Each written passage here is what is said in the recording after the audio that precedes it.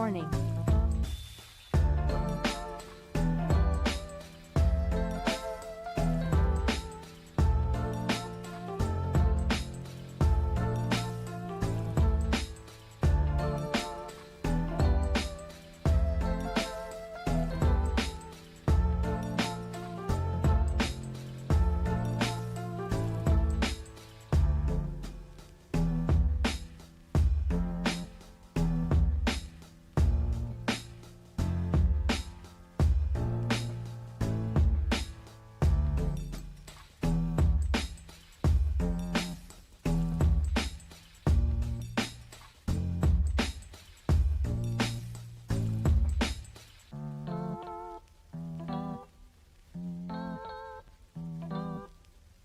All right.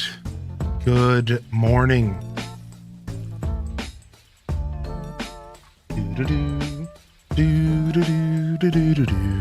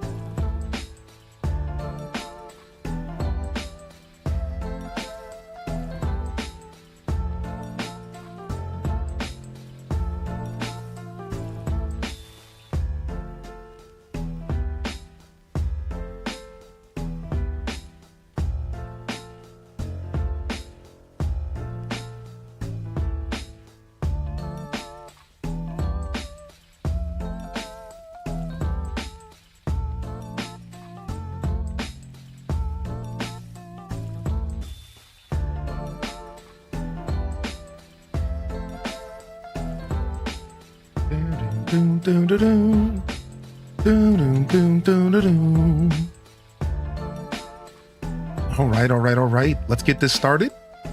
Slow moving here this morning, but I think it was worth it. Setting up for a good day today, y'all. Let's get this intro going. We'll do the ocarina and let's lock in.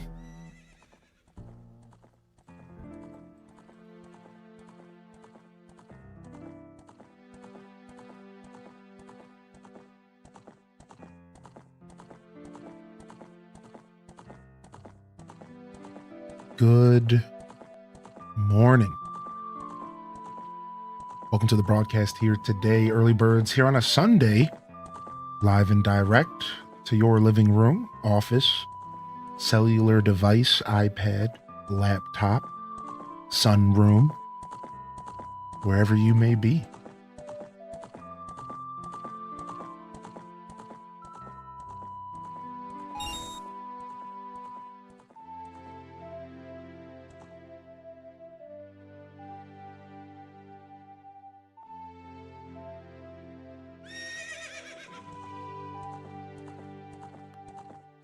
We got to go ahead and update our menu this morning, and then we get to game for a little bit.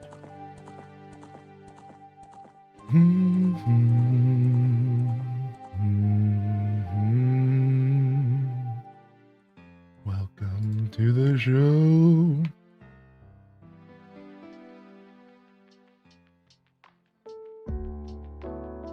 All right. Let's go and get that menu going real quick, and then we can be here officially.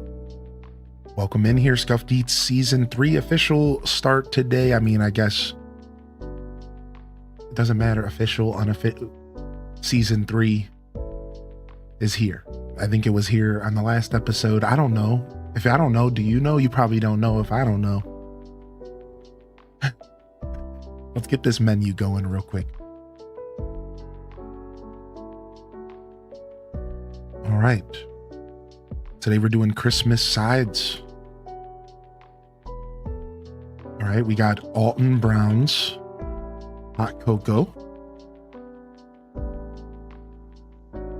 We'll get to it. Let's say good morning to the chat first. And let's say good morning to YouTube. We'll get to that. Hold on a second. I'm still running all around this morning, and I forgot the focus here is all of you who are tuning in here this morning.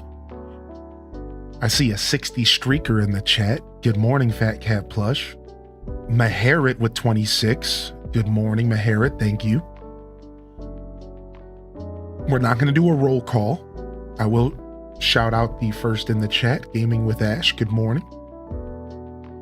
Jump in the chat. Let me know you're out there, all right? Let's just start fresh right here. I see Slope, but dope. Yo, Slope, thank you for popping in. There's one of my graphic designers in the chat, my main graphic designer for years, and they hooked us up with some season 3 stuff for Scuffed. So loving the chat, man. Thanks for taking the time to come and visit when you get a chance, man. I know you're a busy guy. I hope life is treating you well. I really want to sit down with you and play some games, whether on stream or off.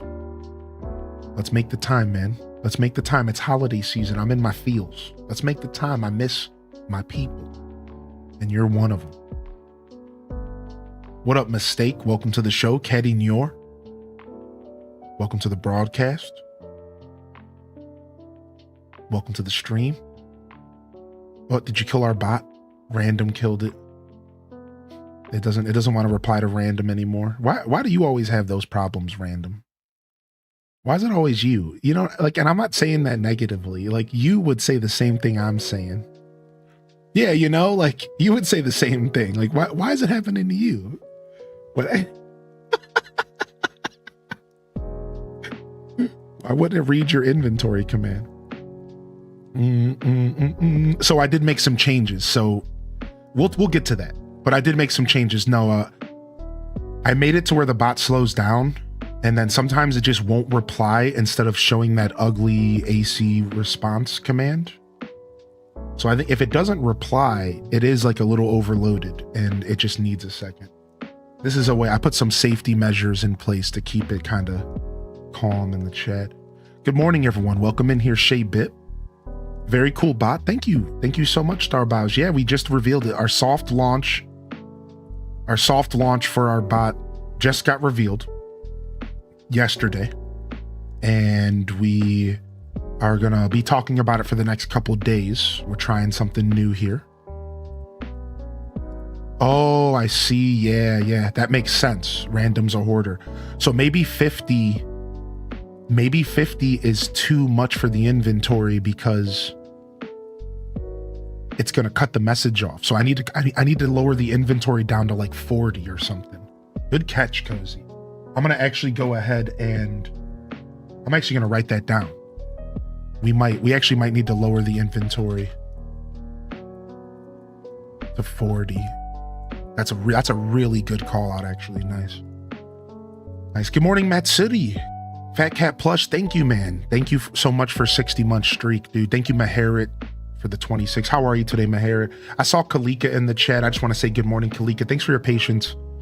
I feel like I was a little off in our interactions, and I'd like to be open about that kind of stuff, even if it's a little cringe. Yo, what's up, Midge? Good morning. Welcome to the show, Midge. What up, A-Spec? Good to see you. Good to see you, Trips 14.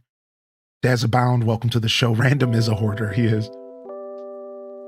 He had Lone Wing Goddess, Sinisty and Toast.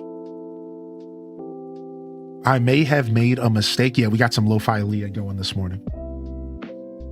I just have to talk over it. I can't play Lo-Fi Leah in the quiet because it actually dings me for muted VOD. So I have to like talk over it, or I have to make sure, like I can't play it when I go on a break, for example.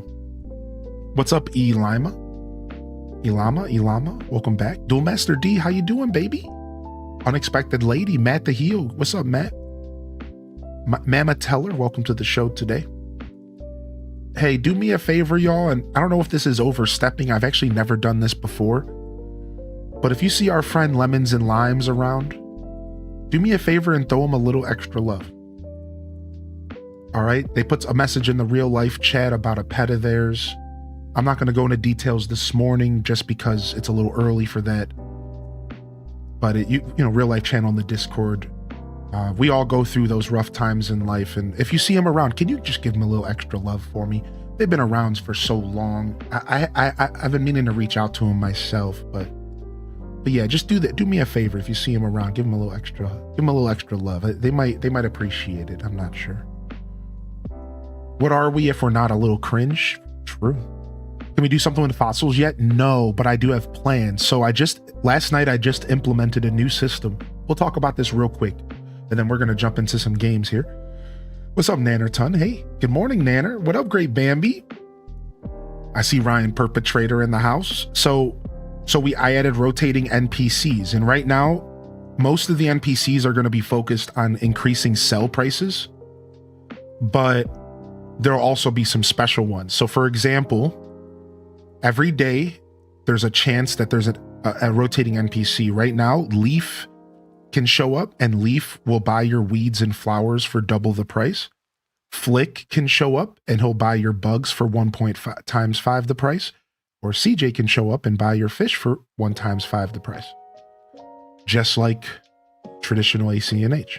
And then there's a fourth special NPC, Cap'n. And when Cap'n shows up, you can visit a tropical island once per Cap'n visit, and you can get access to tropical fruit. All of them from New Leaf are in the game. And you can also get access to 1 jackpot rarity fish or bug. So anytime Cap'n's visiting, you'll get access to a tropical island with like rare fruits, rare items, rare materials, and you get a guaranteed jackpot fish, jackpot bug. So that's like a guaranteed 3 to 10,000 bells, like just guaranteed out of season, which is really fun because let's say you can't always play the game, you'll get an out of season bug or critter to continue your collection. Because if you didn't know, there's a built-in collection system that tracks everything you do, and you're able to fill your collection. So this is like a personal journey for you to fill your collection. So that's the newest installment. But guess what? I made it too close to Animal Crossing because on the first day, guess what happened? No NPCs visiting. I'm so mad. It's too much like Animal Crossing. So I implement this new feature and then nobody's here today. I'm like, come on, dude. Come on, cut me a break, dude. So I could have coded a way to force something, and I'm probably going to do that. I might code a way to force it just so like during the 24-hour stream, we can like force a visit if we need to. You know what I like, but I'm gonna keep it the way it is because I like that. I want it to feel like AC, but I will code a way for me to cheat. Like for example, I can force a balloon anytime I want, and like I'll give the mods the power to do that in the future, and then we can have fun. Like when I take a break, the mods get force an event. So like we will have those tools later, but for now, let's just let it be, you know? Makes it feel like I'm playing right now. Yeah. So that's the start of the new NPC system. I'm gonna be adding Daisy May. I'll be adding Daisy May. So we will be adding turnips at some point, but I'm not there yet. Here, I'll go ahead and force a balloon for y'all, but I need to go reactivate the command because I haven't made the command mod only. So I have to like reactivate it temporarily. 1 sec. Yeah, I'll force a balloon real quick. I don't think it messes with anything. Let's test it out. All right, there you go. So now you have 60 seconds to type !SS or !slingshot. And it's not going to tell you pressed it. It is kind of a like, you better just hope you did it right. Cause like, and then now that I've done that, I'm going to quickly test my balloon status command. That's my debug command. See if it's working. Right? So, okay, good. My debug command's working. And then what I can do is after the balloon's done, I can actually quickly check and sneak peek and see when the next scheduled balloon is. And y'all will get a sneak peek on the next scheduled balloon once this is done. Let's see what the next scheduled balloon is.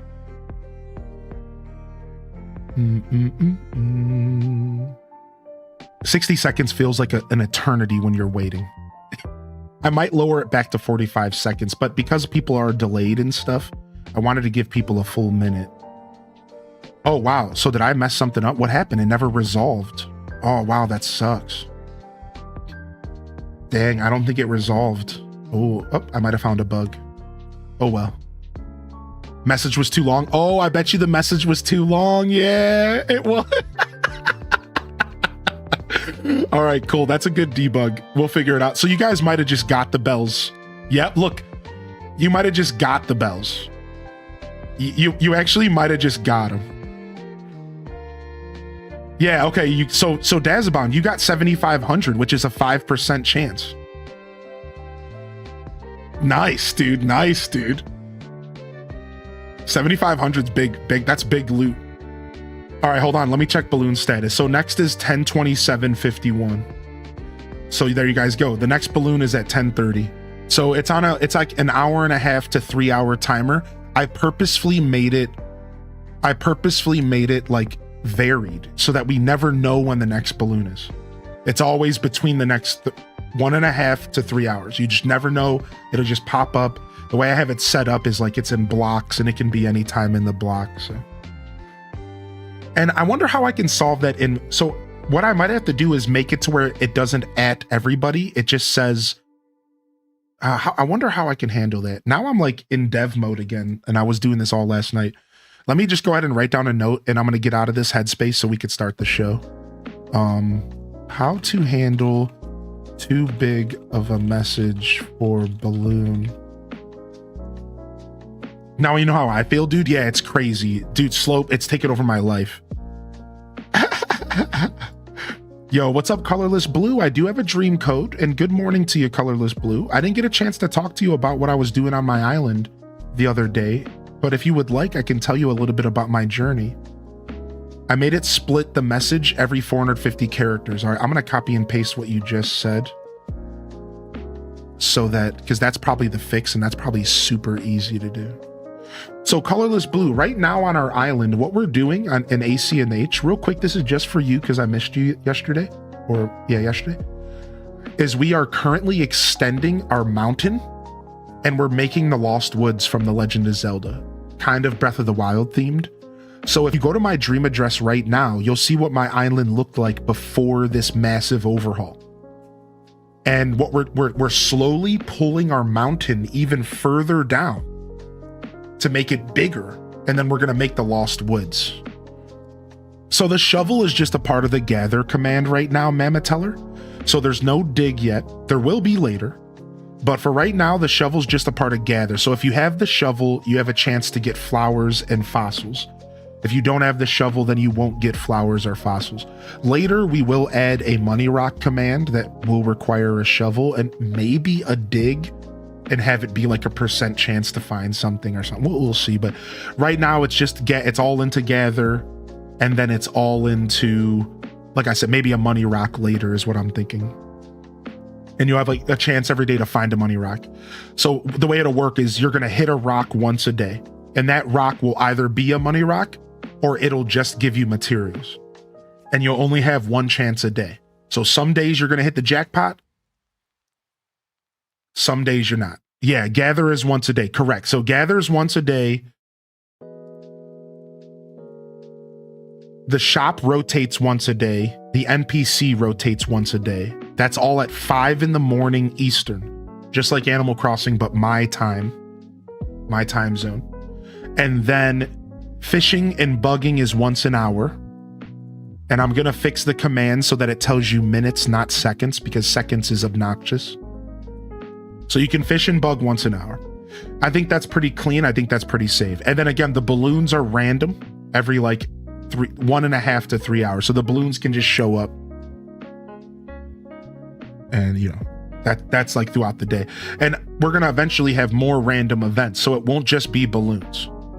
That's one of my next steps is like, sometimes it'll be a rare fish. Sometimes it'll be a villager treasure hunt. Sometimes it'll be a balloon. So, and then like at nighttime, it could be a meteor shower, or it could be Wisp or Celeste, stuff like that. So like the balloon event is going to be more than just balloons. Sometimes it actually might be like Wisp will whisper at you in the woods anytime after 9 p.m. and he'll offer you something, or Celeste will show up after 7 and you can get something from her. So the balloon system is also going to be fleshed out, but for now it's just a balloon. So Yo, what's up, Violet Purple? Good to see you. Samantha, good morning. Welcome in here. Good to see you today. What's up, Lynn Love? welcome to the show. Zampe, good morning as well. Welcome to the broadcast. All right, we're going to play some Animal Crossing. Now, we have to kind of temper ourselves today because, yo, what's up, Mads World? Popping in from work, dude? Welcome to the show, Mads World. I hope you're doing okay, man. I didn't miss you there. So, yo, you too, Terrible Jade. Thank you, man. You have a great Sunday today. You always come in with such wonderful energy. Thank you, Jade. Thank you so much, Jade. What's up, Spidey Billy? So, we can't go...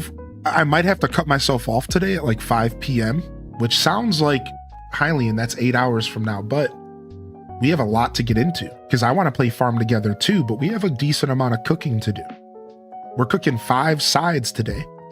Let's go ahead and pull up what we're cooking today. We're cooking Alton Brown's hot cocoa. All right, we're making cornbread stuffing, grandma's cornbread stuffing. We're making French toast casserole. This one's gonna wow all of your guests this year, or you'll be the star of the show if you bring this French toast casserole to your family gathering. I promise you, people will their minds will be exploded upon. Then I'm gonna teach you my secret Parmesan potatoes recipe that takes potatoes to the next level by elevating them and baking them smothered in oily Parmesan-y cheesy goodness. You are not ready. And then last but not least, we're going to attempt our first ever cranberry sauce, but we're going to do things our way because it's my kitchen, and we're going to do it with apples.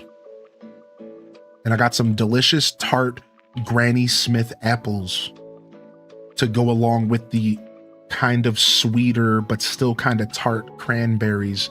So instead of the apples being this kind of juxtaposition, they're going to be like this beautiful implementation into the already natural flavor profile of cranberries. And that's it. That's our goal today. So before we start cooking though, I do have a little bit of retro crossing on the docket. So we're going to jump over and we're going to do some retro crossing.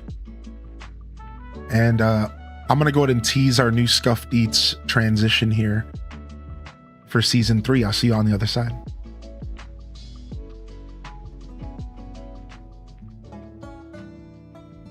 Bow, bow, bow, bow. Do, do, do, do, do, do, do, do, do, do. Yeah, the channel point redemptions are just an option for those that don't want to type in chat Violet Purple instead of being different commands. And eventually I'd like to have any command that could be a channel point redemption, I'd like it to be one. Because then it could be a little more accessible for those that don't want to type. Some stuff you're going to have to type for, but... Retro AC on them Sunday morning. Don't get much better than that, dude.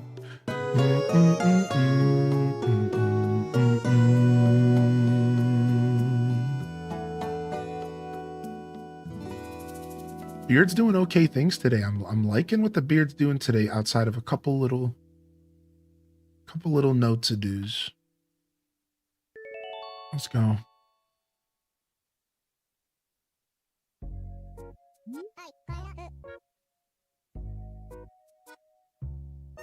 All right, nice. Not too bad. We're getting there. We're getting there. Right now on Twitch, it's 9:02 a.m. on December 21st. Yeah, that's all about right. Well, we could actually buy turnips today. We've never actually bought turnips in this game because I wasn't playing it on Sunday. Today's the solstice. Yes, today's the winter solstice today. Yes, dude. I might even be celebrating it later depending on my plans. I'm not sure exactly what's happening today, but there is a chance I might be celebrating it and drinking some tea with a buddy or two.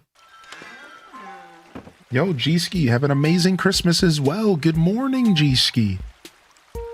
Good morning, good morning, good morning. And yo, I'll just throw this out there for the mods that are here, but we'll make this an official message probably later. I still owe y'all a write-up, but if at any point you see somebody's message get buried, don't be afraid to maybe at them and say repost.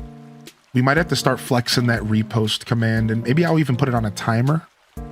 Because with this bot, I want to make sure people feel seen. So if there's any mods that are active and you are relaxing and you see a message get buried by commands, don't be afraid to maybe like reply to their message with the like repost or something, or, you know, feel free to nudge our community to repost, because we might need to enforce that a little more. I don't want people to feel unseen, even though there's a lot of commands in the chat. So. What's up, Sinisty? What up, Sinisty? If you care to know, of course I do. I finally beat Zyragard. However, I got my handed to me by 2 mega snow crabs, and by handed, I mean they one-tapped my team of a level 100 Eevee IV trained mods. Mega snow crabs. Wait, in the DLC? Wait, what? Wait. Good morning, everyone. Happy solstice from JT and I, and happy winter break to all my fellow educators. We made it H-Day love. Yo, Foforall would appreciate that. Yes. Amusing Ashley, shout out to our teachers out there. Thanks for 31, man.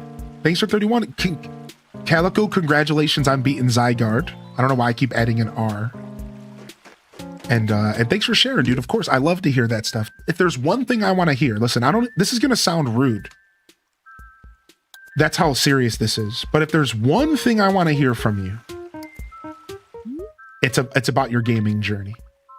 Above everything else. Your life, cool. Your journey, cool. Wonderful, special things happening, meaningful moments with your family, cool. But gaming, priority. Give me the tea. I want it. I'm just being real, man. I love gaming talks, dude. Thank you, Calico, for sharing, man. Good morning. Last movie syndrome, big time. I had last game syndrome a little bit once I beat Metroid Prime 4. I felt the depressies kind of well up inside of me, and I had to fight them off with some tools, some music, and a date night. I feel better now. I was feeling a little low yesterday, but I think I'm on the recovery end of a little depressy, you know, because there's it's like a wave. I'm on the upturn. I'm good. It was a short little couple days where I was just like not feeling like existing, and I know it was Metroid Prime 4's fault. I think that's what started it. And then I was feeling low, and I'm like, and then I was kind of stressing about scuffed eats, and I was like, and then I was thinking about Christmas, and I'm like, did I get enough presents for people? And then I finally just got over it. Dang it, I never logged back in to wait, I won. Look, the big winner of the December 13th, 2025 fishing tourney is chat. Well, I didn't win. You all won. Congratulations, chat. Sick. I never logged back in to catch another fish. I didn't think we would win. I didn't think we would win. Ooh, we got a gift from Jingle. I wonder if he's gonna show up in our chat or not this year. Hey, the holiday season is upon us. I'll be delivering gifts on December 24th. Oh, sick. Nice. Congratulations, you have amassed 300 points, making you a bronze member. In honor of this achievement, please accept this gift. Oh, no worries, Mama Teller, dude. No worries. Thank you for saying that. I hope you're doing well today. And if not, that's okay too, man. Take it easy. What up, UMT? Cheers. Good morning. Good morning. Welcome in here, y'all. The solstice is exactly 1 hour, 10:03 Eastern. Oh, wow. So the solstice is exactly in 1 hour. Well, now almost 1 hour. 10:03 Eastern. So how does that work? So Yay. The solstice is celebrated on a day, but it's actually a very specific moment within that day? I didn't realize that. So what does that specific moment represent? Is it like, what does that moment mean? What does the solstice actually mean? What's actually occurring at 10:03 when the earth is closest to the sun? So the opposite solstice is when it's the furthest? Like later in the year? Is that how I'm interpreting that? Okay, so right now it's the furthest from the sun, and the opposite is when it's the closest, right? Is that what time is sunset for East Coast? I'm not sure what it is right now. Yep. Okay, cool. Thank you for helping me learn. I wasn't actually sure how that all worked, and you actually surprised me. Yo, good morning, Brett Grace for the 4, man. Yo, it's nice to have you here. Thanks for sticking with us, homie. Oh, can you open this gift? What's up? Nook's Cranny. Oh, I got that for getting 300. All right, this is my credit card. Yeah, that's what I thought. All right, cool. All right, sick. My cranny's been Nook. Let's go drop off this model. My house is a nightmare right now.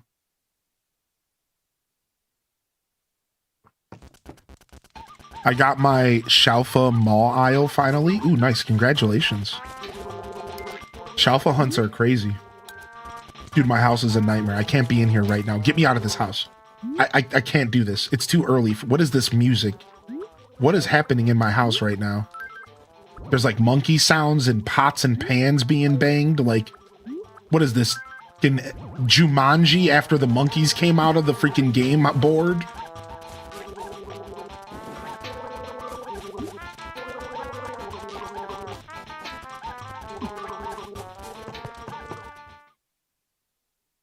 Floor planning gives me anxiety. That whole house was just anxiety incarnate. Get me the fuck out of here, dude.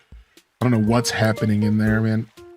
All right, we got some fish to sell. Let's go say good morning to some villagers. Wow, secret reverie. That's super neat. I love that kind of stuff. That's super neat. Yo, what's up, Firewood? Literally lives there. Literally never sleeps. Whoever lives there, yeah. No, Big Top sick.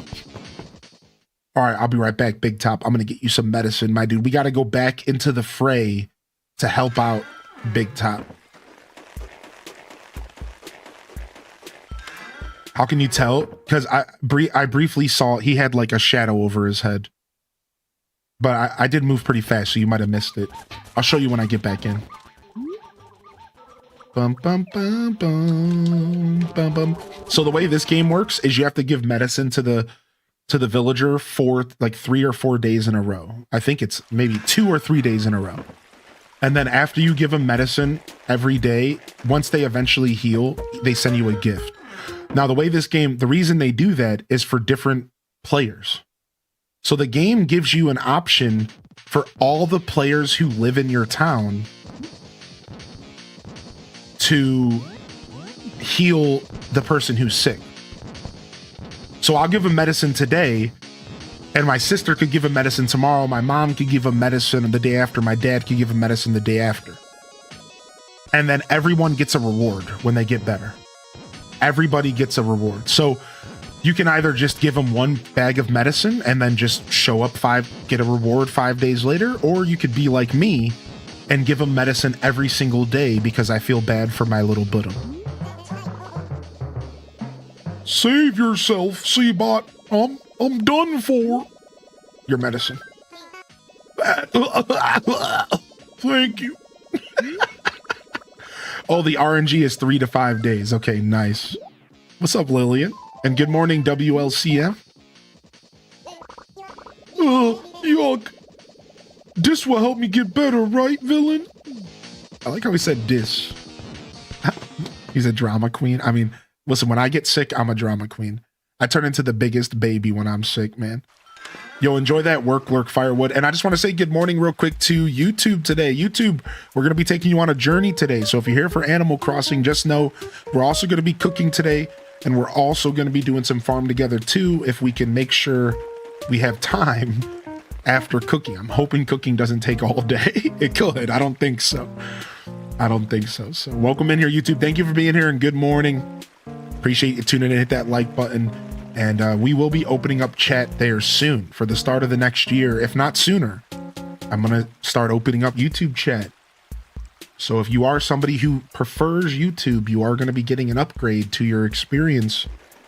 Thank you. You can call me Ty. What's up, Ty? It's nice to meet you officially. Ooh, we got the Christmas lights, dude. Look, the Christmas lights on the tree in City Folk. Boom, boom, boom. Boom, boom, boom. Boom, boom, boom. I got this brand new gaming laptop and it's lagging. I don't know what to do. Oh, that sucks. It sucks when you get a new piece of technology that lags. Speaking of, didn't somebody say this morning that they got themselves a new gaming PC? It was Zane, right? It was Zane, right? Was that you, Zane? Congratulations, bud. I saw Cozy give him a congratulations this morning. I think it was a gaming PC they mentioned.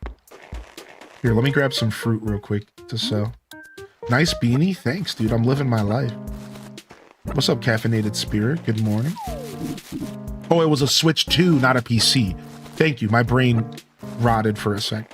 Yo, congrats on the Switch 2. So I gotta ask you, Zane, what's the first game that you picked up? Like, what's the first game you purchased for the Switch 2 or that you loaded up for the Switch 2? Yo, Seabot, you must be the morning type. You look ready to show up on the tackle of the day. This is what I imagine Jitters would talk about. And he would have a cup of coffee in his hand, shaking after like 3 shots of espresso. I have been going through a growth spurt lately. And when I'm laying in bed, I hear weird cartoons, sound effects coming from my body. I hope that the sound of my legs getting longer, or maybe I swallowed a TV. It's like, dude, it works so well with this dialogue because it's like, what the hell are you talking about? More like he's high. Yeah, he's stoned for sure. Dun, dun, dun, dun, dun, dun. Technically, all my precious games to make sure my data transferred. The loading times are so much faster now. Nice, nice, nice. Dude, yeah, it's all about just continuing your journey from the Switch 1. Out of curiosity, though, is there a Switch 2 exclusive game you're looking forward to playing? Or are you kind of just like, meh? Slingshots! The beautiful, wonderful slingshot!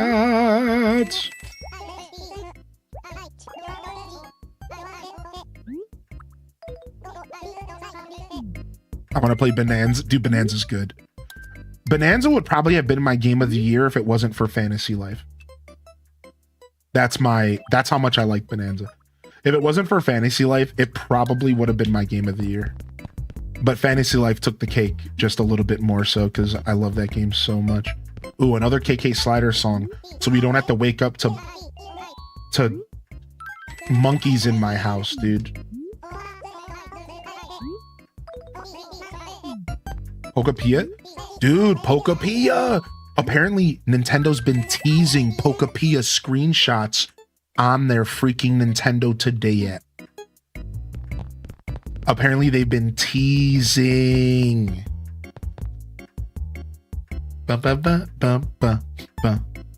Yeah, random. That was weird, yeah. At least now we know. I want to play the upcoming Pokemon Crossing game, but I'm also not buying an entire Switch for that. I understand. Unless the game proves to be amazing, I wouldn't either, right? Good morning, Tofu Nugget and Rachel Green Tea. You know what I mean? Yo, good morning, Talnov. And Random Reject, good morning as well, bud. You know, now if Pokemon Pia proves to be like the most insane thing we've ever seen, then like maybe it would be worth it. But my mindset is that Pokapia is not going to be like this insanely amazing thing, but more so it's going to be... My mindset is that it's going to be something, no matter what. Let me make this clear. No matter what, I think Pokapia is going to just be a really solid couple months of gameplay. I think no matter what, it's going to be a really solid couple months of gameplay for us all. Does that make sense? No matter if it sucks, no matter if it doesn't have depth, no matter if it kind of blows, I think no matter what, it's going to be a couple months of us having a good time, couple 50 to 100 hours into something that we enjoy. And that's what I'm really looking forward to. I'm not putting a bunch of pressure on the game to fill some kind of expectations that I'm building in my mind. I'm not like expecting the game to be this like insane, like take, you know, the best thing I've ever played, because I don't necessarily have faith that it's gonna be. I'm just gonna be real. I don't have faith in the Pokemon company to create an experience that will steal my soul the same way Animal Crossing does. I love Pokemon, but I don't know. I'm just not that delusional, I guess. I'm very tempered with how I feel about the game, and I think no matter what, it's gonna be a blast for a couple months, dude. Maybe 50 to 100 hours, or it could be the second coming of baby Jesus, and it could blow us all away. It could be bigger than sliced bread, or the introduction of wrestling. We don't know, you know what I mean? Like this could be monumental. I'm not quite sure how I feel about Pokopia. I'm not quite sure. Yo, enjoy your lurk, Rachel, and no worries, Town Off. Lurking is always appreciated, man. Lurkers are valued, dude. What up, snack on that butt? How you doing today? You snacking over there? You feeling good?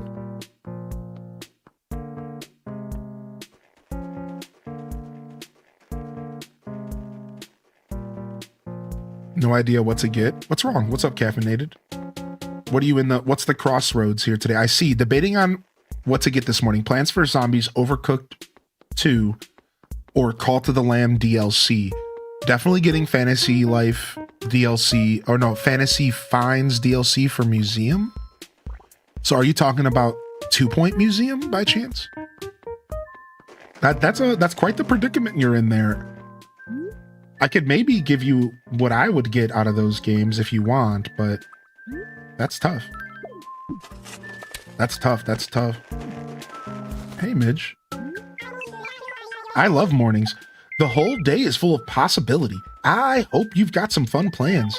Seabot, do you have a second? I want to get your opinion about something here. Oh. I was planning on wearing this to the city, but I don't know. What do you think, Tweedledee? Wow, I think this is great for the city. I think you look awesome. Really? Oh, what a relief. That makes me feel so much better. I had no idea what I was going to do if I couldn't pull this outfit off. Yo, will you get out of our face, Antonio? We're trying to have a conversation, dog. Dude, what are you, raised in a barn, dude? Get out of my face, man. Over here trying to have a conversation with Midge, and Antonio's like, hey guys, what are you doing? Get out of my life, dude.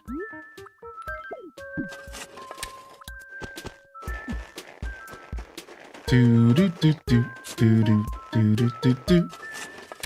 really enjoyed 2 Point Museum. I feel like it has a lot of depth and replayability. I agree with that. I think 2 Point Museum has so much to offer.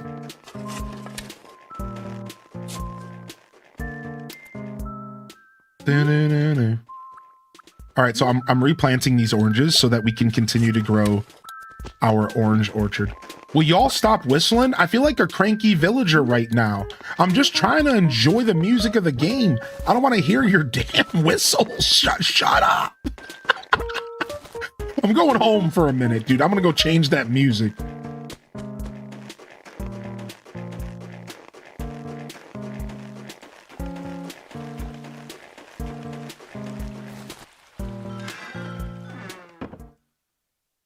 Yeah, what's up, Mango? Hey. Please change the carpet. It feels like we're in a zoo. Hey! E-talker, rude! Maybe I like living the zoo life. Man. I'm just teasing.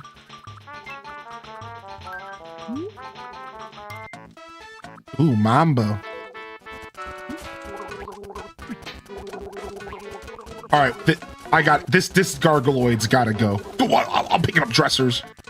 This Gargaloid's gotta go. This thing's gotta get out of my life. We are no longer gargling. My pockets are full. Oh my gosh, I'm freaking out right now.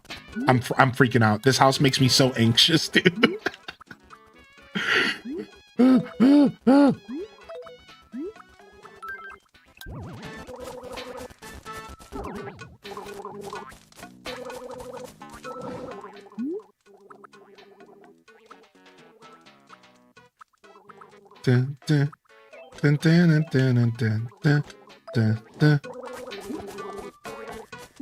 How come you always play outside?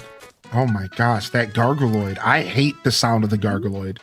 Anybody else? Are there any Gargoyloid stands in the chat? Because honestly, don't even answer that because I don't want you to out yourself.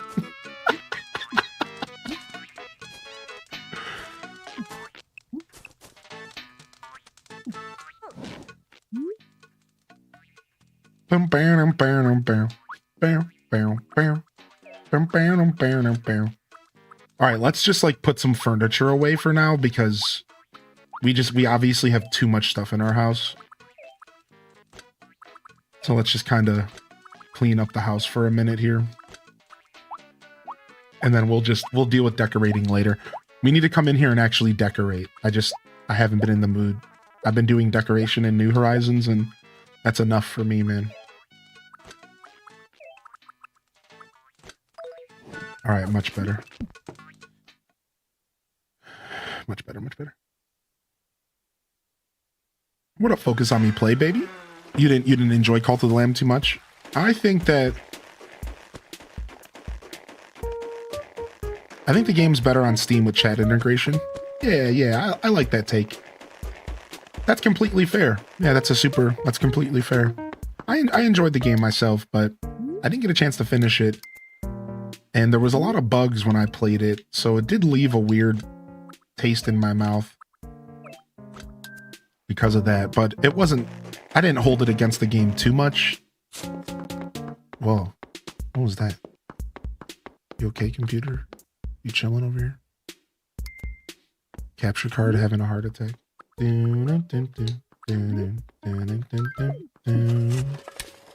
don't like gyroids at all. They creep me out. Do you know the lore of gyroids by chance, Talanoff? Because they should be creepy. You should think about becoming a professional interior designer. What's up, Nur? Was that a sarcastic comment because of the way my house looked? Am I detecting a hint of sarcasm?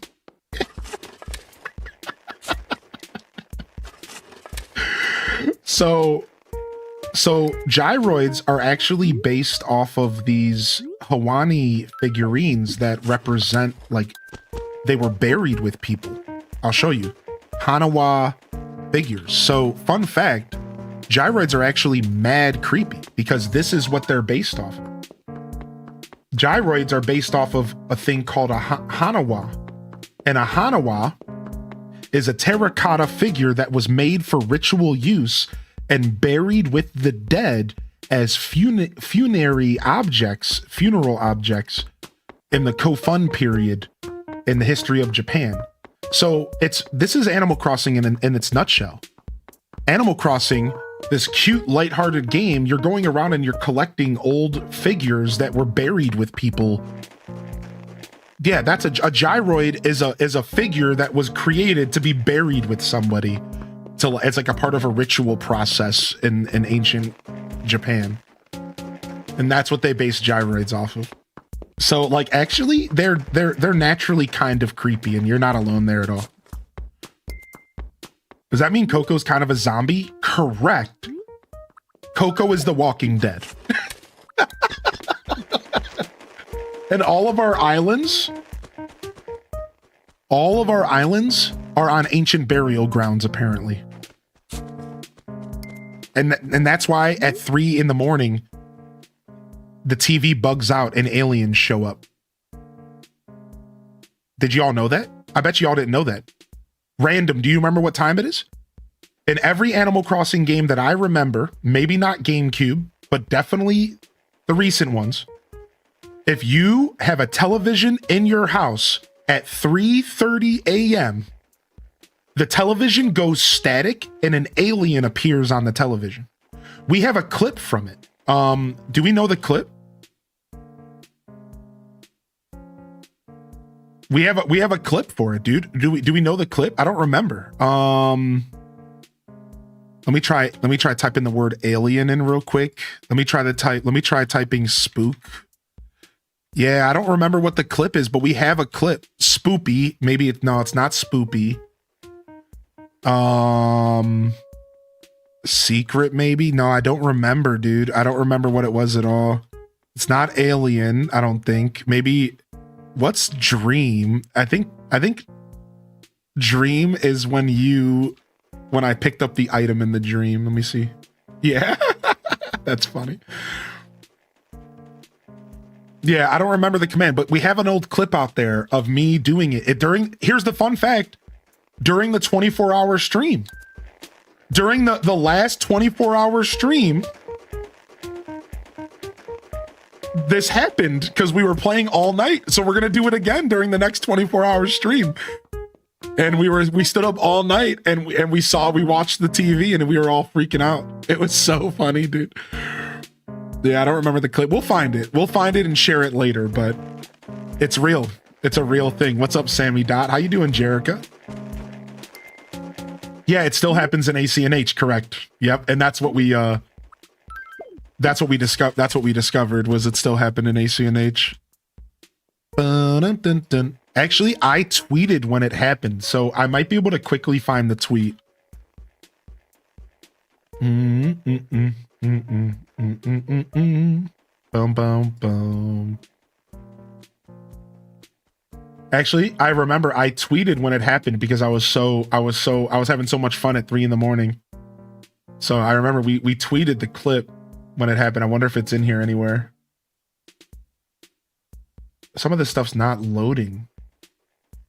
Weirdly enough, some of these, I'm in like the media section of Twitter, but it feels like it's not loading.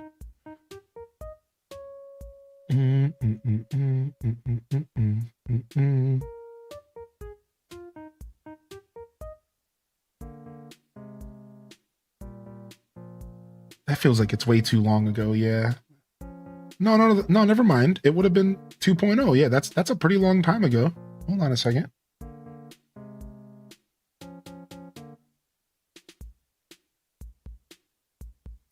Yeah, I can't find it. I'll briefly look for a second longer before I give up. We'll find it eventually. One day we will unearth this archive of the stream. One day we will unearth this moment in history.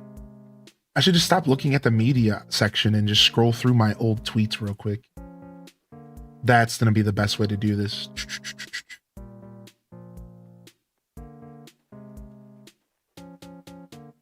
Go back to your show. I'll scour the Twitter. Oh, thank you, dude.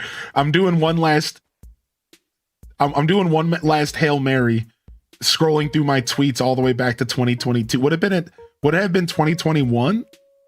Dude, I don't even tweet this much. What? Why? How am I still in 2023? Okay, here we go. I'm like, dude, I barely even use the Twitter. This shouldn't take this long. I'm like, I barely use this gosh darn platform. Come on. Dun, dun, dun. Apparently I was tweeting a lot in 2022. Of course I was. Boom, boom, boom, boom, boom, boom. Here it is. Got it. Here it is. Take a look. Look at this.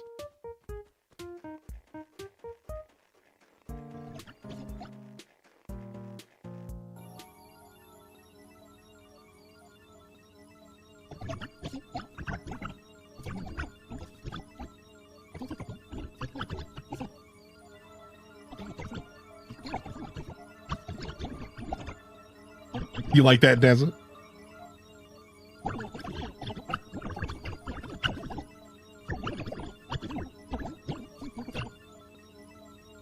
I think it is an ACGC, yeah. Isn't that dope? Isn't that super dope? This happens at 3:33 in the morning. So the next time you're up at 3 in the morning and you can't sleep, you know, check it out. Here's the link if you guys want to give it some Twitter love. You know, pressure, of course. And thank you for offering to do that, Dazza. Yeah, I try not to get too caught up in the sauce while streaming. Try to keep a flow to the show. But some days I'm just feeling like I don't know, man. I said this to my girl the other day, and I don't even know what this means. So I'm not even comfortable saying it out loud, but I'm going to say it. I think I'm finally entering my I don't care era of my stream. And like, this is actually a good thing, even if it sounds harsh. some of you might not understand what I'm saying. Like, obviously I'm always going to care about my production and stuff. And like, I take this really serious, but I'm finally, and this is like I'm finally entering I have built something amazing era, and I don't need to stress about every little detail. And I don't need to make sure, you know, every moment of my show is entertaining, and I don't need to show up every day ready to end. Like, I can kind of relax a little sometimes and chill out. And like, I don't have to, I think after 6 years of doing this, I've built something pretty cool, and I'm always going to strive to make pretty awesome experiences for you all, because I thrive doing that, you know. But I caught myself saying that to myself the other day. You know, this was actually, I'm going to go in further. This is actually inspired by a message from one of my viewers. One of my viewers sent a message, and it hit me, and I realized I had this like moment where I realized, like, actually, I think it's time that I finally enter a new era of my journey going into 2026. I'm not going to go into the details, but they just sent a message, and it made me realize, like, wait a second. The only thing I should ever care about is making sure that you are all enjoying yourselves. And I should stop caring so much about what people think about what I'm saying, about what people think about the show. I should stop caring so much about first impressions. And I should care, I should let up a little bit. I can let my foot off the gas just a little bit, because I think that that's the next step to making my show amazing. I know that sounds crazy, but I think the next step, and I'm trying to avoid too many details, to making my show even better than it is actually to let off a little bit, to actually kind of back off a little bit. And which is really interesting. And frick, the AC response still happened. Dang it. Thanks for playing the game today, chat. So Diana, okay, no, you were good, Diana, yeah. Dang, I thought I solved that problem by putting a lock. All right, I'm gonna put that in my notes. Dang, I was so confident I solved that problem last night. I did this whole thing where I put a lock on the command, and I made it to where it just replies with nothing if it has an issue instead of AC response. It looks like I got to get back into the code mines again.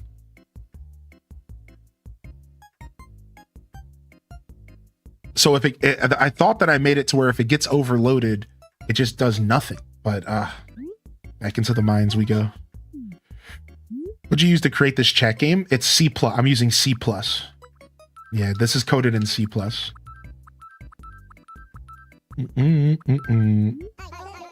Yeah, thank you, dude. I tried real hard to, like, I'm trying to figure out how to make sure that it doesn't get overloaded.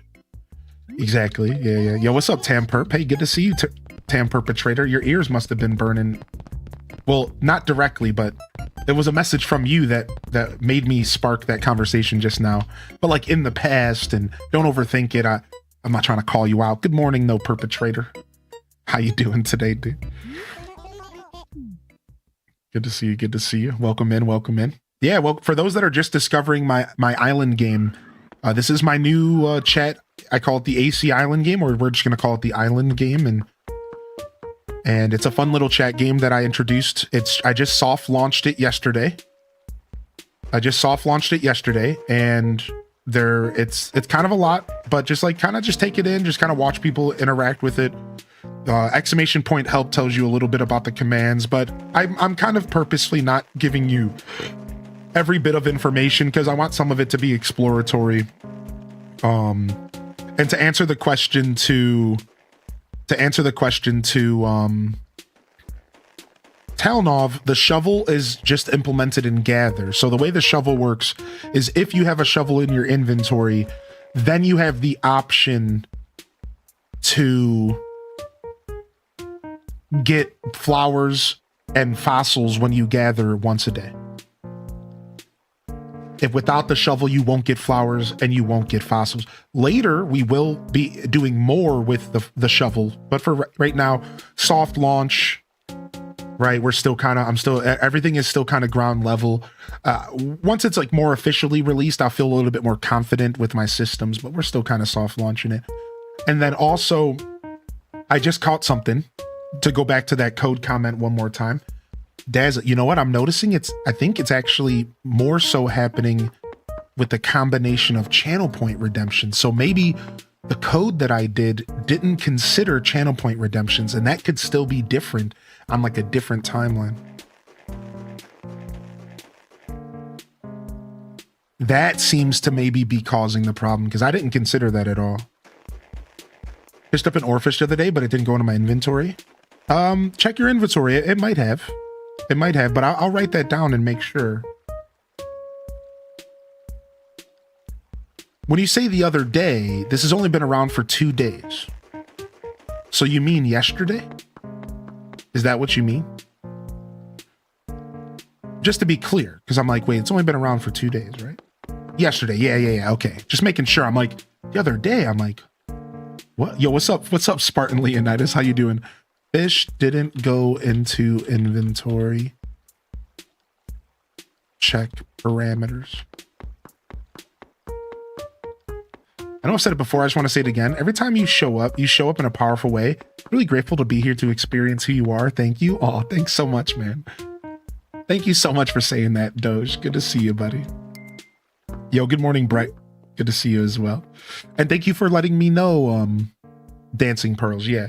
The reason I had you check your inventory was because, so it could have not showed up, or it could have just not told you it showed up. But if you sell, but yeah, it could be something else, right? What Dazabound just said is valid as well. So either way, we'll take a look at it. Yeah. We'll take it. It's hard. It's like I can take everyone's personal experience, but I also have to kind of just look out for bugs myself. So, oh my gosh, the VIP roulette. Jita Chan said, give me that VIP badge. Give me that VIP jacket. And you know what? Why don't you slide me one of those rotisserie chickens? Sorry, Banana Universe. You had it for 4 months. You're out of here. Jita Chan, you're up. It's a bet. Thank you again, Dancing Pearls. Thank you. Yeah. And that goes to anybody. If you're actually engaged with the AC Island game and you notice something like you fishing a fish up and it's not showing up in your inventory, let me know. I'm not expecting you guys to do anything, but like, let me know. Yeah, that helps. I know the oarfish works because I saw somebody selling oarfish yesterday. So. All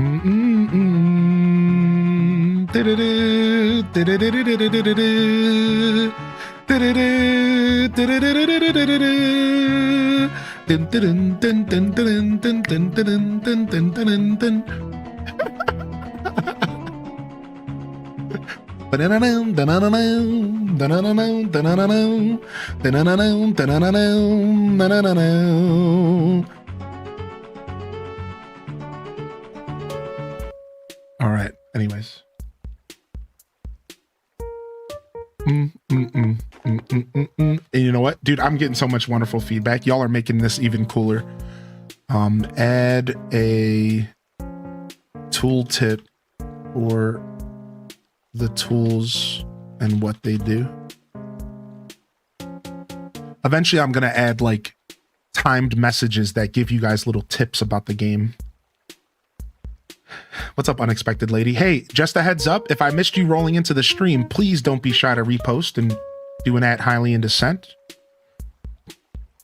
Oh, nice. Dancing Pearls. You got a fishing tourney to go to? Very nice. Very nice. Yeah, I haven't fixed that yet, Sammy Dot.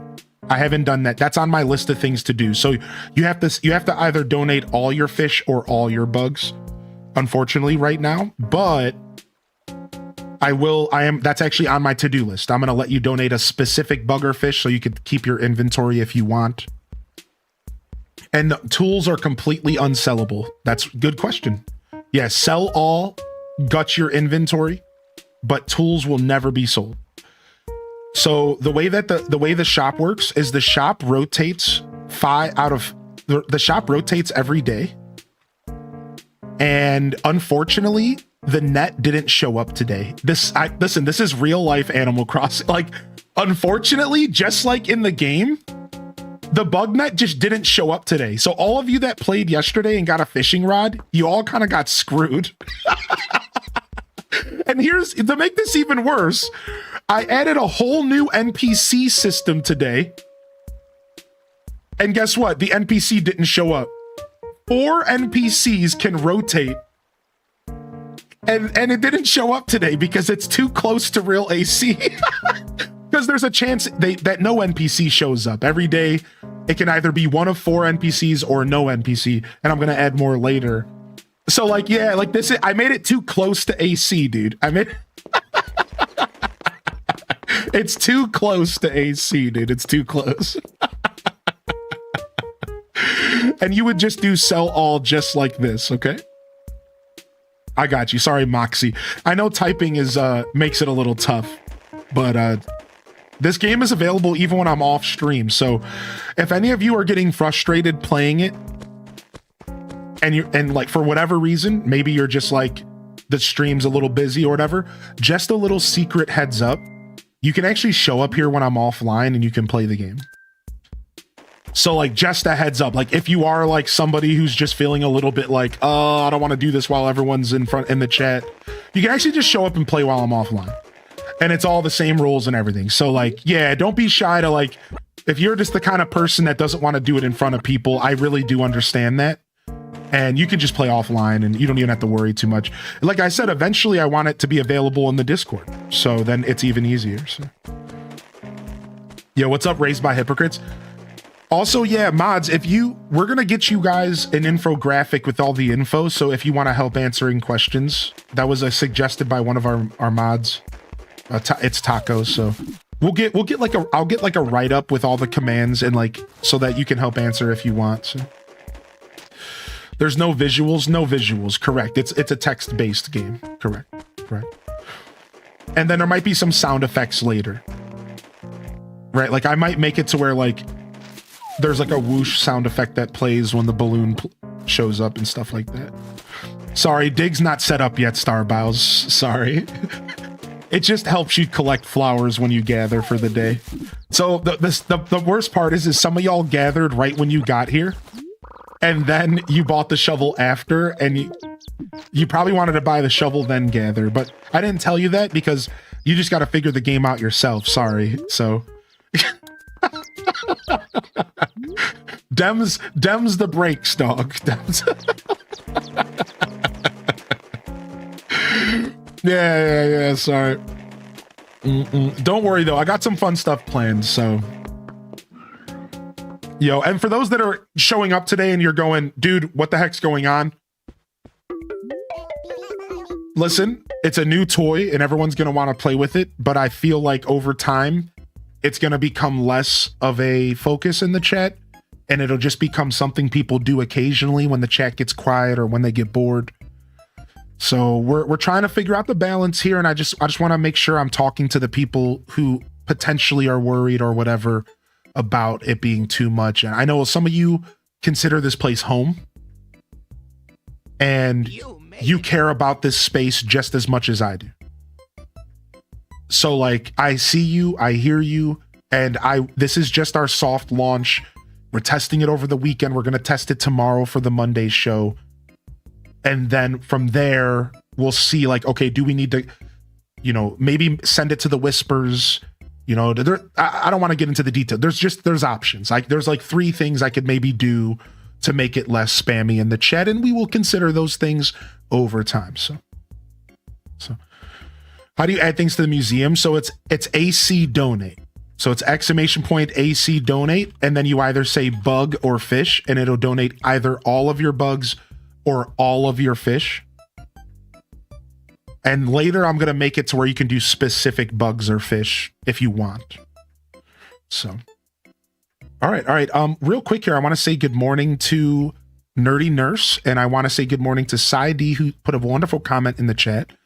They said, I feel so seen by you with that comment. My social anxiety can show up in such weird ways, including not want to play Twitch games in front of others. Dude, I appreciate you, Saidi, for saying that, because I feel like I'm pretty in tune with a lot of those types of emotions. I have a really, I think that what I'm saying right now makes sense for those that watch me, but I feel like I'm very in tune with other people's emotions, and I have a very hearty understanding of just human emotions in general. And I'm an overthinker, and I'm a deep thinker, and so yeah, I appreciate you saying that, because that's on my radar. That's right. That's on my radar. I want to make sure people who deal with that are also comfortable here, you know? And that's why I say certain things like this is a low pressure engagement space, because I don't want people to feel pressured to talk and chat if they don't want to, man. You can enjoy my show however you see fit, dude. You know, like that's totally fine.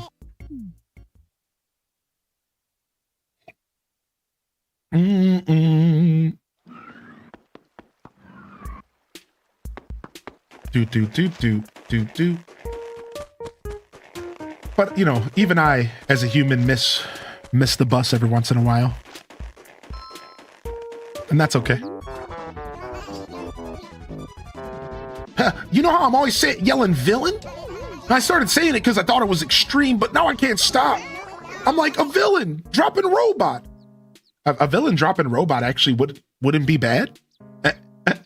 The other day, Al was making fun of me about it. Does it sound stupid? Nah, man, seems fine to me. For real?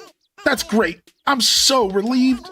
I'm just gonna keep on dropping villain anytime, anywhere. Villain. All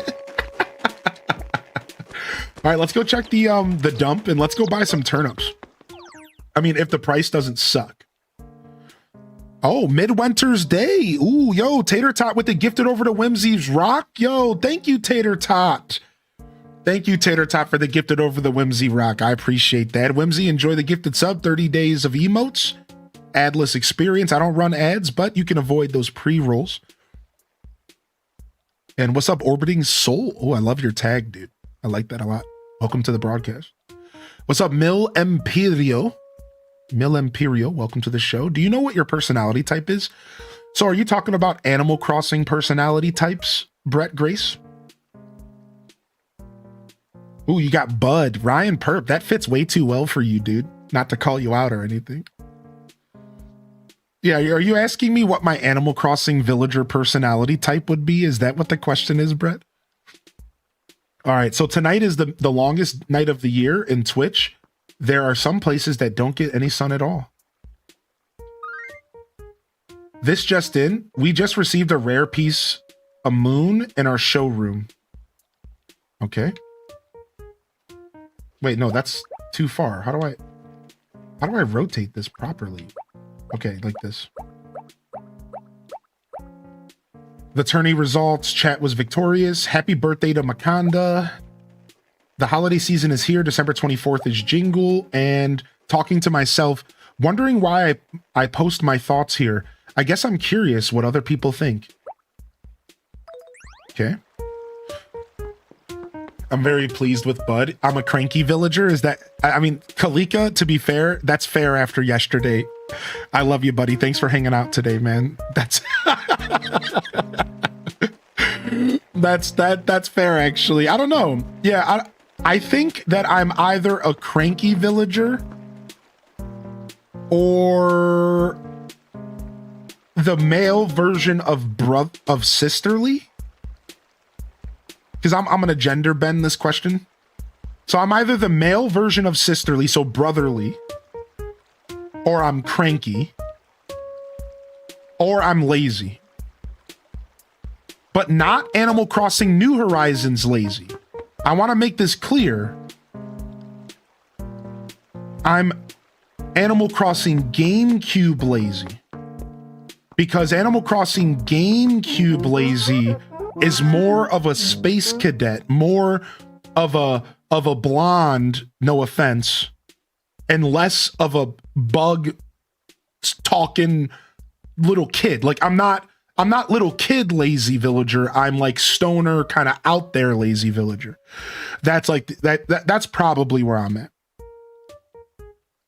Bugs don't talk to you in your house, or do you dip letters in gravy? Stop. We love a space cadet, dude. Yo, Tab Flava. Good morning, Tab. Good to see you, buddy. Good to see you, Tab. What's up, Blue-Eyed Sam? Good morning as well. Welcome to the show today. Today is Midwinter's Day. Today's Midwinter's Day. Today's the shortest day in the year, which is nice because that means less time standing out here.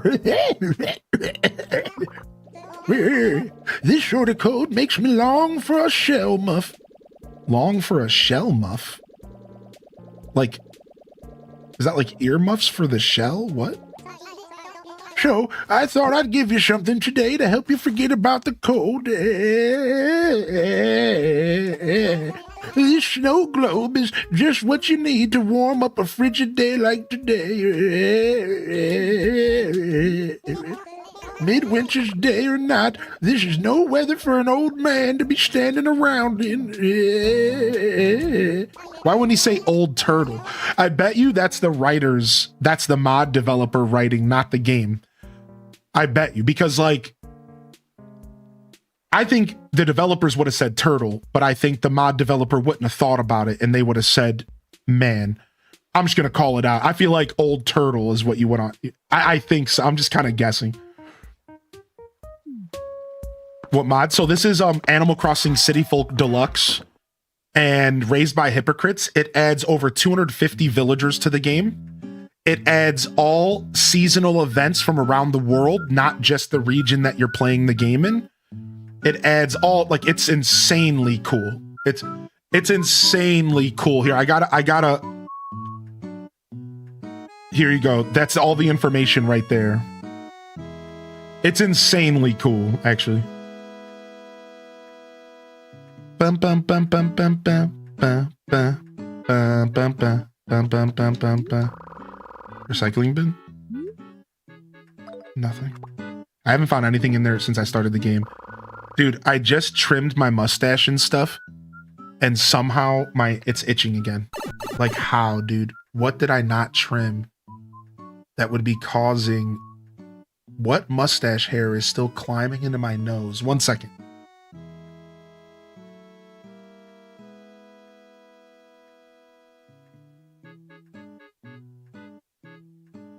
Oh my gosh, it better stop, dude. I put in effort this morning, so I didn't have to do this. All right, we got 43,000 bells to buy turnips. Let's go.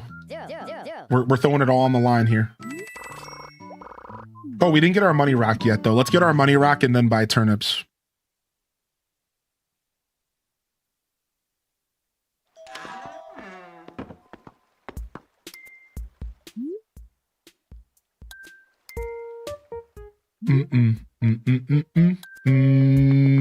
I thought it would be the other day. I was going to suggest, which you suggested, people. I did it for a couple of others. Giving hundreds of subs to a channel, but they weren't live. Wait, I'm not sure what you're talking about, but that's cool. Mustache cash stash. I must stash you a question. Oh, that's okay, E-Talker. No worries, bud. Thank you for thinking of me, though, of course, as always. I think we're doing pretty well for ourselves. Thank you, though, buddy. You're very kind.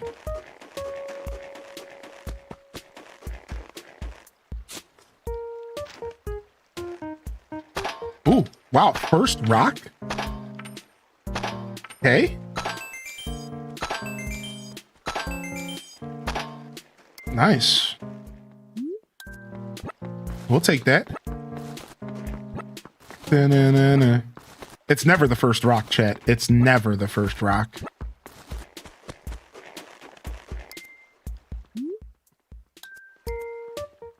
Boom, boom, boom, boom, boom, boom, boom.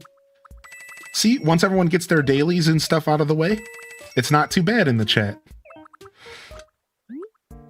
That's what I'm hoping. I'm hoping that once we get past the morning rush, because everyone gets here in the morning, that it's going to be actually pretty tame.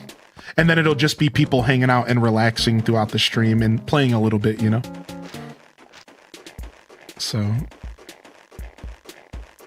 But we'll see. We'll see. Like I said, I'm taking my time with this. If it's too much, we can do all sorts of things to limit it. So,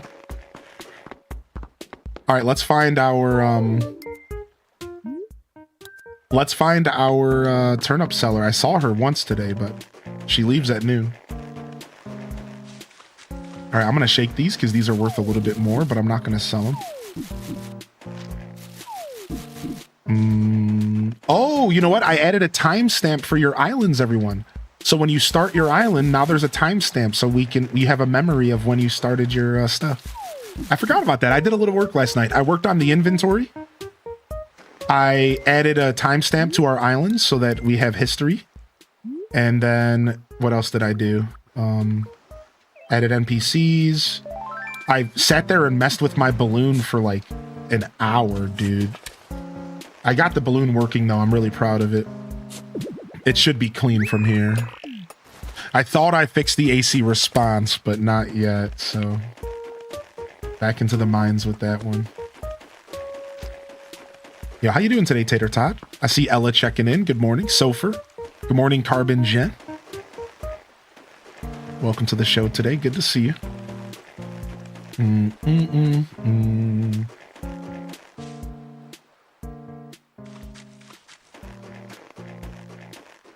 Oh, there's a... Oh my gosh. Do we try to do a snow... I don't know if we can because we have to... The snowballs aren't guaranteed to be close to each other in this game. Yeah, welcome to old school AC. They just spawn wherever they can in the town. Yeah, exactly, Cozy. Right. That's actually something I thought about already. I actually wrote that down this morning, so get out of my brain, dude. Get out of my brain, dude. I thought about that this morning. I'm like, actually, just a delay after the first hour of the stream would be really good. Right, right.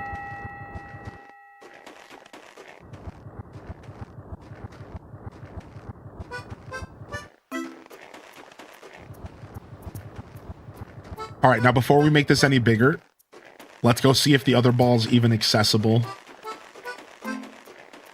Because if it's not accessible, then I don't want... This will be for naught. See if we can find the other snowball.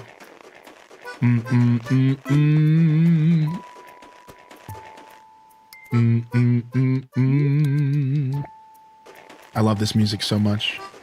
I'm right there with you. City Folk is beautiful. I got all this fruit on the ground I need to sell. I'm gonna buy turnips, so I'm forced to play this game in my free time every day. And then I'll actually clean this town up. That's actually one of the reasons I'm buying turnips, because it'll force me to log in every day, even off stream. Because I'll take it serious since it's a brand new save file. My cat's in a feisty mood. If you shake a tree, do you get ornaments? No, not in this game, but good question. I love it when the AC and Ashers ask questions about Retro Crossing. Please always ask, and I'd love to teach you about these older games and the differences. Yo, we got Runic Dave in the house. Good morning, Runic.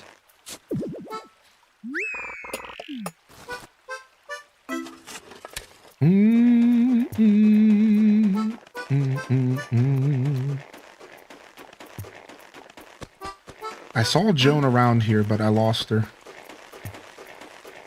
I saw Joan around here, but I lost her.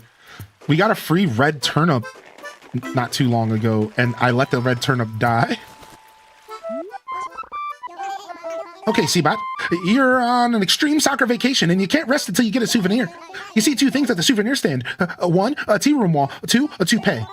What do you go for? The toupee, of course. I'm bald as hell. I totally called it. Everyone goes for the toupee. Well, forget I asked.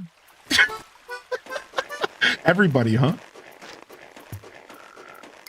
Everyone goes for the toupee. I got a 2DS recently. Any game recommendations? Ooh, what a good question. If I had to recommend you a 2DS game, so a 3DS game, I would recommend Legend of Zelda: A Link Between Worlds. The Legends of Zelda: A Link Between Worlds, I think, is probably one of the best 3D generation games ever made. Now, if you're not a fan of Zelda, maybe not for you, but I think A Link Between Worlds is amazing. I'm in the mood to download both ACGC Deluxe and City Folk Deluxe, but I'm supposed to be preparing for my trip. I fly out Tuesday. Oh, you're going to see family and stuff, right, Tater Tot? Some holiday travels. Joan, yes, right. So, Joan, hello there, Mango. Yes, yeah, hello there. I've been selling turnips here on Sunday mornings for about 60 years now. For turnips, come see old Joan. Business can wait, though. First, I could give you a quick lesson in turnips. Want to hear it, kiddo? Nah, I'm good. I already know.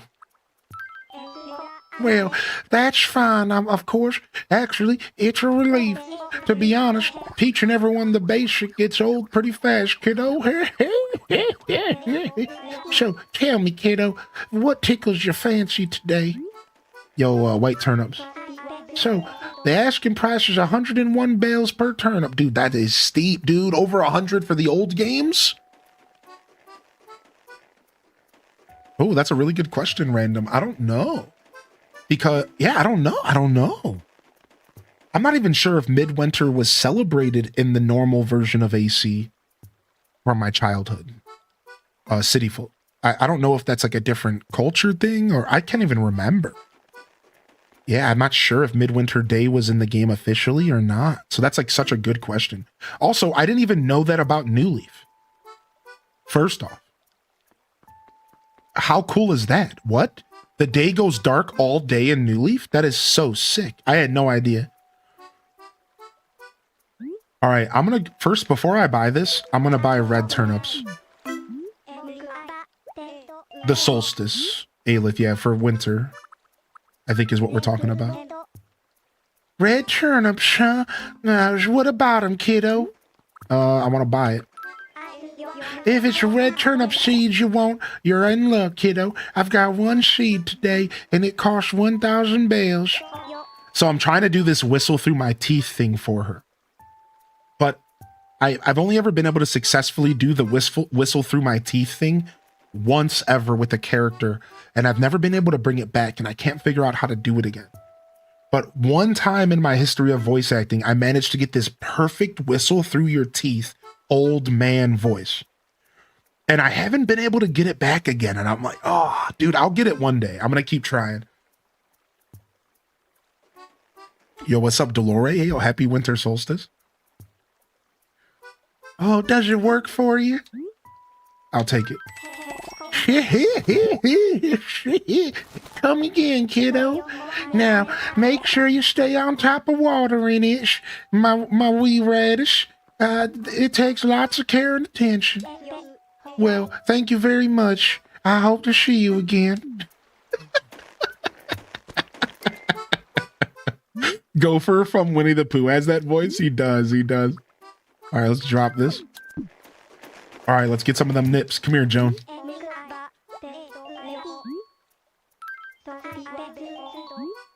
I'll buy.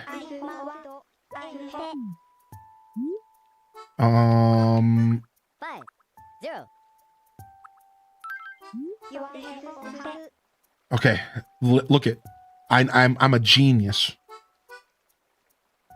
Look at that. Look at that number, then look at the number on the top right.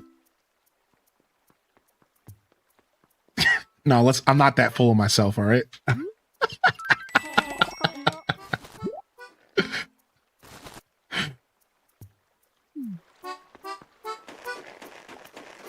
No turnips yet, Tater Tot. I am going to implement turnips, but I didn't do it last night. We'll wait till next week. But that is a plan. We are going to have Daisy May or So Joan visit the chat game on Sundays. We will do it. Highly in descent. Come on down. Dun, dun, dun, dun, dun. Dun, dun, dun, dun, dun, dun, dun, dun, dun.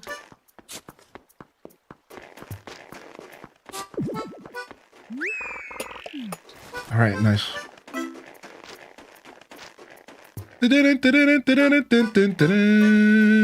Ooh.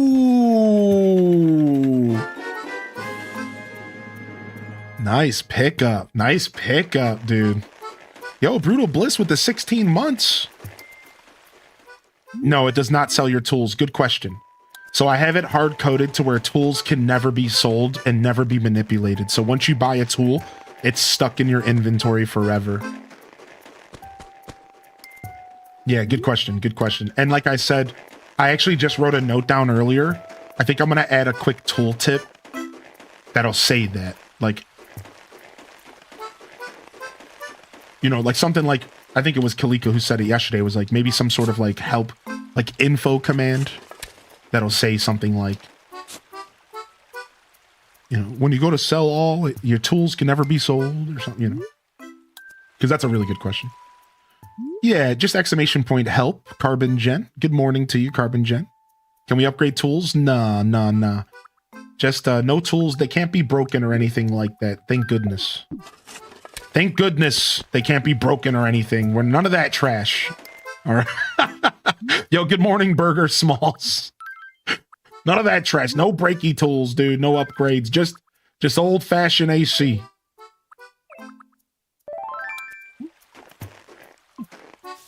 Frick. All right, got it. Then you got robbed, Carbon Gen. Sorry. I have a bug right now with the channel point redemptions. So you got to try again real quick. Sorry, Carbon Gen. It's for sure the channel point redemptions that are bugging out. I'm so happy that I know the answer because I'll fix it later. Yeah. Sorry, Jen. I would just type it exactly the same again. Yeah, you got robbed. Yeah, actually, trading is on my agenda. Yeah, but it's not items. I'm gonna let y'all trade villagers. So in the future, you'll be able to trade villagers with each other. That is a feature I will be adding later. Because I want the villager system to be the fun, you know? You want to get your dreamies and you could trade a dreamie with someone else. You know, that could be really fun.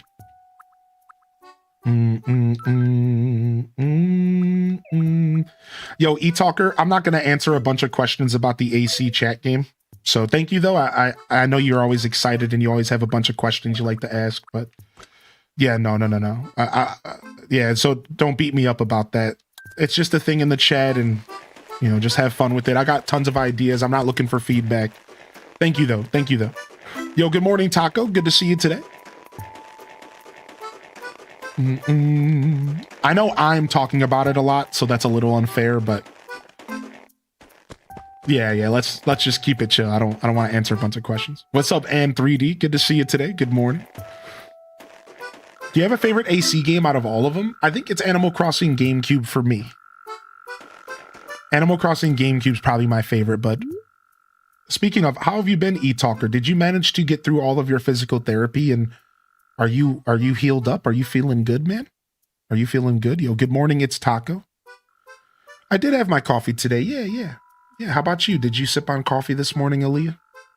Good morning. I've been done with that. Thanks for checking. Yeah, I remember you were going through physical therapy maybe a couple weeks ago. Yeah, we're sipping on our coffee today. How are you today, Aaliyah Renee? Awesome mug. Thanks, dude. I love old school Sonic. Dude, old school Sonic is best Sonic. I don't care what anybody says. And that's why I bought the mug, because this is a showcase of old school Sonic specifically. That the art and everything on this mug, that this is specifically the retro Sonic. That's why I bought it, because I was like, that's my favorite version of Sonic. As much as I love Sonic, like movie Sonic and all that stuff isn't quite the same. You know, there's always adjustments and iterations on characters over time, but I prefer Genesis Sonic. That's my favorite version of the blue streak is Genesis. That's the one I like. I just got a tall cup right here. Maintaining. Thanks for asking. Yeah, thank you, man. Yo, what's up, Admiral? Good morning. Happy breakfast, dude. It'll be fun to play around and discover stuff in the chat game as we go along. Right, exactly. Yeah. It's all new to everybody and it's a lot right now. So over time, I think it'll become really cool and it could become a staple in our channel, especially if we can find a balance. So I'm really excited for the future.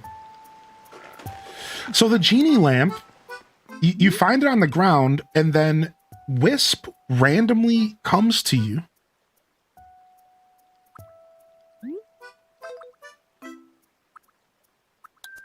But I don't remember how it works in this game.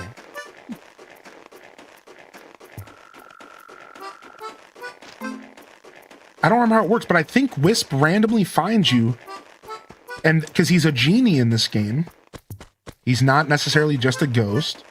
Do I have to go to my attic with it or something like that? I wonder if our boy Duel Master D would know what to do with this. I don't remember how the genie lamp works because, dude, Wisp hasn't found me. I've been walking around my town for days with this thing in my pocket. Yo, what's up, Corpses? What's up, Classy Saya?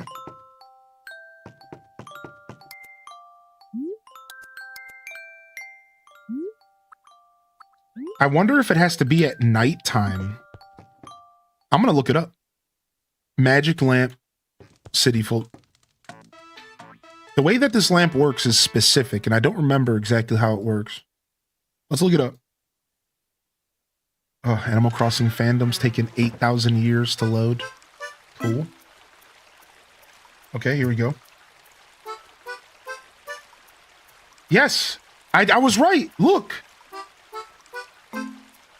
Once the player is in their attic, there will be an option to rub the lamp. It will grant the player a wish out of 3 possible options. My memory was right. But I wonder if it's not going to work because I waited too long. I wonder if it's not going to work because it's been in my inventory for days. Dude, what is up with this website? What is happening? Is my computer freezing? Can you guys see me right now? I think my computer literally might be freezing, y'all. Okay, we're good. I am never going to that website again. What dude, Animal Crossing fandom is dying on me. Like, Google's dying on me. What is going on? I can't even go to Google or anything. I'm just getting off the internet. I'm just getting off the internet. I don't know what's happening. I'm done. I don't care.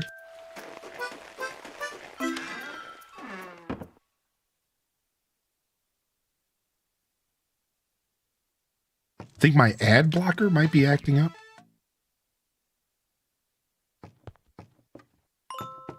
Do you think I need an extra SSD for the Switch 2?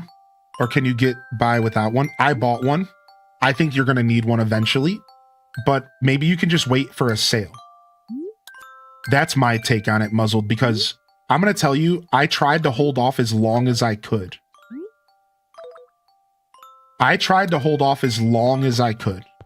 And I eventually bought a 512. I think games are going to get a lot worse over the Switch 2's generation.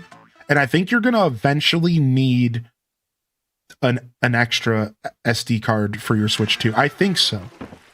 I think your average gamer is going to want one. Yeah, I think so. But you can hold off for now. My advice is hold off for now. And get it on sale. Because they're overpriced as heck right now. However, the price might go up because of the whole shortage of technology stuff going on. So now that I actually say this out loud, actually the price could get worse. So you might want to pick up a little 256 for like $60 and just get it now, because I don't actually know what's going to happen to SD technology over the next year. It could get bad. I just got a new bag of Jin-Jins. I was like, wow, this is a big bag. And all I can think about you is having multiple Hylian. Oh, no worries, Minty Mont. I've started gifting them to people in my life. I show up to every one of my events in life with a pocket full of Jin-Jins, and I just slam them on the table. Like, Jin-Jin it up! Yeah, dude, I'm the Jin-Jin fairy now. I'm the Jin-Jin fairy. I show up at cafes in my friend's house. I'm just like, boom, Jin-Jins! Don't worry, we're getting through them, baby. We're getting through them. Yo, appreciate you, Minty. Yo, good morning, Toon. Good morning, Toon Monger. Good to see you today. All right. We're gonna rotate. We're gonna start cooking here today. So I gotta change my titles and stuff. And for those that were just here for Animal Crossing, it's a little bit of a shorter Animal Crossing morning today, because I want to make sure we have time for Farm Together too. And I think the only way we're going to have time for Farm Together 2 is if we can finish cooking by 3 o'clock and we can maybe play Farm Together 2 for like 2 hours. And then next week we'll do more Farm Together 2 and we won't have scuffed eats, so we don't have to like do this. So I know some of y'all are really looking forward to playing more of that. This week will be a little late into the show. Next week we'll make it happen a little bit more, a little bit smoother. All right, so let me go ahead and jump over here really quick so I can change my titles and stuff. So we're gonna chat here for a second, all right?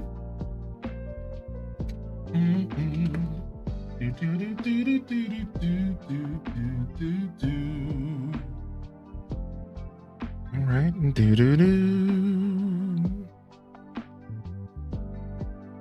switch this over, X this out, and all right. Let me quickly change my title and stuff. If you were here just for Animal Crossing, please consider subscribing on YouTube and hitting that like button. And don't worry, we do Animal Crossing here almost every morning. We call it AC Mornings with your host, Highly in Descent. But we are going to dive into our Scuffed Eats today. And then we got Farm Together 2 later. So today, Scuffed Eats Christmas Sides Special. All right. I'm pretty excited, dude. I'm pretty excited. We're gonna switch to the food and drink category. Every once in a while, an ad runs when I do the food and drink switch. If that happens to you, I apologize. That's not something that I take lightly. So I never run ads. However, sometimes Twitch decides that you need them for whatever reason. So thanks, Twitch. Thanks. All right, we're going to do that now. And then we do have to switch up the YouTube stuff, which is a little bit more time, a little bit more obnoxious. So give me just a second here.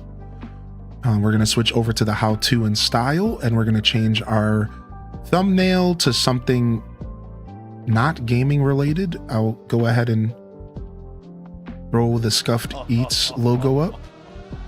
Now this is epic.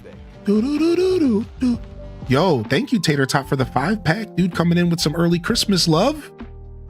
Thank you so much, dude.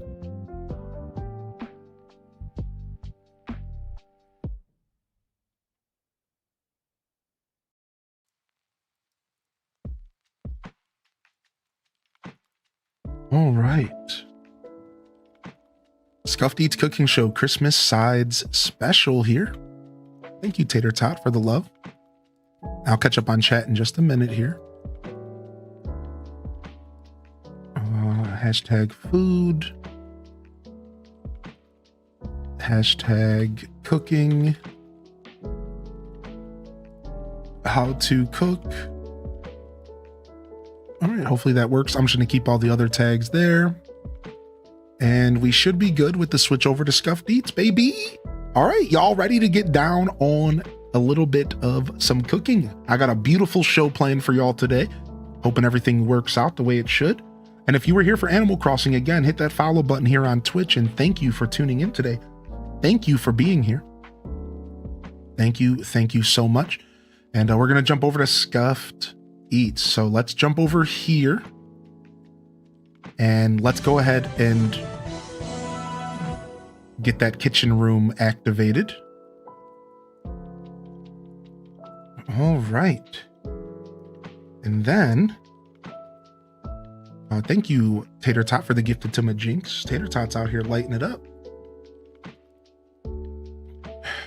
Okay. Let's go ahead and see if we can get this microphone working. Y'all down? All right. Let's switch mics. Switch mics. Hello.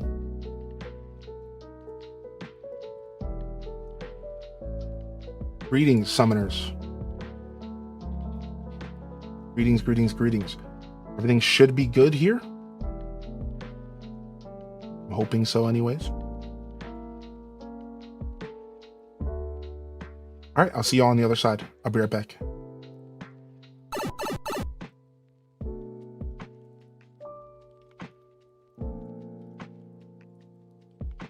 Actually, 1 second.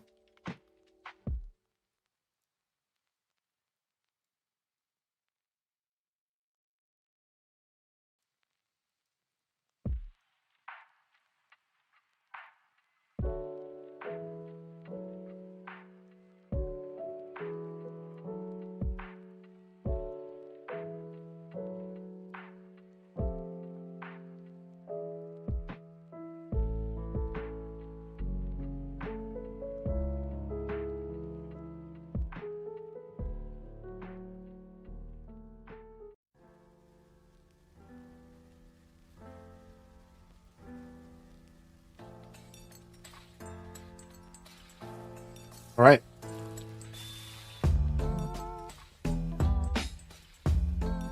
All right, all right, all right. You got the music. Let's turn down the music a little bit more. All right, is that good? I think the music's good there. We'll turn it down a little bit. All right, let's go. And yeah, I think the delay was just because I was on a different scene. You guys were looking at my camera in there, but you should be looking at the camera in here. And the delay should be cleaned up here. So it should be. Should be cleared up here. I think we should be smooth as an egg. Yeah. Yeah, okay. So that's for future reference. The reason that's happening is because the camera in here is always going to be a little bit ahead because this is my official camera. I'm just grabbing my water and stuff. And sorry about that. I'm a little disjointed today. I'll be honest, I'm a little tired, so that wasn't my smoothest transition, but the show must go on. All right, nice. Yeah, we're all good. Cool. That's like the main thing that's the only issue that still occurs during my broadcast every once in a while, so I had to double check and make sure there wasn't actually a delay, so we're good there. Okay, so we're got the live stream here, and all I need to do now is go and get my apron. All right, let's grab our apron and we're good.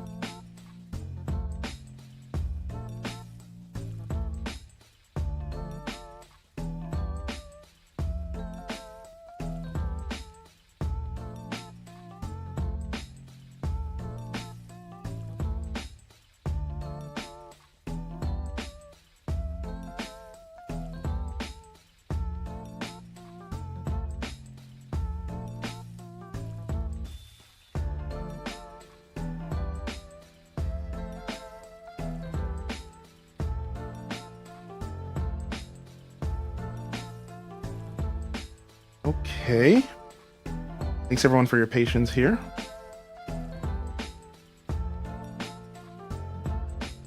For the 12 sides of Christmas.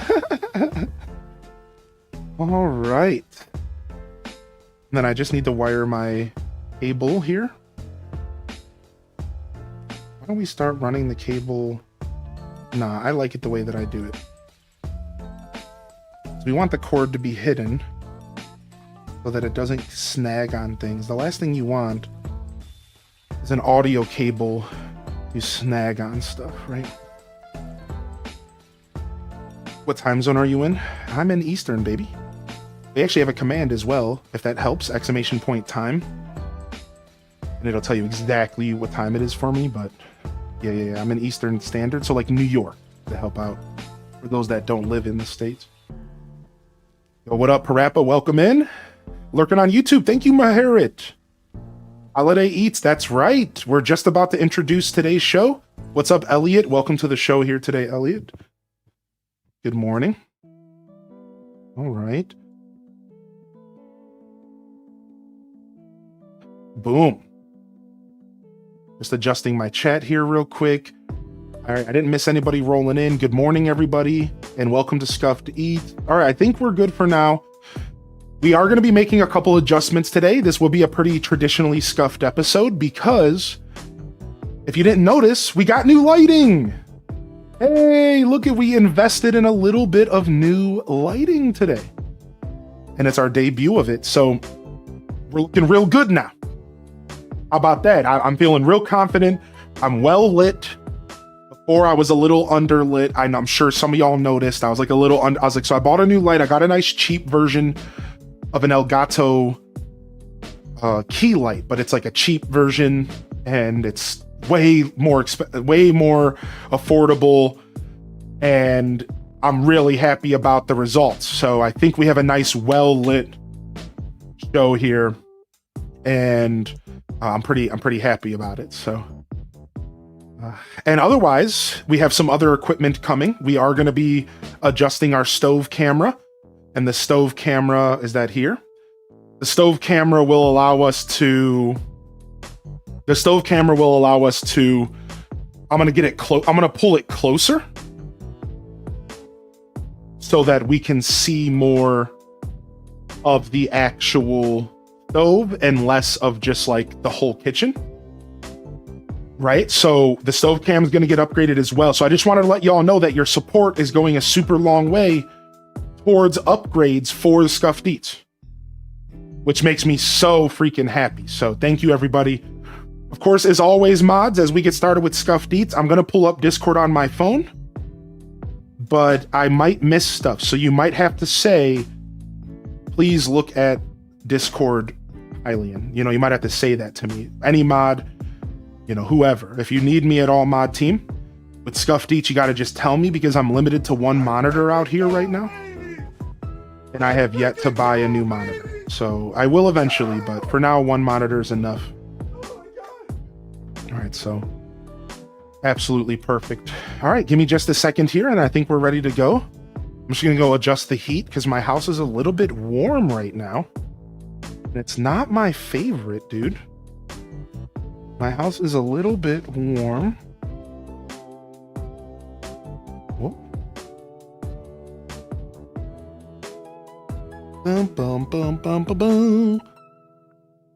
I think we're all set. Sorry, I caught myself picking up. I'm in a new life where I'm just like, I don't walk past stuff in my house anymore. So I walk past a bag and I'm like, I gotta pick that up off the ground. Oh, thank you again, Tater Tot, for taking care of the fam. All right, everyone, welcome in here.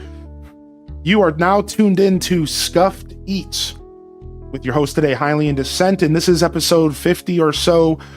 We're eventually going to actually figure out exactly what episode it is so we can celebrate 50 freaking months, 50 episodes, which would be amazing.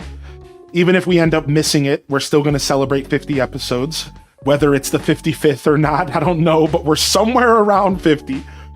So welcome to the somewhere around 50th episode of Scuffed Eats. We'll eventually figure it out. And today is our Christmas special, and we're going to be focusing on Christmas eyes.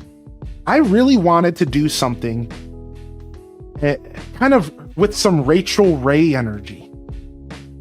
And I thought, wouldn't it be nice to introduce all of you to a couple easy, quick and smooth sides, really elevate your holiday experience, whether you're going to visit family and you're going to be bringing a dish, or whether you're cooking at home. I wanted to provide an experience that you could all learn from, and even though I got the recipes up late so you can't cook along, you have a couple days here to get ingredients before Christmas, and one of these sides might be the thing for you to bring to that family gathering. And I'm going to tell you right now, French toast casserole, it's probably going to be the one. You take that to a family gathering and you're going to steal the show. People are going to be eating that more than that ham that's there. I can promise you that. All right. So we got some fun stuff. Exclamation point menu in the chat if you want to see what we're making. But today, Christmas side special for our holiday special this year, we're going to actually start off with a nice hot cocoa from Alton Brown's personal recipe off of Good Eats Season 1. It's a delicious cup of hot cocoa, and we're going to start our day there, and we're going to get ourselves into a nice festive mood. Then we're going to be diving into our sides, and we're going to start off with some cornbread stuffing, which we got to get that cornbread in the oven so that it can cook, and then we can get it hard by baking it so that we can put it in our stuffing. French toast casserole is a lot simpler than you think. It's literally French toast in casserole form, and you top it with maple syrup, and it's divine. Parmesan potatoes is my own secret recipe. Parmesan potatoes. I haven't made these in years, but all I want you to imagine is a baby potato cut in half, covered in oily Parmesan cheese, and then baked to the point of crispy in the oven. So when you bite into these, you get this crispy Parmesan taste as you bite into a delicious roasted potato. And I cannot wait to introduce you to my simple yet decadent Parmesan potatoes today. And then last but not least, we're going to be taking our first attempt ever at making cranberry sauce. I talked about during Thanksgiving that I wanted to take this challenge on, and I'm here to take it on today. We're taking on cranberry sauce, but we're gonna do a little twist and we're gonna add some apples to it. And if you've done cranberry sauce at home, you'll know it's so stupid easy. And if you've never done it at home, well, you'll be here today to learn just how easy it really can be. I see Lady Scientist in the chat here, and I see Elizabeth. Welcome to the show, Elizabeth. Welcome in here, Sarah Nacho. You were here earlier, I know. Chaos Queen and Cozy Gamer Tally. Good morning, good morning. Just making sure I'm catching up with the chat. Good to see Parappa here as well. And welcome to the show. So let's go ahead and start off with some of that hot cocoa today, shall we? Now, we like to do things a certain way around here, and we like to make sure all of our ingredients are together. And we call this mise à place, mise au plus, mise à place, or something along those lines. And we're going to go ahead and we're going to grab everything we need to get this recipe going here, all right? So to start things off, we need some powdered sugar, and we got that right here, some confectioner's sugar, so we're going to put that on our table here. We're going to need some dry milk, and if you go into the Discord, I do have the recipes posted, and you can replace the dry milk with regular milk. You can use coconut dry milk. You can use dairy, non-dairy alternatives. Don't overthink this one. Very substitutable. I'm going to be real. You're probably thinking, you could be thinking like me and saying to yourself, what the hell is dry milk? That was me when I looked this recipe up. Dry milk? I've heard of evaporated milk. Dry milk? Don't stress it. If you want to make this at home, just use an alternative, or just use regular milk and just take it out of the recipe. And then I think it'll be fine. Or do both. Like whatever works for you. Remember, this is your kitchen. And you can do what you want. The whole point of cooking is a form of self-expression. All right. Now we're going to need some cornstarch. And we're going to need some cayenne pepper, which, if you know, a little bit of spice and chocolate goes a very, very long way. And we got a little cocoa. We got the Hershey's cocoa. Went with the Hershey's. There's a lot of choices out there. I just went with the Hershey's, you know. And otherwise, we're going to need a little bit of salt. And we're going to need some hot water. All right, so I'll grab the salt shaker here. And what we're going to need is my electric kettle, which is sitting right over here. So this is how we're going to get our hot water. Today we are going to be using water for our hot cocoa because the powdered milk is fine and that'll still provide a very creamy experience. I'm curious, do any of you have an electric kettle at home, or are you still stuck with the old technology? I love this thing. I've had this thing for almost a decade and it's never steered me wrong. I absolutely love this thing. I've had to give it a couple deep cleans, and one time I found a bug in it and I was real grossed out because I had been drinking bug tea for who knows how long. But hey, I think electric kettles are a requirement to live in the UK. All right, let's go ahead and put this stuff aside. And I think we're ready to go. I'm going to wash my hands as every good chef starts their day. And then we're going to dive in to our first side. Hope everyone's feeling good. Let's go ahead and pull the scene up here. Go ahead and see what's going on with this camera. Right, stick.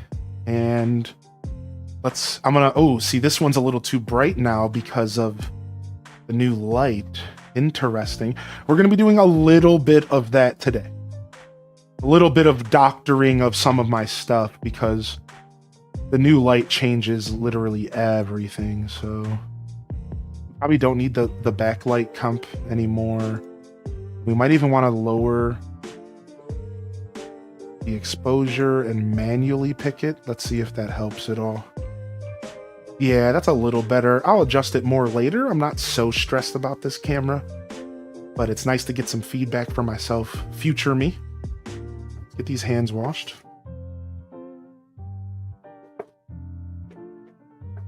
I'm actually going to quickly grab my hand wash from the bathroom because I don't want to sit here and use dish soap all day. Let's make it go, baby! Let's make And it go, baby! Go! my other hand soap is sitting in a box in the living room. Have not opened it up Hey, yet. Scuffed Eats. You're the best. Yo! Yo, runneth up B, dude. What's up? Thank you so much for 2 years, man. Oh my god. Oh my god. All right.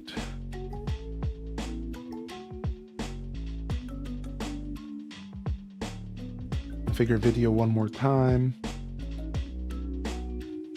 And the auto exposure is just not doing its job, huh? I hate this camera so much. I'm gonna just replace it with another stupid Logitech 290E or whatever. Because I hate this camera so much. It was one of the worst purchases I've ever made. Okay, this actually isn't bad. I'm gonna keep this, even though it's not well lit. Increase the gain a little bit. See how we feel about this. Not bad. I like this. On the fly. Sorry, bug nets didn't show up today, Testonomics. We all got played. Tom Nook is holding out on us. We didn't get the bug net in the shop today. Yo, Runneth Up B, thank you for 2 years, baby. Thank you so much, man. And thanks for getting hype in the chat, everyone. I appreciate that. Thank you so much, dude. All right, let's jump over and let's get started on our hot cocoa today. That's right. Christmas side number 1. Christmas side number 1. Alton Brown's hot cocoa.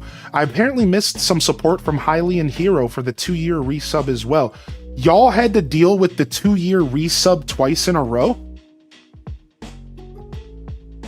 Me screaming at the top of my lungs? Yo, Hylian Hero, thank you for your patience. I missed the 24-month resub with the Prime, dude, and thank you, Runneth Up B, for 24 as well. I'm a little disjointed when I do my cooking streams. Thank you, mods, for helping keep up with me.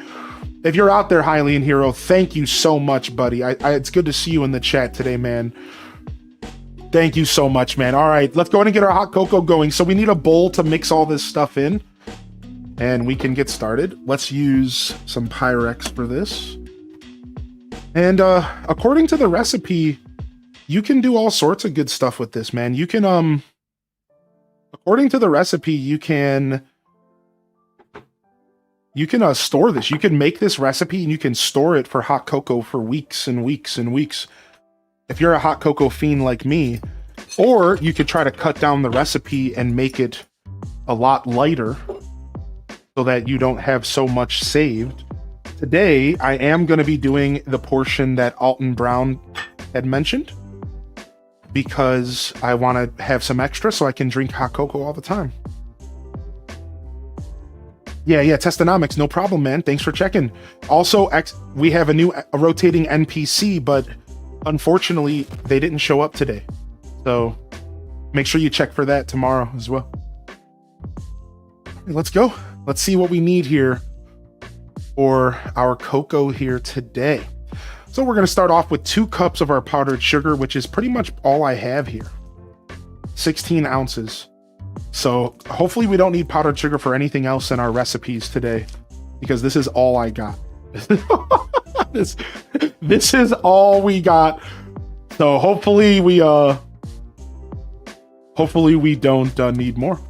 I was watching a tasting history episode about hot cocoa. British nobles loved it so much that a king had a dedicated hot cocoa dude who had his own chocolate room. What the frick, dude? I love that, dude. Also, Chaos Queen, thank you. Thank you for giving me the unofficial Brit rite of passage. I am an unofficial Brit because I have an electric kettle in my house. Thank you. I knew that already, but now it's been confirmed in my little heart. Dude, this is so much. I'm already regretting my decision. Oh my god. I should have just cut this recipe in half, dude. I'm gonna be drinking hot cocoa for fucking months, man. We need a bigger bowl. We need a bigger bowl. We need a bigger bowl, dude. Oh. All right, let's go. I'm just gonna rinse this out real quick. Why start off with an unnecessary dirty dish for the day? I'm not about that life, chat room. Give it to your neighbors. I think I'm gonna. I was thinking the same thing. Doesn't every household have an electric kettle? You would think. All right, we need ourselves 1 cup of hot cocoa, and specifically the Dutch process was preferred by good old Alton, but you know, Alton can go kick rocks because I don't even know what the hell the Dutch process means. Like, what does that even mean? You're speaking weird languages, bud. I'm assuming there's a style of chocolate that there's a certain process that they use maybe in Dutchland that I don't know about, right? I've never heard of Dutch processed cocoa, but here in America, we like our cocoa Hershey-fied, all right? We like our cocoa Hershey-fied. We like to get right up in Marvin Hershey's behind with it. You know what I'm saying? I don't know what his name is. Marvin? I don't know. Marshall? I'm just making stuff up. Yeah. Milton. There it is. Milton Bradley ass. All right, we got it. The Dutch process is just less acidic. Thank you, Chad. So we need 2.5 cups of powdered milk. Dude, I'm gonna need a bigger bowl. What is happening? Oh my gosh, close. You were close. Yo, what's up, Gravel P? Oh my lord. All right, 2.5 cups of powdered milk. Well done. So we're not being perfect here. You'll notice that we're barely measuring because this is just to make a powder. Right? This is just to make a powder.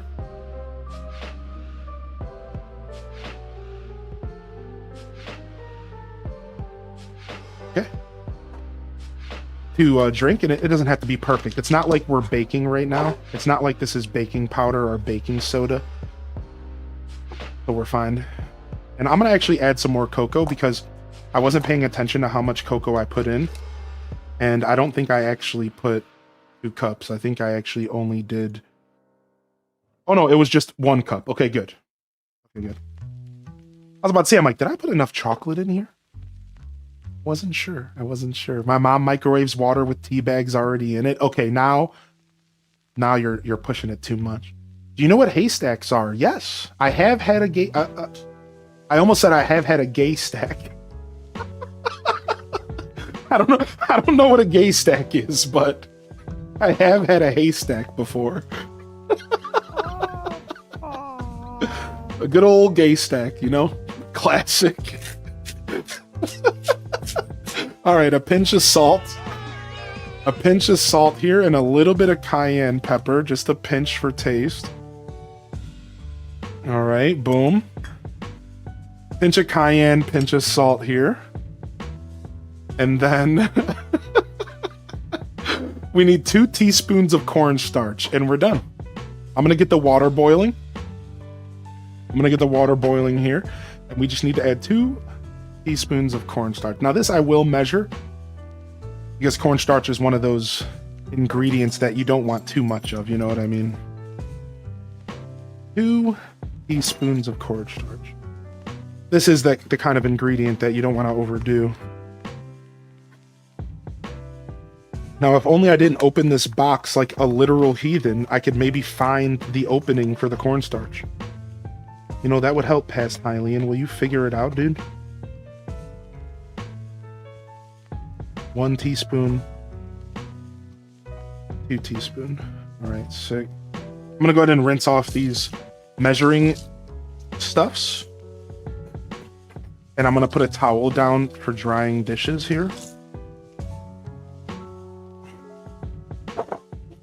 Boom. Because I don't actually have a drying rack in my kitchen. Ah! And we lost our light somehow. Oh, I see. Sorry about that. My light fell off table. Okay.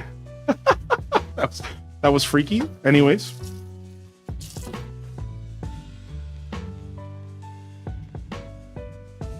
Note to self. Nail down the light. Note to self. All right, we just need a whisk. We just need a whisk. Let's go ahead and get this whisked up. For those just tuning in, we are currently making our own fresh hot cocoa. Today we are making our own fresh hot cocoa. And if you didn't know, the difference between hot cocoa and hot chocolate is actually real chocolate melted down versus chocolate powder. I just learned about this recently. So chocolate powder, cocoa powder makes hot cocoa, which I know, right? When you think about it, it just makes complete sense. But hot chocolate, that is when you melt down chocolate. So you could do that at home. Melting chocolate at home is really easy, and you could make yourself a delicious batch of hot chocolate, or you could go buy yourself some syrup, some chocolate syrup at the store. All right, I'm going to get an even bigger bowl. I'm going to do it. I should have planned ahead. I'm sick of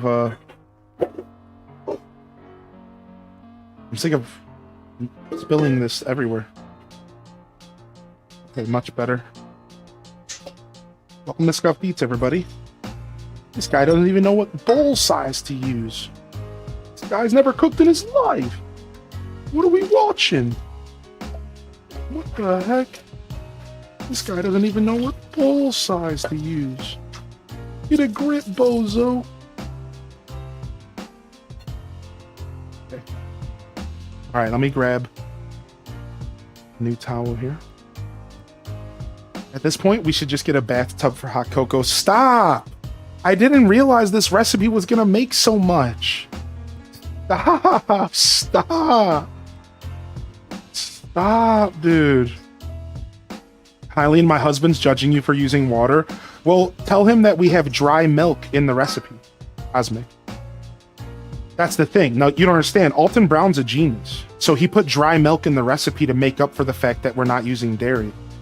Listen, we're talking about Alton Brown here. If you're questioning the god Alton Brown, that's fine. You're the one who's going to have to pay your price to the Lord himself, baby Jesus. All right, we got milk in here. It's just dry, all right? It's a different approach. So don't you start questioning Alton, all right? He knows what he's doing, dog.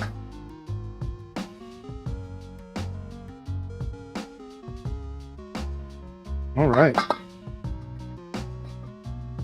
Our water's boiling. We need a nice hearty mug. We'll go with Pikachu. Nah. Let's go with HDes merch. Let's go with exclamation point merch. Shall we? All right, we got our mixture. Let me go ahead and explain what our mixture is. It says 2 cups powdered sugar, 1 cup cocoa, 2.5 cups powdered milk, 1 teaspoon salt, 2 teaspoons cornstarch, 1 pinch cayenne pepper, and hot water. Now keep in mind, this also works great with warm milk. Keep in mind, this also works great with warm milk. Tim Tater, hi, husband of Cosmic here. I am questioning Alton Brown. Yo, Tim Tater, no way. No way. All right, listen, you're allowed to question Alton Brown. That's okay. You know, no one here can tell you not to question Alton Brown. All right, that's all right. The funny part is that at the bottom of the recipe, Alton does put a single sentence, and it says, warm milk is allowed. So he knew he was going to get feedback like that. He knew he was going to get feedback because there's a single sentence at the bottom of the recipe, and it says, warm milk acceptable. He knew what was gonna happen. All right, so we need to fill up our mug halfway with the mixture. All right, we need to fill up the mug halfway with the mixture. So let's go ahead and get this mug filled up halfway. All right.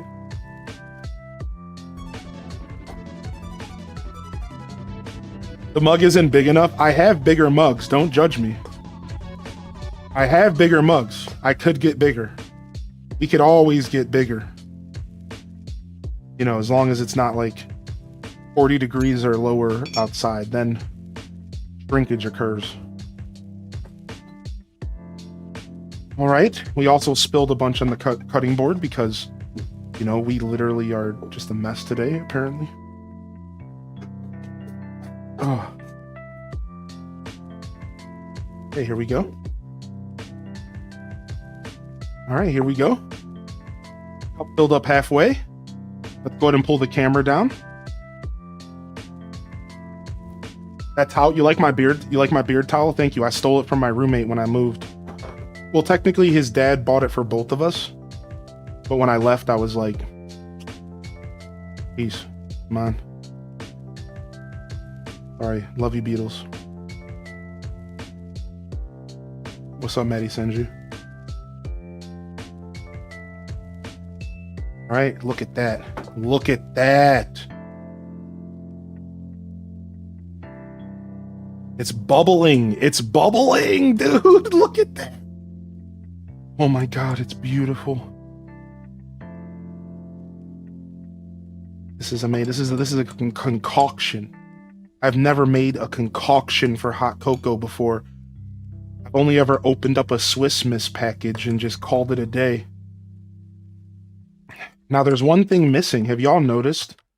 There's one thing I haven't mentioned this whole time. And you're probably thinking to yourself, is this dude even real? Well, couldn't get my hands on freeze-dried marshmallows. They just don't sell them at my store. So, we just got regular boys. Smallest we could get. Apparently my grocery store's stuck in 1947 and we don't have freeze-dried marshmallows. Great. You know, this is the city that I live in. Oh yeah. Now this is a cup of cocoa.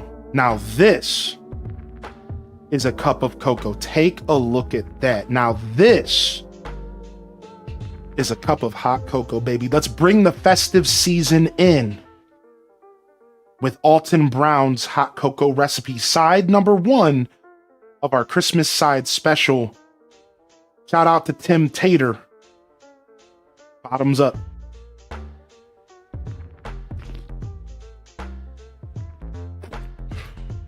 It was real hot still. I just burnt my whole mouth. But it was delicious and I want to drink more. Ah! Ah! Rick, I'm not going to taste anything for a week. I'm not going to taste anything for a week, dude. What am I doing? There goes the old taste buds. Now at least all my food today is going to taste great. Now at least all my food today is going to taste great. Because I ain't going to be able to taste it at all. Ooh-wee. All right, dude, let's go. Hold on, we're going in again.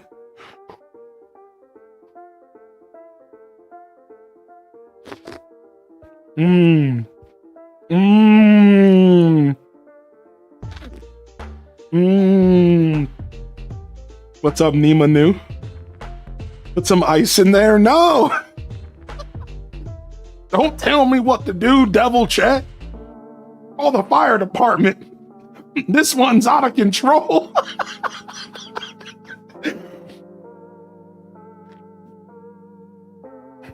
Mmm. Oh, this is good. This is good. Holy heck. Holy heck. Project number 1 done. Look how much cocoa powder we have left. I'm going to show up downstairs. Wait a second. What if I go buy some packages and I gift hot cocoa for Christmas this year? Dude, what could I buy? Like baggies? It's like I'm selling a drug. Like there's got to be a clean way to do this. Some small mason jars. I can't do like a Ziploc because then it's like I'm selling some cocoa powder, but like on the black market. All right. I'm gonna put this in here for now because we don't need it today. Alton Brown says that keeps indefinitely. I don't agree with them, but they Alton Brown says that this recipe will hold indefinitely in your cabinet, properly sealed. I would say it's probably not indefinite, but it's probably gonna last a long time. So there you go. There's your Alton Brown hot cocoa if you want to spice up the season. And if you want to be the person who doesn't bust out the Swiss Miss and blows the minds of your family, this is the recipe to do it. Because I'm telling you, this is good. And could you imagine if it was with warm milk instead of scalding hot water and you didn't burn your mouth? Could you imagine? It could be better.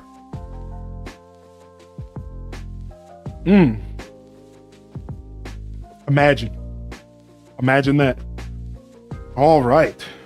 I think we're done here with this stuff. Now we need to get this cornbread underway because the cornbread's going to take the longest today. So for those just tuning in, welcome to our Christmas side special. This is Scuffed Eats. I'm your host, Highly in Descent, and we're going to be descending into project number 2 today. And that is stuffing, cornbread stuffing. The best darn cornbread stuffing, grandma's cornbread stuffing. Now this recipe is pretty thick, and it is going to require us to make the cornbread first, bake it, then bake it again and dry it, all so that we could get a beautiful cornbread stuffing at the end. And this is also going to be redemption for the multiple years that I've failed making stuffing during Thanksgiving. So I'm real excited for this opportunity. Can you buy mugs and put the powder in a baggie tied with a little bow? Wow, that's actually such a beautiful idea, Clouds. A little mug gift. It might be a little too soon for Christmas. I might have to take a trip to World Market, I guess. Because that could be nice. All right, let's go ahead and get our stuffing. So right now we need to get all of our stuff together here. Oh, excuse me. I don't want to be in the stream preview. Here we go. Let's go ahead and get everything together.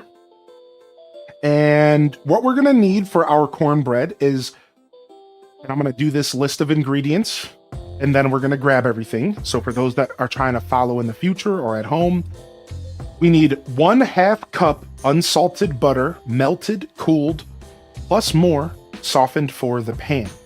So I'm going to go ahead and grab some butter and I'm going to melt it in the microwave.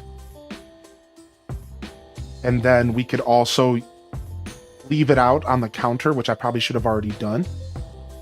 Same thing with my eggs, so that they're room temperature, because it does make a difference. We're just going to wing it. It's Scuffed Eats, but ideally you do want to have this stuff room temperature. So 1/2 cup of unsalted butter, 1 stick, 2 cups of all-purpose flour, 2 cups of cornmeal, 1/3 cup of granulated sugar, 2 tablespoons of baking powder, 1 teaspoon of salt, 4 large eggs, room temperature, 1 15-ounce can of creamed corn, and 1/4 cup of whole milk, which we will be replacing with unsweetened, unflavored almond milk to make it dairy-free today, which is going to be a bit of a different consistency. And I'm going to be 100% real. Welcome to Scuffed Eats. I forgot the creamed corn, which kind of matters, but nah, it don't matter. Let's get everything we need today for our second recipe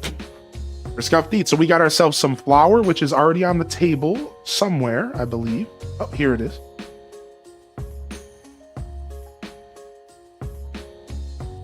All right. Grab this. How do you make cornbread without corn? Well, cream corn addition to cornbread isn't as important as you would think, but for this recipe it was, because this recipe wants to focus on the corny flavor of the corn. So while it does matter a little bit, and it would definitely enhance the flavor of our cornbread, the cornmeal will be enough to handle that. And that's the thing you got to realize. Because the cornmeal is, in fact, made of corn. Okay, we need some eggs. We need some butter.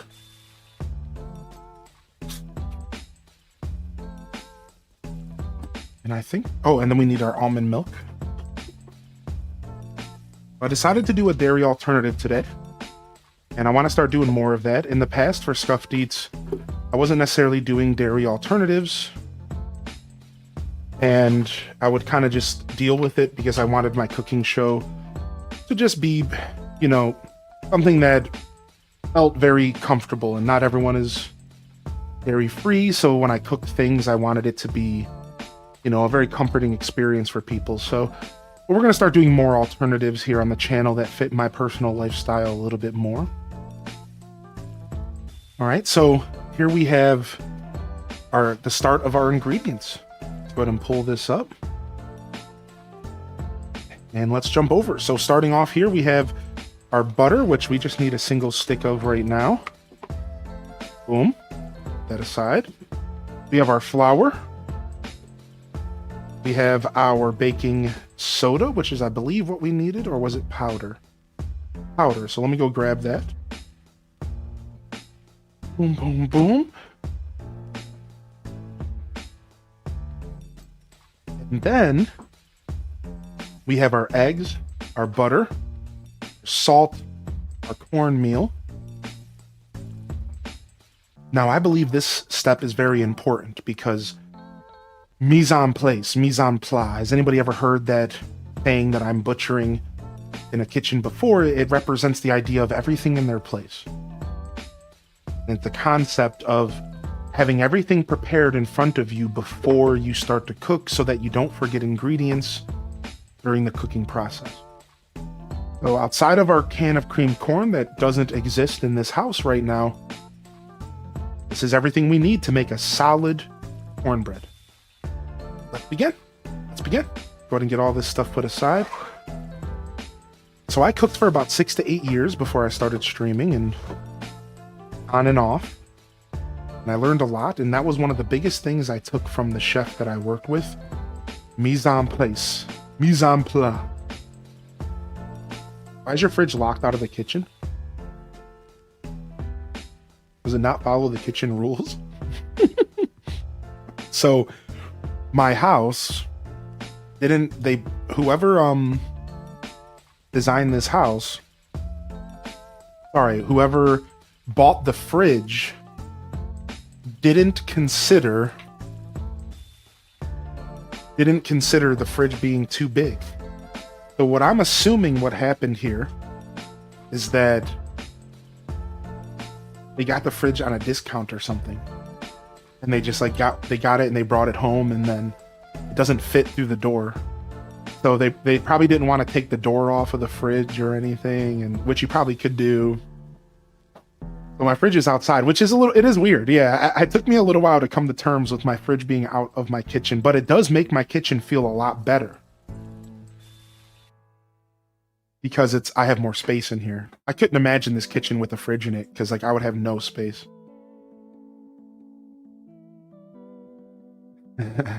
What's up, Weirdo of Kings? Good to see you, bud. Good morning, Alpha Vega. Thank you, Tater Tot, for the gifted over to Tim Tater, taking care of the smelly hubby. Thank you for that, Tater Tot. I apologize, I missed that. Thank you so much, Tater Tot. Appreciate you, homie. It's amazing, yeah. So, real weird stuff. As long as the neighbors aren't taking your food, yeah, I don't think they are, but it's crossed my mind. All right.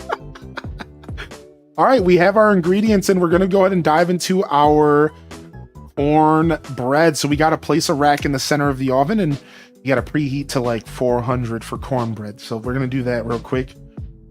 And we're not going to mess around with placing a rack or anything. We're just going to go straight into this. And while that oven there is preheating and bring in the noise here, we're gonna go ahead and get ourselves a baking dish greased with butter. And I only have one baking dish in my house. So we're gonna have to use the same one for the cornbread and the stuffing, which just means a little bit of cleaning in between. All right, so we got this. And then I need a little bit more butter so I can grease it with butter that isn't what we're using for the baking.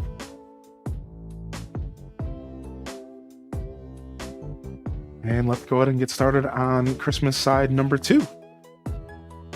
All right, so we got our butter here. We're just gonna leave this and put it aside so we can grease it here. Now, the good thing about cornbread is it doesn't actually take a ton of effort. Cornbread's actually pretty low effort food to cook. If your house is pretty old, it might have been where the icebox was. True, my house is pretty old. I was gonna protest, but nah, you're right, he's smelly.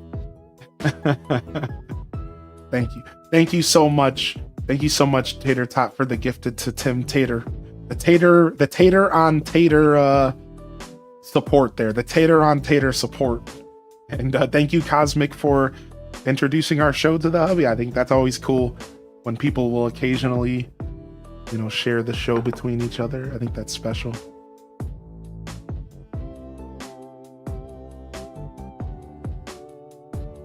I think that's super special. It's a naughty fridge. What's up, Man's the King? All right, let's go ahead and get everything going. I'm gonna need some measuring devices here. We are getting into the territory of baking, which means we need to be a little precise. So let's go ahead and get all of our ingredients mixed in here.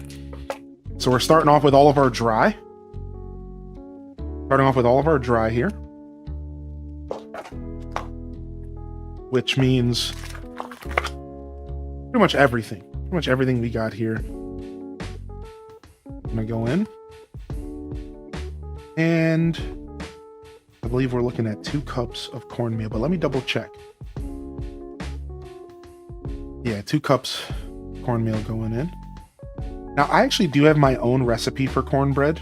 And I realized I could have just used my own recipe that I've been making for years on the show, but I think it's actually kind of cool that we will, you know, do something a little bit more structured, because I am using a recipe for the cornbread stuffing, and you'll find that recipe in the Discord, found it online, and I usually doctor recipes up a bit when I get them online. I use the recipe as kind of my foundation, and then I build from there. So I would have totally been open to doing that, you know, and we could have made our jalapeno cornbread, and we usually do the Alton Brown style. I'm apparently obsessed with the guy. All right, and then while I'm spilling a ton of flour here, let's go ahead and get 2 cups of flour. Now, you could sift your flour. A lot of people do stand by it, but unless you're baking like something very fragile or something that you really want the texture to be perfect on, I wouldn't stress too much about the process of sifting flour. It's not that big of a deal in my experience. We need 1/3 cup of sugar. Yo, what's up, OZ? Welcome in here today, dude. Welcome in, and thanks for the follows. Loving the chill vibes. Thank you, man. Appreciate that, dude. Thanks for taking the time to let me know. That means everything to me. Appreciate that. All right, we're doing 1/3 of a cup of sugar, and again, you can really doctor cornbread up. Like, I never actually use sugar in my cornbread. I've never felt the need to, but a lot of people want that little extra hint of sweet, and it's fine. I get it. All right, just a little bit of salt. Throw some salt in there. Yo, dude, you're off to see some... Dude, Neanderthal, have a good day, man. I'm glad to hear you're getting out and doing some adventures, dude. That's a beautiful way to spend a Sunday.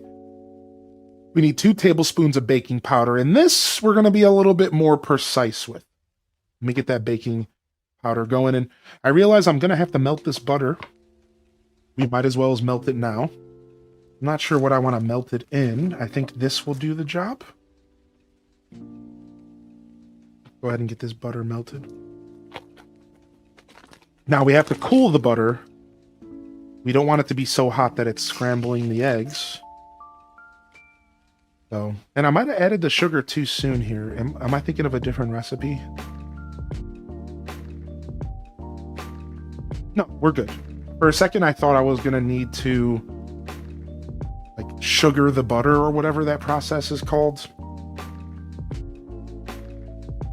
Where you like bend or you blend the sugar and the butter perfectly for baking. Oh. And I'm realizing in this moment that my microwave isn't as accessible right now during our show as I would like it to be.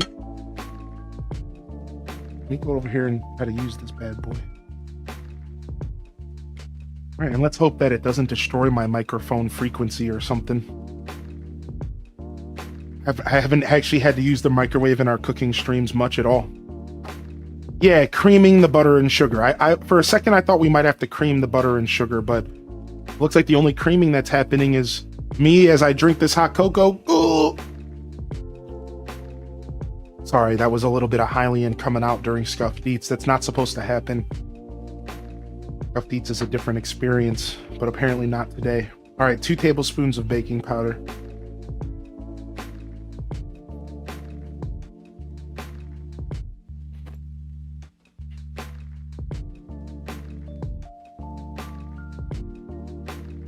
All right, and that'll help us get a little bit of a rise. The fun part about that is you don't actually need baking powder in your cornbread recipe at all. Fun fact, you actually don't need that at all because generally speaking, cornbread doesn't need to rise and it can still be delicious and it doesn't matter. Whereas like, well, let me get this butter out of here so it can cool.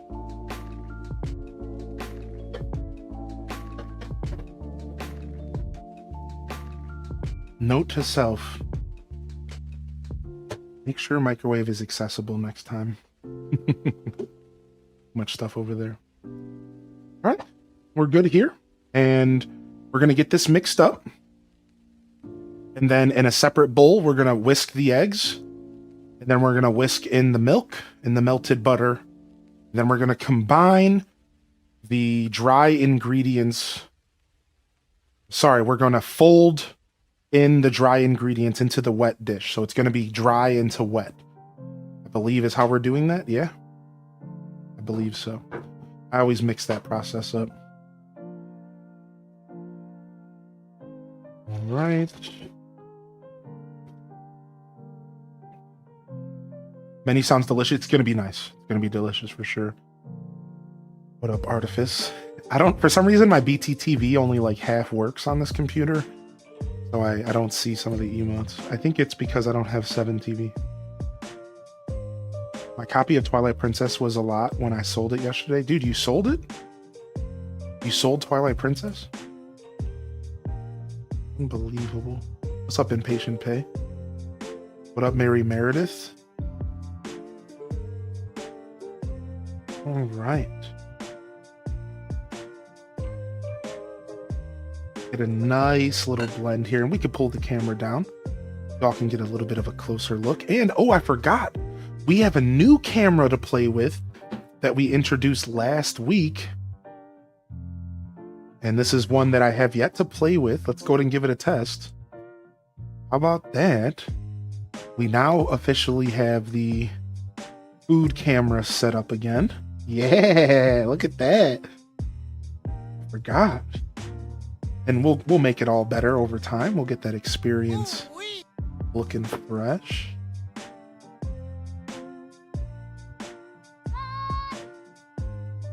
All right. This camera is actually defunct. It'll work. It does the job.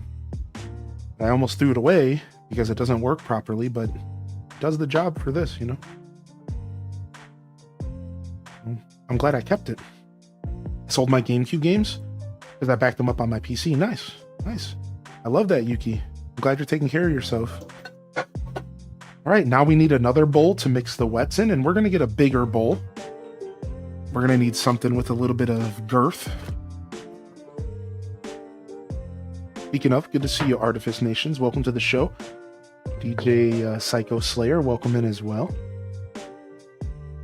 Right, now we need wet, so we need our 4 eggs. That should be room temperature, but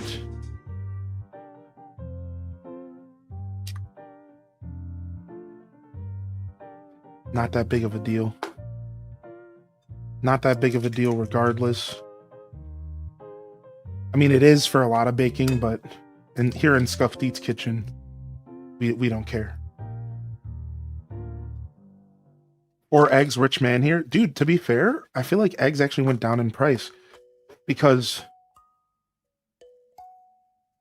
I don't know, like, I swear the eggs that cost $10 are only costing $8. And the eggs that cost $6, like $8 are only costing $6. And the eggs that cost like $4 only cost like $3. And if I wanted to get 6 eggs, because my grocery store sells 6 cartons, $1.57. $1.57 for 6 fucking eggs at the grocery store yesterday. I was like, what? I'm like, what? When did this begin? How did I miss the news about affordable eggs? Like, what? Dude, I was very shocked. All right, I need this whisk.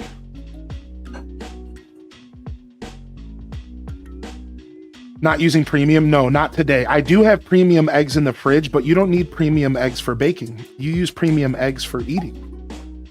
So I do have a carton of premium eggs, actually. I've been buying them more often. Funny enough. But I like to use those for omelets and stuff.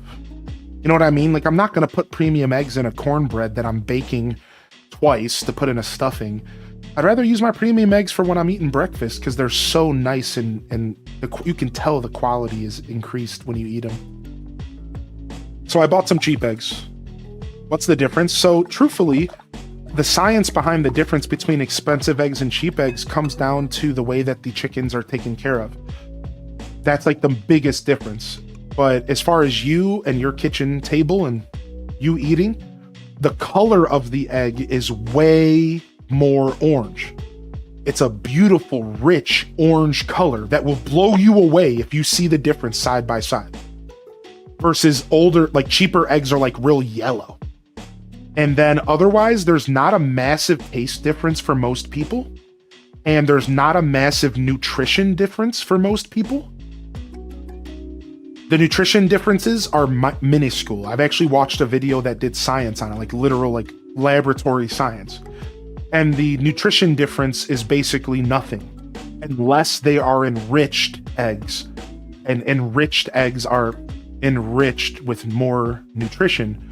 But if they're not enriched, there's really no difference in the nutritional value between a $1 eggs and $10 eggs. And that's what I learned. So there is a difference, but it's so tiny. We're talking like such low numbers of nutritional differences that it doesn't matter. It's all negligible. So really, if you buy expensive eggs, you're buying them because of the moral value, which is their chickens are being taken care of better. And you're buying them for the visual appeal. And for some people, the taste. Some people can taste the difference, especially if it's like a hard-boiled egg that you're not cooking it at all. You're literally just boiling it, putting a little salt on it. You're going to taste the difference, in my opinion. But outside of that, it doesn't matter. And I was shocked at learning that. It like doesn't really matter, and you could totally get away with cheap eggs for most of your dealings in life. Like, let me give you an example of a good use for expensive eggs. Deviled eggs. Deviled eggs are such a good use for expensive eggs because you're showcasing the yolk. You're showcasing the egg in all of its glory. So we need to get ourselves some milk and some melted butter in here. So let me do that. I need 1/4 cup of milk, and I need to get this full stick of butter in here as well. That should be cooled by now. And we don't want to scramble these eggs. So that's the key here. You want melted butter, but you don't want it to be scorching hot. because you will scramble the eggs, and you don't want to scramble your eggs here. What's up, Hortsack? Good to see you, buddy. Also, better food for the chickens means more expensive to raise. Better taste for the eggs, right? I think in other countries, you probably would even notice the difference less, because I think your eggs are probably naturally more taken care of in Europe. Whereas I think in America, we maybe don't take care of our chickens as well. At least from what I've heard, that could be wrong, but. So I think in America is really where you're going to notice the difference between expensive and cheap eggs. I think chicken farms can be just as brutal here. Okay, cool. I figured as much, because Europe isn't too far off of America, to be honest, especially nowadays, but I still thought it was worth mentioning because I know I am kind of been converted. I'm going to be honest, I've kind of been converted, and now I like buying expensive eggs when I can. I don't do it all the time. You know, I'm not made of money, but I do try to buy them when I can, especially if I plan on cooking for somebody. All right.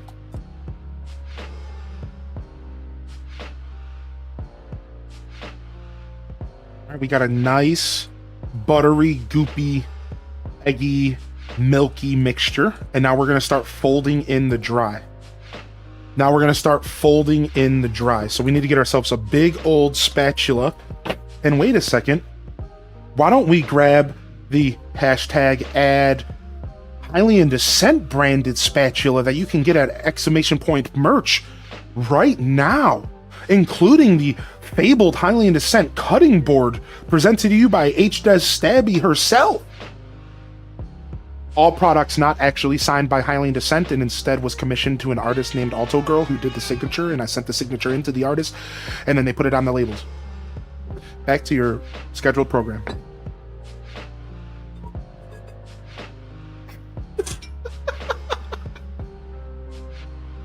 Just fold it in, David. Just fold it in. All right, let's get first bid. Oh, I want the signature. Yeah, sorry, my handwriting sucks so much that I didn't feel confident doing the signature myself. So I literally hired somebody to do the signature for me, who I knew had good penmanship and art skills. And then I just sent the file to the merch team.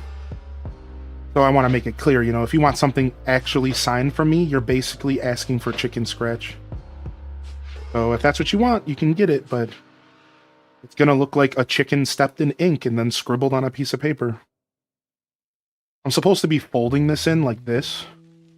If you ever heard the term folding, don't be intimidated, because this is literally folding. This is it. This is folding. So don't ever be intimidated by that phrase, that word. I know a lot of times when you read recipes and stuff, it assumes that you know how to cook. All right. It assumes that, like, you know all of these fancy cooking terms. And this is something that I really try to avoid with my cooking show, or I just try to help you, the viewer at home here, feel more comfortable cooking, knowing that you don't need to know all these fancy terms, and you don't need to know all these fancy words to be a cook. None of that stuff matters.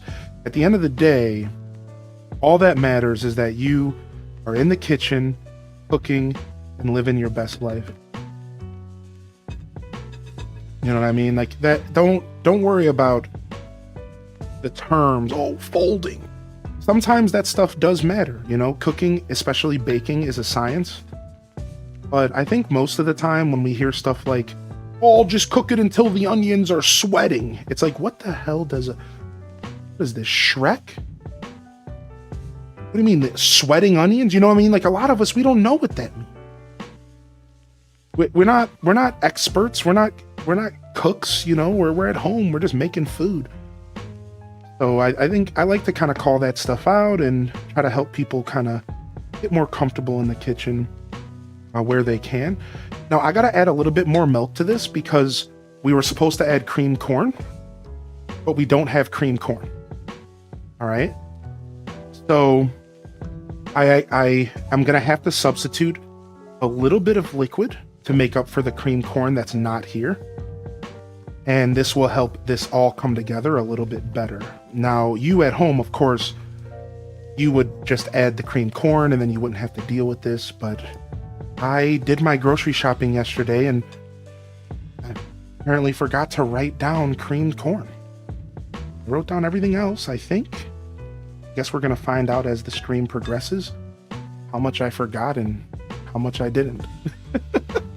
So I guess we're gonna find out. I think I was a successful grocery shopping experience. I think so, but apparently I'm wrong. All right, I'll have to fix this camera's lighting to also take into consideration the new light. But for now, I just wanted to show y'all a little bit of a closer look here. It would actually be better if I turned the camera down. There we go. But we're just folding. And to be fair, you don't want to overwork your doughs. And I probably overworked this a little too much because I forgot about the cream corn. And for a second, I was internally panicking because I was like, wait a second, this is way too dry. But I'm realizing now the cream corn audible. The cream corn audible here. All right. So we pretty much got our dough together. And we're ready to go. I'm just going to go ahead and mix this a little bit more. And we're nice and wet. And we're nice and doughy. And to the point to where this is stodgy as all get out. We could probably use a little bit more liquid in here. And we're set. I'm going to add a little bit more because I do kind of know what consistency I'm looking for. And I think we're good. Yeah, a whisk might help. A whisk might help for sure, but that's okay. We're almost done here. All right. Let's go ahead and grease our pan. And let's go ahead and get this in the pan. Now, this is the first step of our cornbread stuffing. And we actually have to come back to this once this cornbread is done. So I'm going to wash my hands real quick. Now we have to actually come back to this recipe once the cornbread is done, and then we have to bake the cornbread again, and we'll get there. We'll get there. Need some glue for that spatula? No, that's okay. You want to be able to remove the spatula so that you can clean it properly and without the wood being warped. I just needed to have, I don't know what I needed to do there, but that was awkward. I know. I know. All right. Anyone else doing some last minute shopping? A little bit here and there, yeah. A little bit here and there, and apparently in our chat as well. What's up, Brittany? A little bit of a last minute shopping here. I you know, as streamers, I'm sure most of us are behind. If you spend as much time behind the camera as I do, you know, as Feisty does here, I'm sure you have a ton of stuff you still need to do for Christmas, to be fair. I'm sure you have a ton of stuff to do. That's just the life, huh? Let me wash my hands real quick. Now I'm going to take this opportunity to move this over here. Quick hand wash, I'll be right back. No need to switch the camera up. All right. Good morning, Brittany. Good to see you today, Oodle Doodle. A prog time. Oh, nice, Cozy, you got Kabuki. Oh, you tried to go for Just Drift? Sorry, dude. Sorry. So much to do, yeah. So much to see. Now we're down in the back street. You never shine if you don't grow, you know? Hey now. Something like that. I hate that song. I don't know why it popped in my head.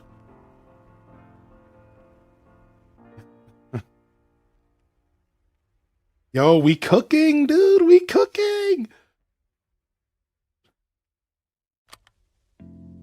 Oh.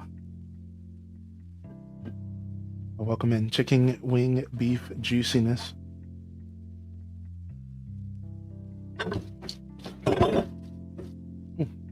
Probably heard that one.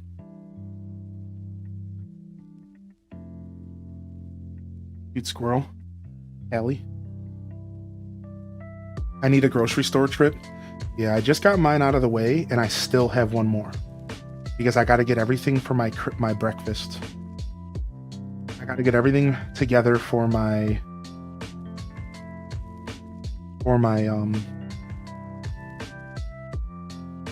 things. This spatula is not staying on today. I have to get everything ready for my breakfast. I'm doing Christmas morning breakfast, but the day after, I'm making stuffed French toast with fresh fruit. And I have yet to buy the berries. And then I'm going to make a cream cheese based stuffing for the French toast. So it'll be 2 pieces of French toast with a cream cheese filling between the 2 pieces of French toast with fruit.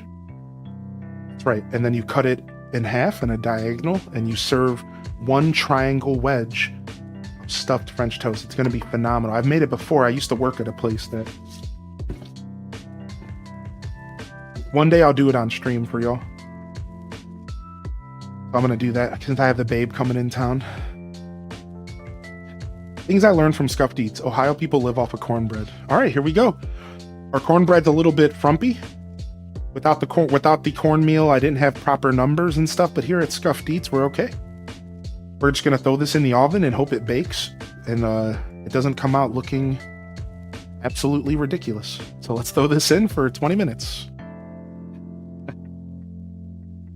To be fair, I've had worse looking cornbread batters, and they always manage to come out. They always manage to come out. It doesn't matter. Cornbread's easy, man. Cornbread is one of those things that don't need to be overthought. All right. Hey. Yeah, stuffed French toast. I'll have to give you all the recipe if you want. It's so good. We used to do it every Sunday at the first restaurant that I ever worked at. Every Sunday we did stuffed French toast as a special. Yo, what up, Gingy Ginger? Welcome to Scuffed Eats. Welcome to our Christmas side special edition. And we just started side number 2. However, bangarang, we actually need to take a break from this cornbread stuffing, and we need to move on to our next journey. The cranberry sauce with apples. Now, we do have to jump around a little bit because the cornbread has to bake for 20 minutes. Then we need to dry the cornbread by cutting it up and baking it again. Then we need to let it cool. Then we need to make the stuffing and then cook the stuffing. It's a lot. So we have to get that going first. That's the rule for today, or we're never going to get to play Farm Together too. So we're going to jump over to our cranberry sauce. And I think this is the best next one for us to start with, because this one's just going to sit on the stove throughout the whole show. So let's go ahead and get ourselves a pan going. Now, I'm not sure how big of a pan I need. I actually think I need a relatively sizey saucepan, and I'll show y'all why I bring this up. I don't think my normal saucepan's gonna cut it. I don't think so. I mean, I have a whole bag of cranberries to put in here. Will it take too long to cook down? Has anybody done homemade cranberry sauce before? If the pot's too small, is it gonna take too long to cook down? Or will this be okay? Because I'm probably gonna end up filling up like half of this pan with cranberries. Let's go ahead and grab our ingredients here, and let's go over the list. Cranberries and apples. I might have to use a different pan. We'll see. We'll see how I feel. Bubbling over is an issue if the pot is too small. It doesn't take too long. All right, so go ahead and jump over here. And recipe number 3 today, as we wait for recipe 2 to finish up the step 1, we are going to require the following to make this delicious cranberry sauce recipe, my first ever attempt at homemade cranberry sauce. We are going to require a fresh package of cranberries, 2 large Granny Smith apples, cored and diced and peeled. That's the tough part. 1 cup of water and 1 cup of white sugar alongside a little bit of ground cinnamon. This recipe is nothing. It's nothing. It's nothing. All right. So it's going to be nice and easy for us to cruise along here and get this going. And I'm real excited to do my first journey into cranberry sauce, man. Have we made all the sides? No, we're on side number 3. We're halfway through side number 2. And we already did side number 1, which was Alton Brown's cocoa powder. That's right, hot cocoa, Alton Brown style.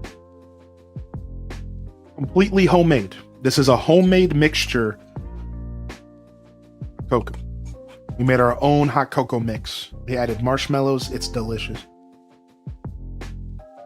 And now that I've shown you just how easy it is, you can go do it yourself. You can go do it yourself. All right, let me go ahead and grab some tools here. We need the corer, and we need the peeler. And we're going to be busting out the chef's knife for the first time in the episode, which is my favorite part of every episode. All right. Granny Smith 1, Granny Smith 2. Cranberries can get put aside. We're going to start off today. With a little bit of apple coring and peeling. And I believe we want to peel first, then core. I haven't done this too often, so I'm going to do our thing here. Oh, we need a time check. It's 11:40. We got to check the cornbread at around 12 o'clock.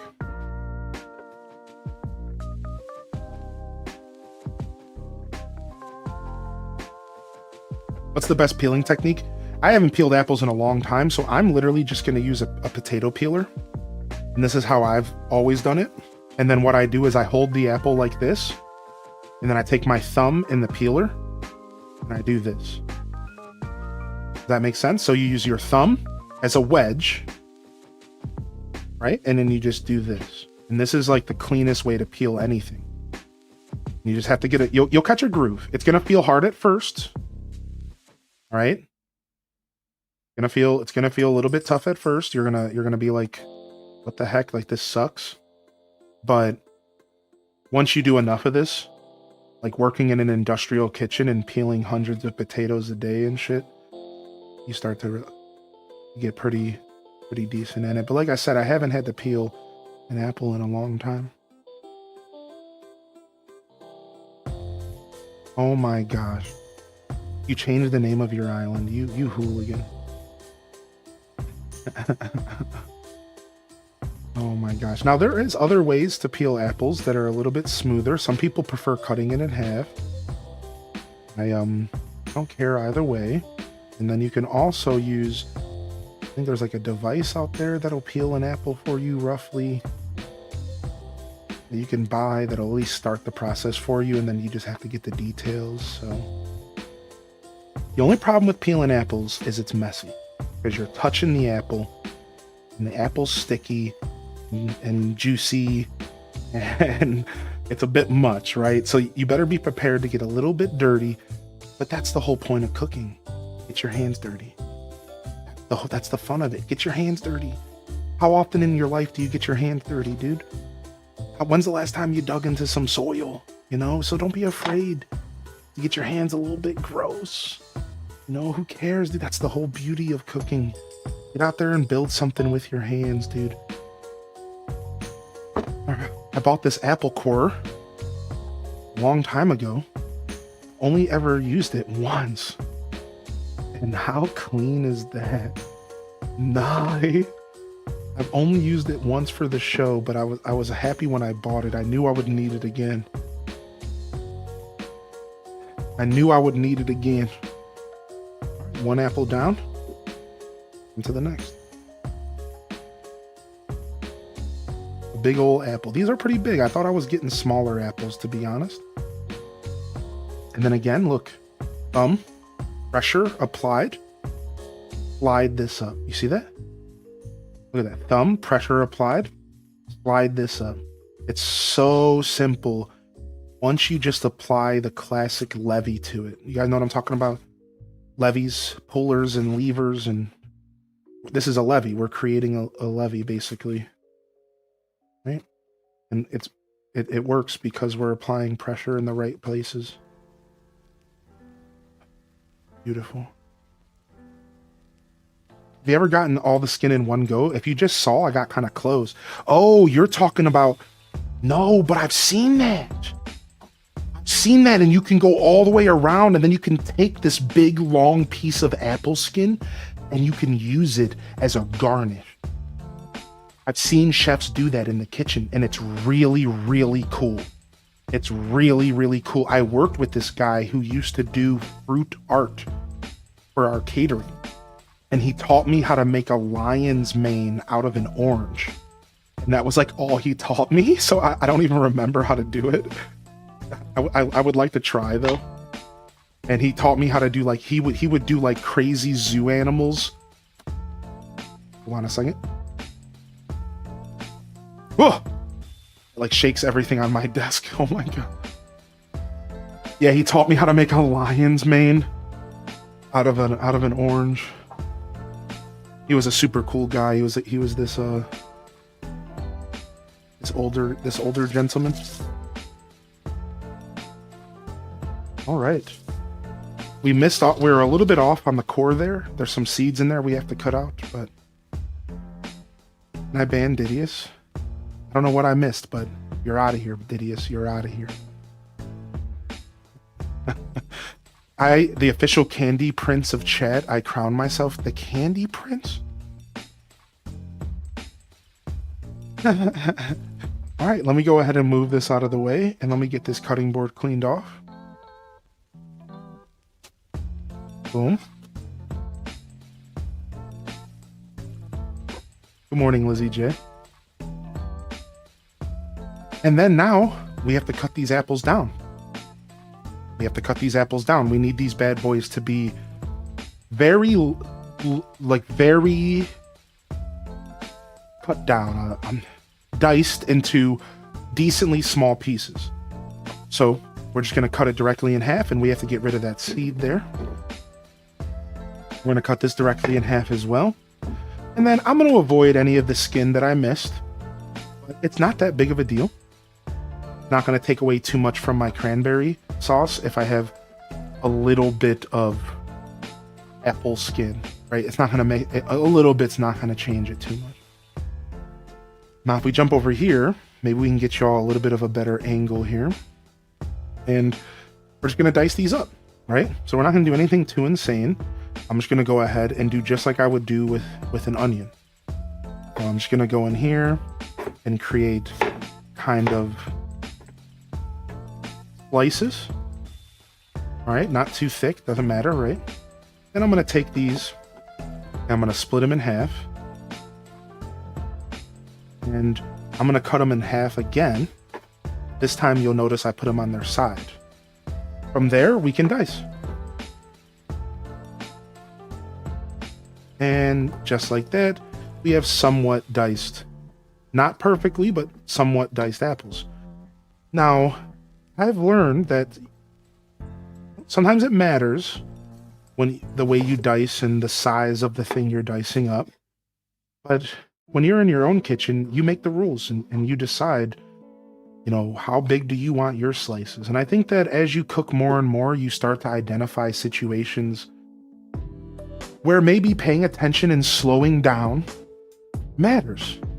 Getting the perfect dice matters. But I think very often it doesn't. Right? I think very often it doesn't matter if your onions are slightly bigger, if your garlic's not perfectly minced. And that's the kind of stuff I think that people get anxiety about when cooking.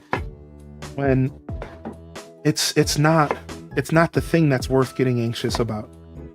It's not the thing that's worth getting anxious about. I think you can present food in so many different ways, and every once in a while maybe it matters, right? Maybe you're serving a dish and you want onions to be in it, but you don't want the onions to take over in the mouth, and you want the I almost said the viewers, the tasters, you want the people who are eating your food to not get overwhelmed with oniony goodness in their mouth, right? So you maybe make a point to get those onions down as low as you can. Right? That's a choice. That's totally an option, but it's not something that's worth thinking too much about. Now, my apples are massive, and I don't think I need any more apples, y'all. I'm done. I'm actually going to go ahead and audible this recipe. We're not going to continue cutting these apples. We're going to throw these in a container, and I'm going to eat them later. Because I'm realizing in this moment that I don't need this many apples. I just need enough to really add something to the cranberry sauce, and we want them to cook down. So I'm going to throw these in a container, and I can spritz them with a little lemon juice if I want them to not get brown. But I'm going to eat these later. This will be my lunch today. That'll be nice.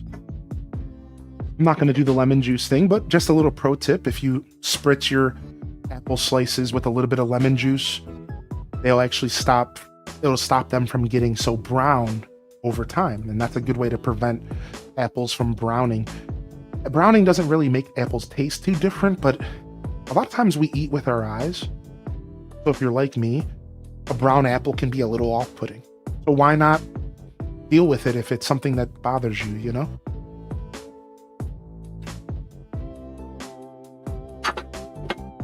If it's something that bothers you, why not deal with it?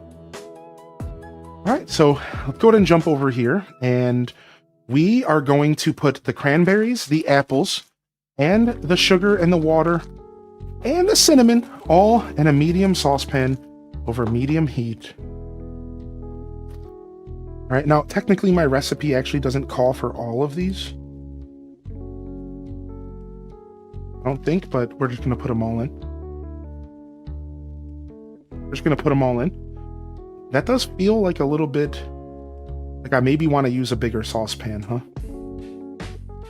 I think we're going to get a bigger saucepan. Let's go ahead and grab the big boy. It's the only other saucepan that I have in the house. Let's go. Ooh. A little bit warm because of the oven. All right, we're grabbing the big boy. We're grabbing the big boy. All right, that's it. That's how we're going to make this. And I think it'll speed up the process as well, which will be nice. We're grabbing the big boy so that we don't have any problems. So we're going to go ahead and get all these apples right up in this pan.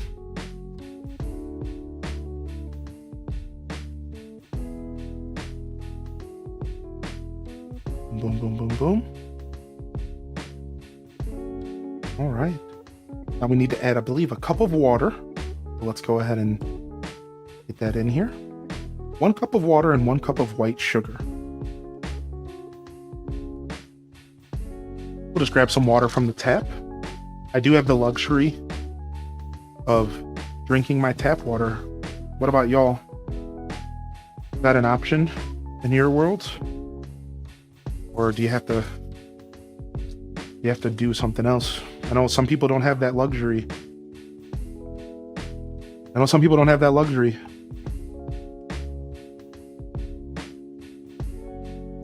All right, we need a cup of sugar as well. Some people do not have that luxury. I do understand and respect that if that's you.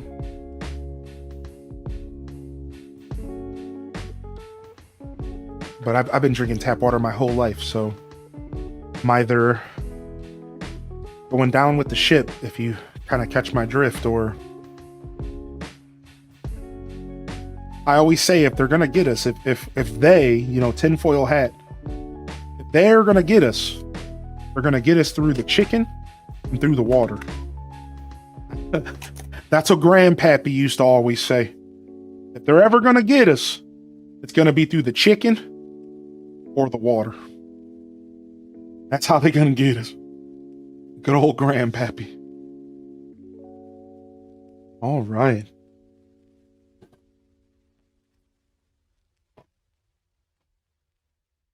My house's tap water is perfectly safe, but I can't drink it straight. Yeah, I mostly use a filter as well, but I'll drink it. I'll drink it straight overnight. Like if I'm in the middle of the night and I wake up and need water, I'll just drink it.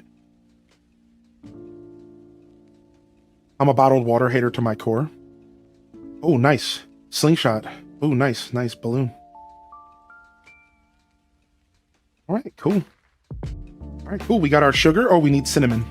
A pinch of cinnamon. Boom.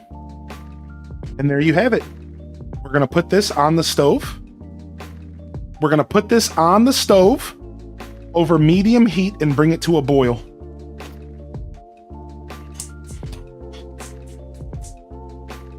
For me, on my gas stove, medium heat pretty much just means right down the middle.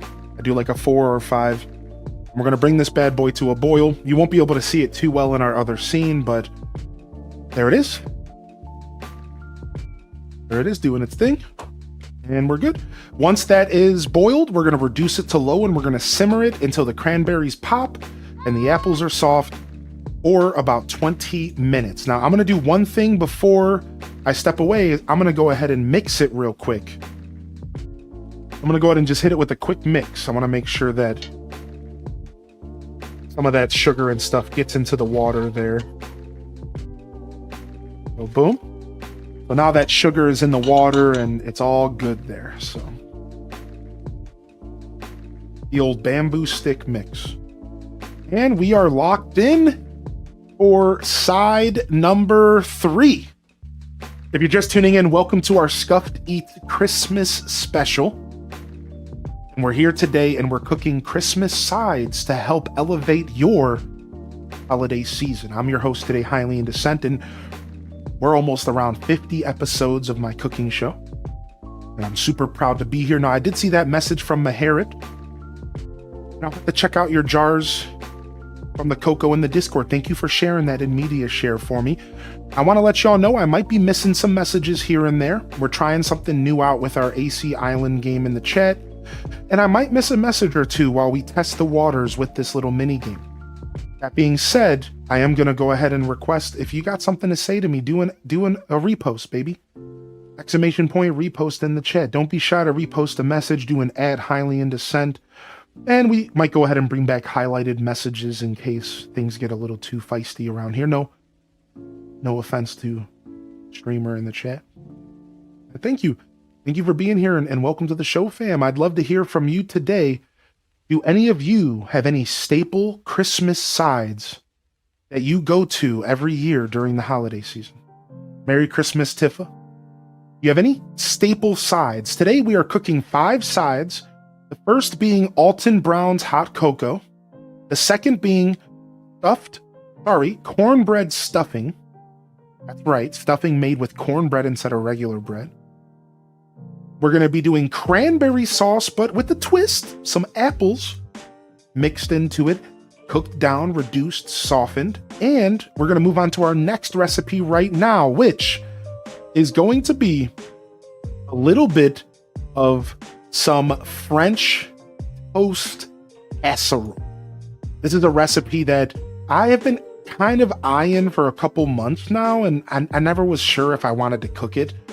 But it sounds so divine, and the other day somebody in the chat screamed out at me, French toast stuffing, when I was talking about stuff I wanted to cook for sides. And you know what? We're committing. And it is my belief that this French toast casserole is going to elevate your holiday season. If you're going to your family and you're bringing a side, this side will take over your family gathering. People are going to be eating that more than anything else at the table. This recipe looks so good. It looks so good. All right. So we're going to go ahead and check out French toast casserole today. And As always, we like to start off by getting all of our ingredients together. Here's to those of you just rolling in. What's up, Sofer? Yeah, deviled eggs is a must. Sweet potato casserole. Stuffing, but it has water chestnuts. Ooh, haystacks, green bean casserole.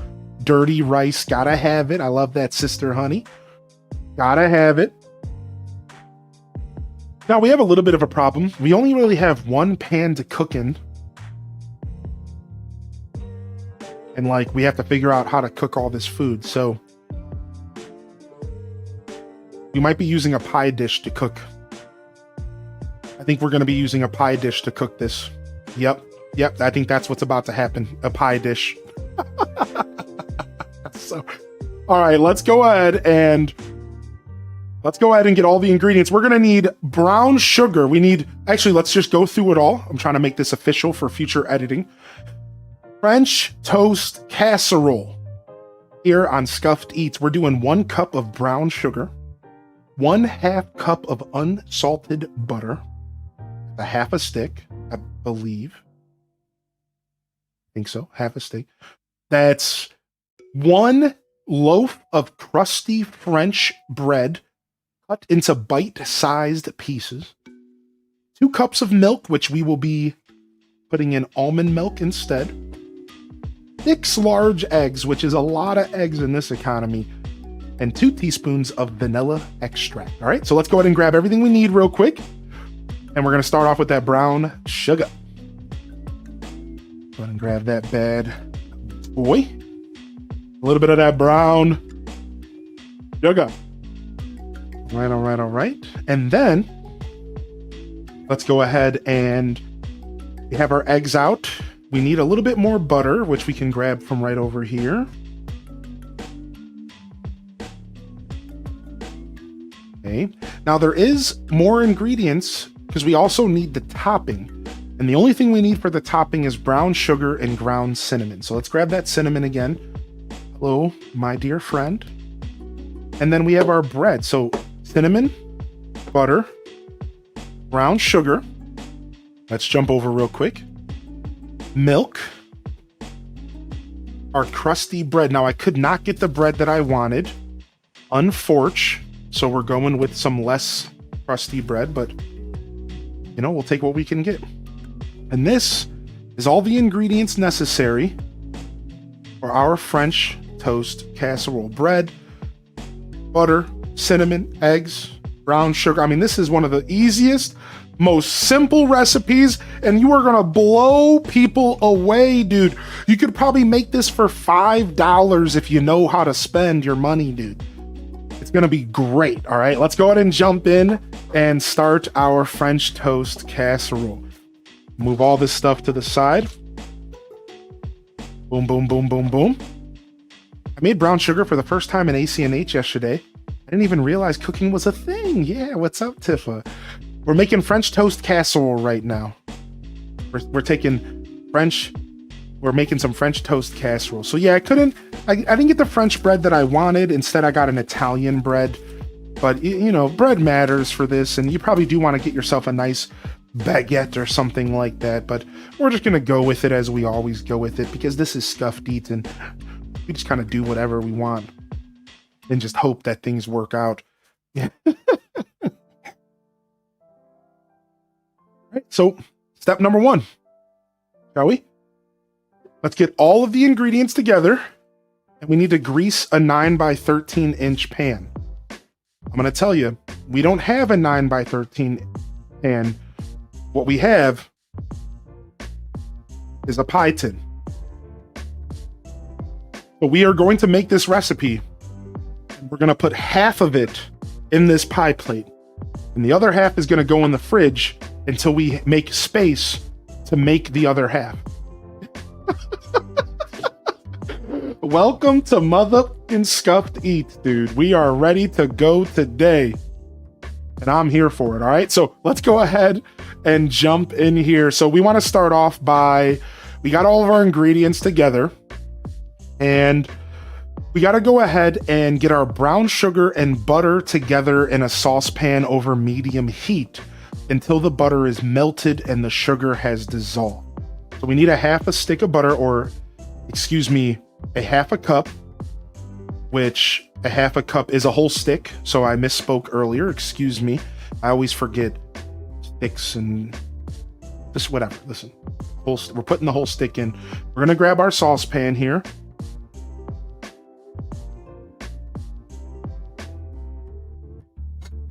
I'm going to put this on the stove. Put this on medium heat. We're going to throw the camera over here and we're going to get our brown sugar and butter in this saucepan and we're going to get it until it's melted and the sugar's dissolved. It'll take about 3 minutes or so. And then we're going to put this mixture in our pie tin. Let's get this going. Again, medium heat, you know, whatever. You know, I'm just halfway, medium heat, you know. And then we need a cup of brown sugar, I think, here. 1 cup of brown sugar. 1 cup of brown sugar, darling. So let me grab myself some sort of measuring cup. We could eyeball it, but let's just have some fun. Let's just go ahead and do the right thing. All right, my brown sugar is a little bit clumpy because I don't have a proper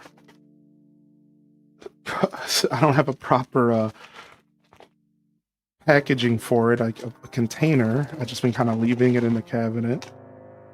All right, and if you put a little too much brown sugar in here, it doesn't really matter. You're just gonna make it more brown sugary, which, to be fair, is there ever been a problem with more brown sugar? I don't really think so. All right.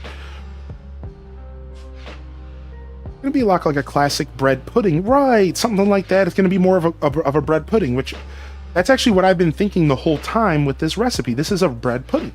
That's exactly what this French toast casserole is.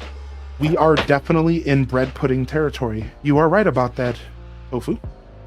All right, so now before we get to our brown sugar butter, we have a boiling pot of cranberries and apples. That's right. They said bring it to a boil, lower it down to a simmer. Bring it to a boil, reduce the heat to low and simmer it for about 20 minutes. So let's go ahead and get this down to a simmer, and we got to check our cornbread. So we're going to lower this to about a 1, maybe a 2. That's simmering. We got to check our cornbread real quick as well. And boy, does that cornbread look good. Now keep in mind, because we're making this cornbread for stuffing, we can overcook it a little bit. And I'm not just saying that because I forgot about the cornbread and I might have overcooked it a little bit.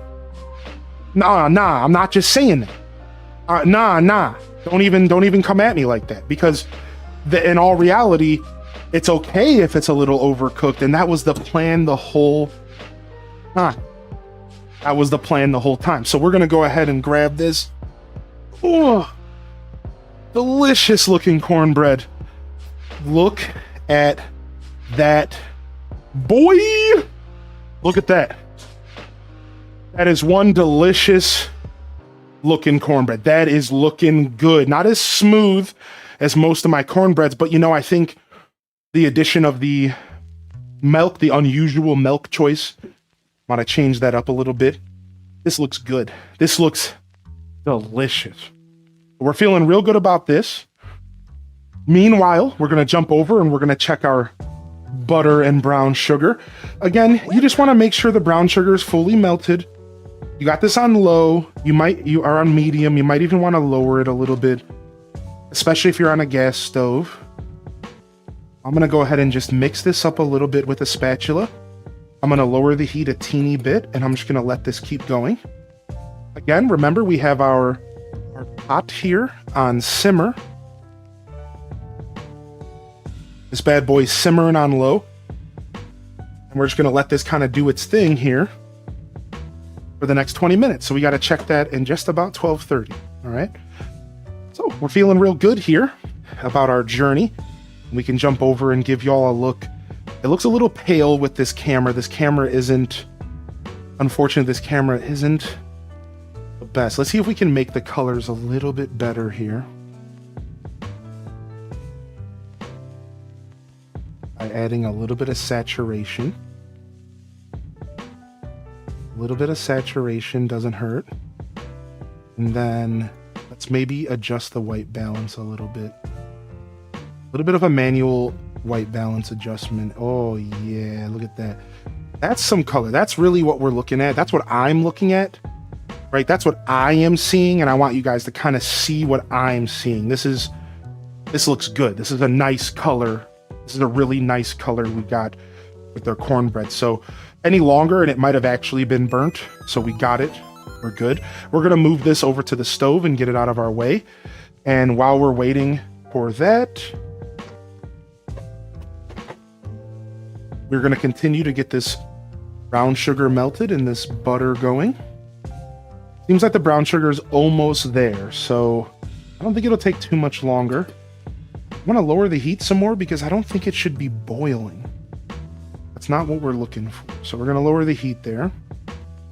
And hey, we are making progress. Let's go ahead and get our next step going, which means we need to take this pan and we need to grease it. Let's go. Go ahead and get this greased here. That's right, we got that Kerrygold. Boom shakalaka. All right, move this out of the way. And let me go ahead and double check what temperature we need the oven at for this delicious treat. 350. So we are going to lower the oven down to 350.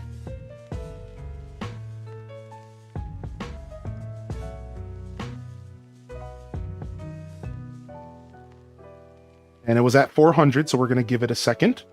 And while we're doing that, let's take another look over here at our brown sugar mixture. Take a look. Looking real good. Looking real good. Looking real buttery. Looking like the brown sugar is pretty much fully dissolved. And that we just got a bunch of butter in here. So I think we're good here. Now we have to kind of time is maybe slightly of the essence here. And we haven't cut our bread up yet, which I forgot to do. So let's go ahead and cut our bread. I forgot that the bread should have been the first thing we cut. So let's go ahead and quickly cut this bread. I don't know how much we need. Maybe, I'm thinking 1 ounce cup of bread. I guess we just need like a cup of bread. Let's go ahead and just cut this bread up real quick, right? What up, Twin Sons? We're making French toast casserole at the moment as a part of our Christmas Sides Christmas special. Here today at Scuffed Eats, we do a Christmas stream pretty much every year for cooking, and we've done all sorts of weird stuff. But this year I wanted to focus on sides. And my goal here is for you to walk away from the stream inspired to maybe do your own Christmas sides and elevate your home cooking experience. My goal is for you to get inspired by our French bread casserole and Alton Brown's hot cocoa, and when you're with your family this year, next week for Christmas and for the holiday, maybe you can be the one to wow the family with a little special side that you got from your favorite stream. You know, I think that's kind of a cool vibe, and so you'll have to let me know and join the Discord, and you'll have to message me and let me know if you take any of this inspiration with you today. I'd love to hear it. So make sure y'all keep me in the loop. Let me just try my regular knife. I actually think it's gonna be better than the serrated. The serrated is just pushing a little bit too far down. I don't normally cut this way with my hand, but this bread is so fresh, it's kind of hard to deal with. And I'm trying to cut a bunch up at a time because time is a little bit of the essence here. Now, it's okay if the bread is kind of large chunks. That's actually kind of the point. You want some nicer big chunks here. It's kind of the vibe here that we're going for. So go ahead and this is about half the loaf.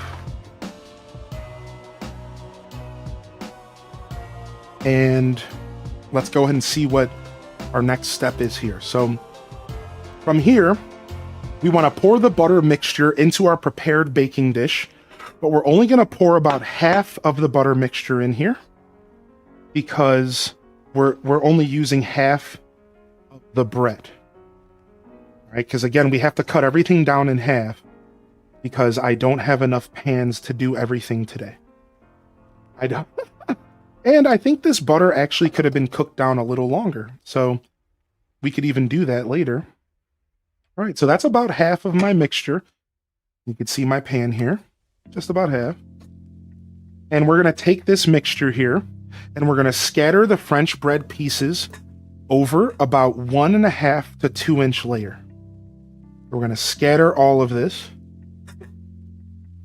over it. Boom, boom, boom, boom, boom. Maybe a little too much for this pan, but whatever. Get that out of the way. Then we're going to whisk milk, eggs, and vanilla in a bowl until well combined. Let's push this aside and let's get our milk and let's get our eggs and let's get our vanilla. I forgot to grab vanilla extract. I can't believe mise en place was failed. The mise en place. We didn't get the vanilla. All hope is lost. All right, now we have our vanilla. What else do we need? We need our milk and our eggs in a bowl to mix it in.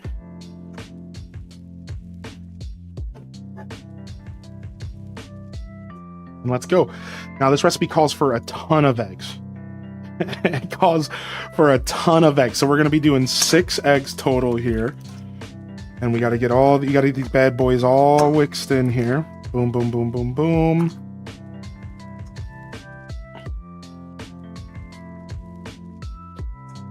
There's 4. And then 5. And let's see if we can do the one hand crack. All right. And we got our 6 eggs there. I can do math, I think. Don't quote me on that, but I think I can do math.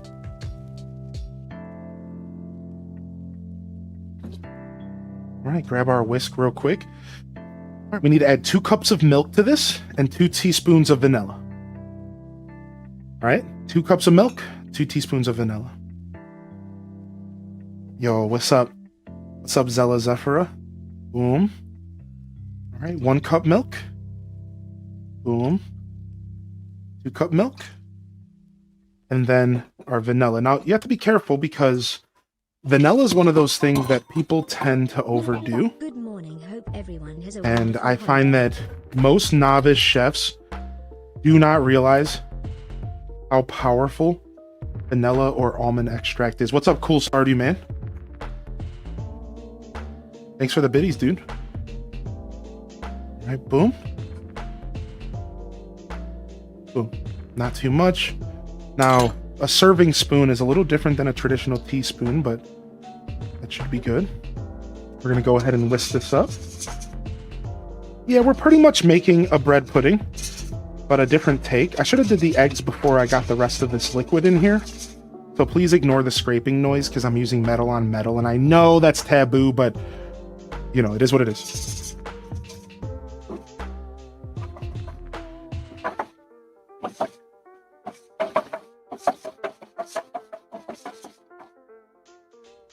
All right, I'm sorry. I'll be better about your ears next time. I'm sorry. Here, I'll mute the mic for you guys.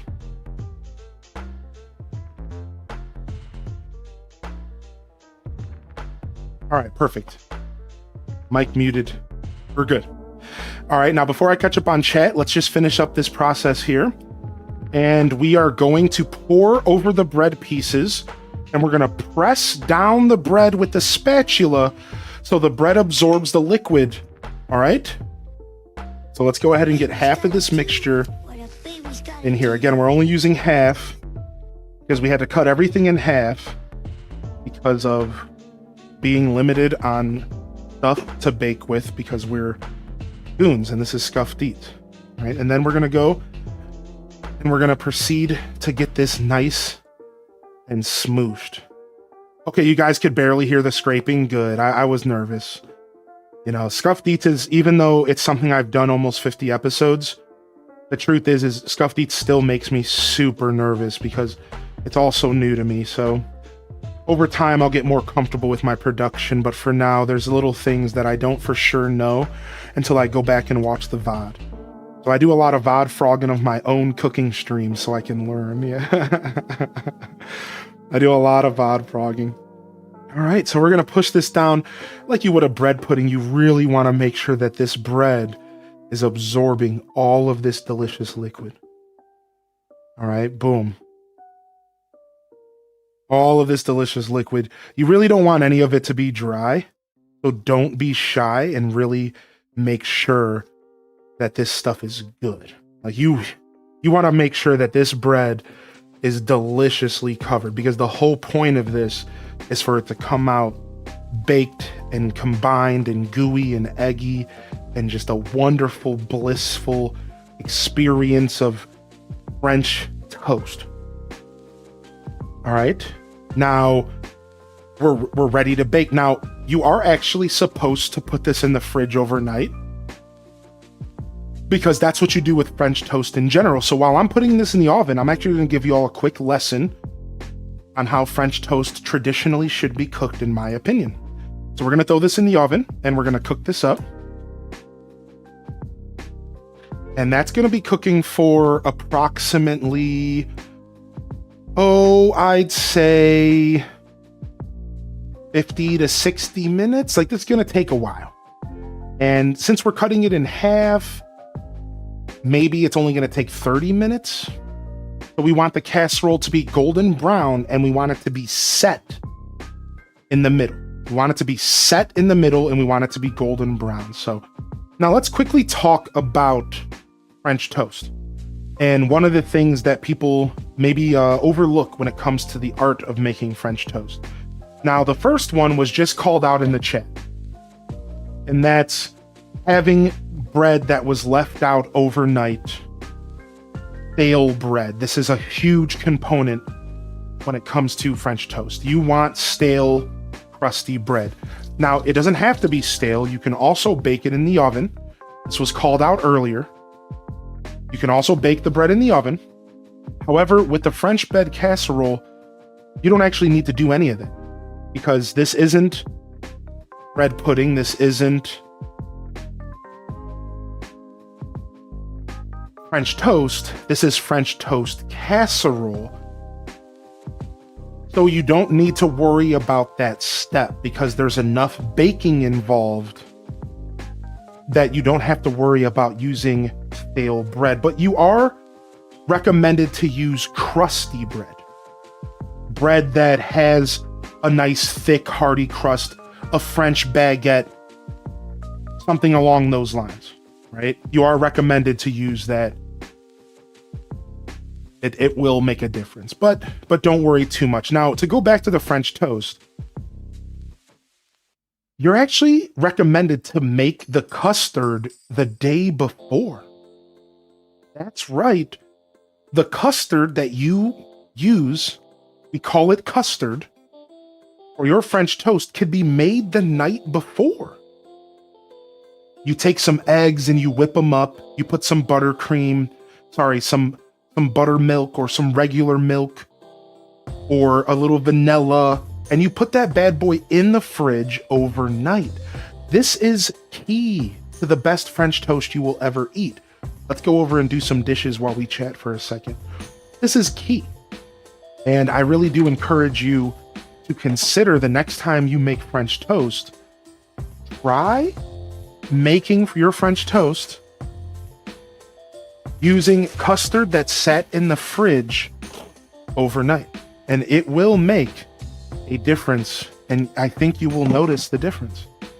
This is something I learned over my years of cooking, of how important for French toast specifically, it is to have your custard sit in the fridge overnight. And for this French toast casserole recipe, there in fact was a request to put this in the fridge for 8 hours or overnight. Again, you don't have to do that. It's not going to completely change everything, but it will result in a less quality product in the end. And if you're looking for that quality product, you might want to consider making that custard the day before. The best French toast I ever made in the middle of the night, and I've made it more since. Overnight, I left out 5 pieces of bread or 6 pieces of bread on a rack. Left it on the rack overnight. And I woke up in the morning with nice, hard, crusty bread. And that was the start of the journey. From there, I had my custard in the fridge overnight, and I managed to create some of the best French toast I've ever had. It's beautiful. What's up, Aurora?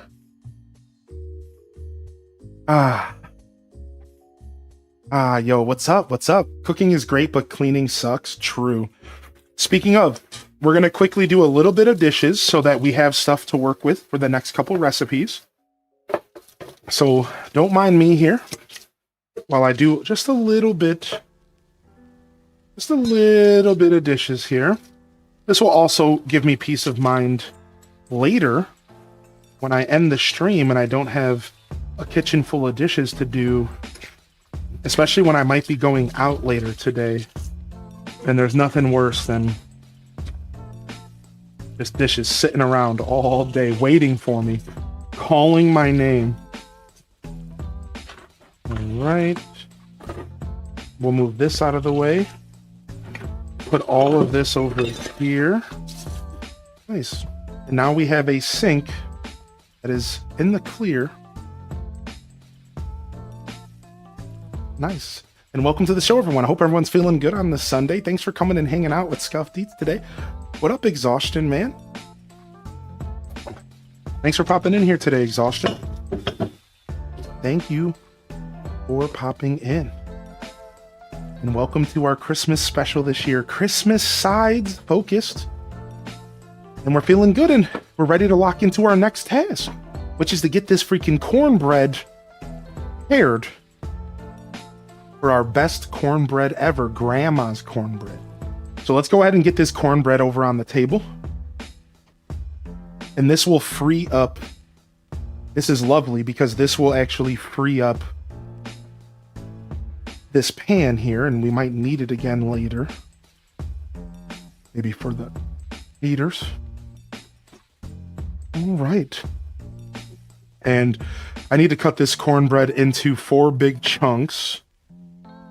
Nothing too insano style, you know, whatever. And then I need to transfer these to a rack to let them cool completely is what I'm supposed to do. So I should have already done this. But, you know, Scuffed Eats, you know, who cares? Whatever. I'm just gonna... We're figuring it out as we go. Go ahead and grab this. And let's go ahead and get this cornbread lifted out of this pan so it can cool or whatever, bro. Boom. We can get this cornbread to cool or whatever, broski. I guess I should use like a pie knife, you know?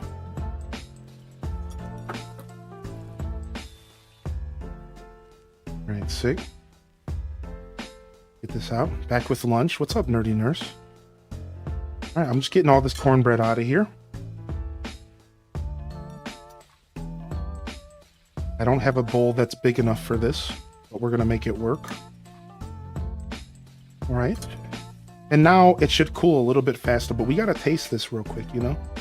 Let's see what our cornbread tastes like, chat.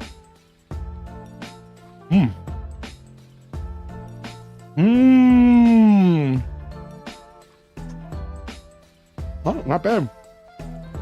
Not as good as my normal cornbread. A little drier than I would like, but pretty good.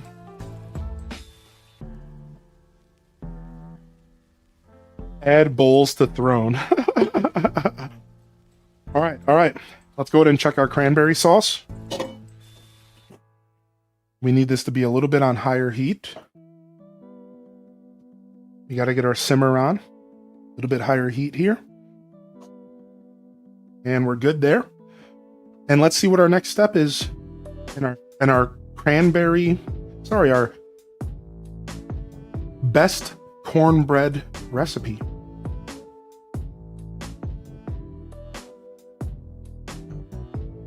If you're making the stuffing today, we want to go ahead and reduce the oven to 200, and we want to use the oven to slowly bake our cornbread into a more hard state. This is for our stuffing, all right? And since we are making this today, this matters. So let's go ahead and grab ourselves something to bake this cornbread on.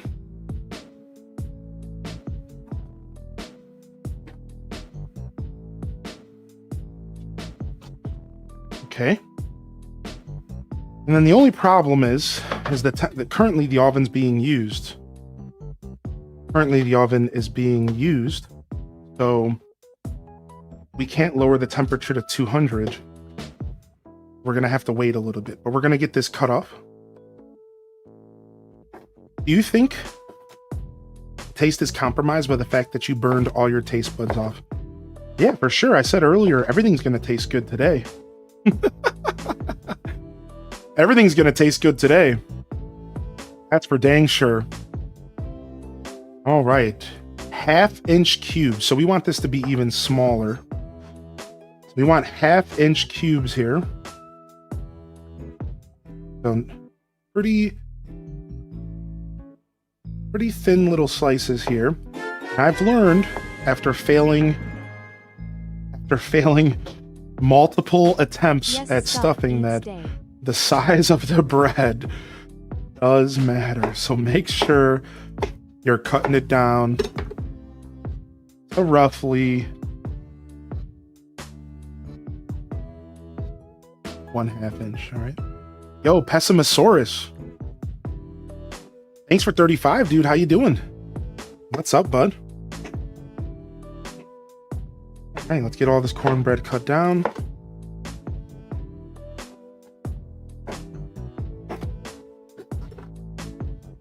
Boom, boom, boom, boom, boom. Hey, Retro Kid, what's up? If I missed anybody rolling into the stream, don't be shy to say hello. I know I missed a little bit of stuff today. But we got a lot going on in the kitchen. We're cooking up a storm in here. We got our Christmas sides going. What's up, Leia? Good to see you. I know my camera's dancing. We'll fix it. What up, Speed Tricks? Welcome to the show today. Speed Tricks, good to see you. And welcome in here. If don't be shy to put an ad. Don't be shy to put an ad highly in dissent or highlight your message if I miss anything. And especially with our new chatbot game, I'm definitely gonna miss stuff. But I don't do it on purpose until I do it on purpose. You know, sometimes there's just that guy in the chat and you're just like, yo, dog, I'm just gonna ignore you for a little bit. Sometimes there's just that one guy in the chat and you're just like, I'm just not gonna read that. I'm good. You don't have to call me out like that. Sometimes there's just that guy in the chat and you're just like, I just don't want to read that message today. But no, we're not talking about any of you here. Duh, come on. Obviously, anybody who's tuned in to Scuffed Eats on a Sunday, it knows exactly what they're doing and could do no I will wrong. not be silenced. Yeah. So thanks for being here, everyone.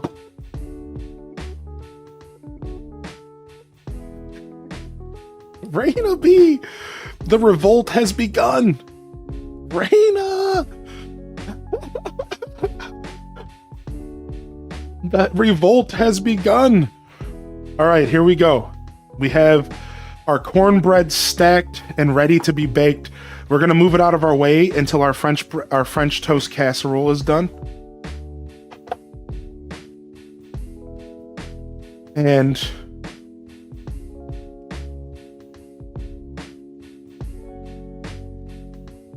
our cranberry sauce wasn't on high enough for the simmer, so we have to actually extend the amount of time the cranberry sauce was on.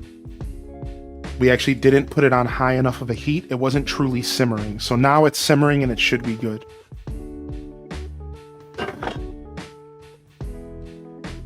I was wondering, see a question here. So I was wondering, why is it important for the bread to be stale for your recipe? So when it comes to stuffing and when it comes to French toast, stale bread allows the bread to absorb more of the custard or egg mixture. Stale bread or baked bread, it allows it to absorb more of the mixture. And it overall creates a better experience, which is really awesome. I'm going to grab my chapstick here, which is real awesome.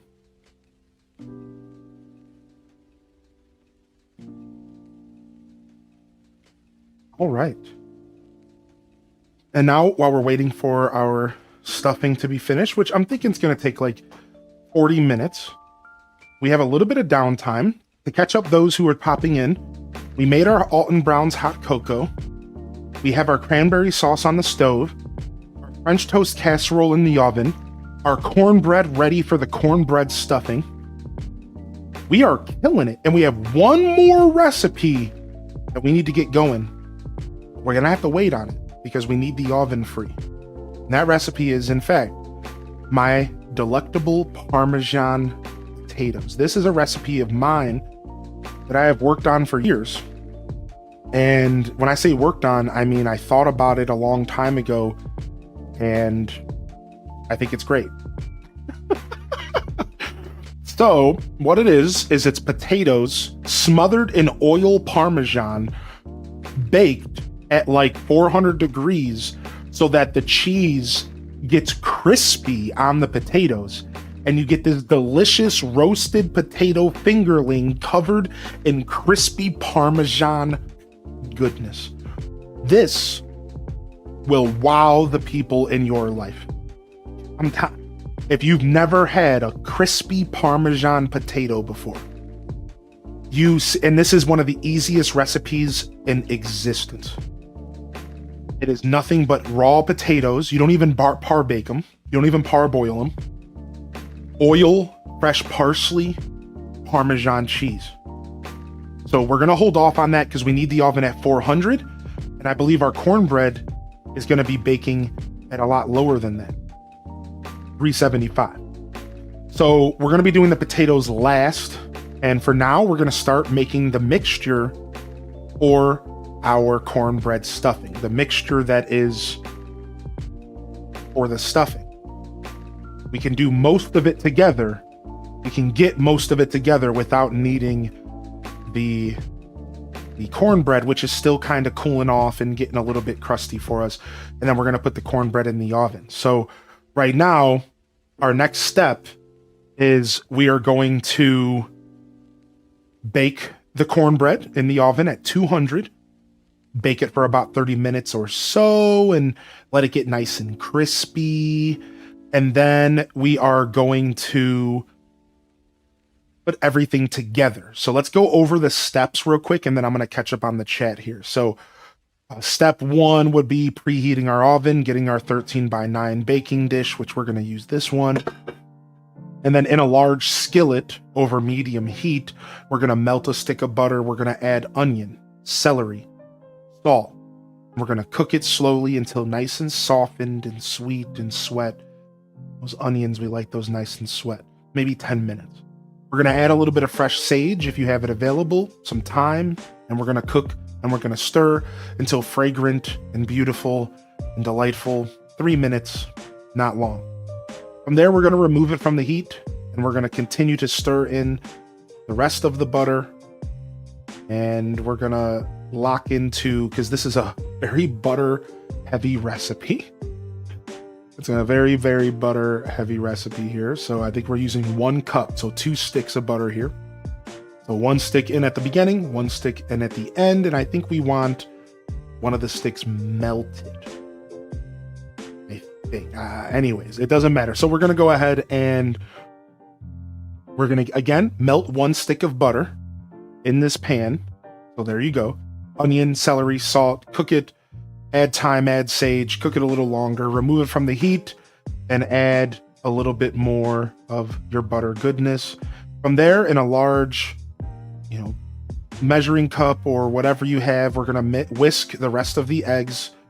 On our eggs today in our recipes, which, to be fair, is a pretty straightforward approach, even if those eggs are, maybe a little expensive nowadays. We're going to add some stock, and we're going to add a little bit more salt, and we're going to whisk it until it's all combined and put together.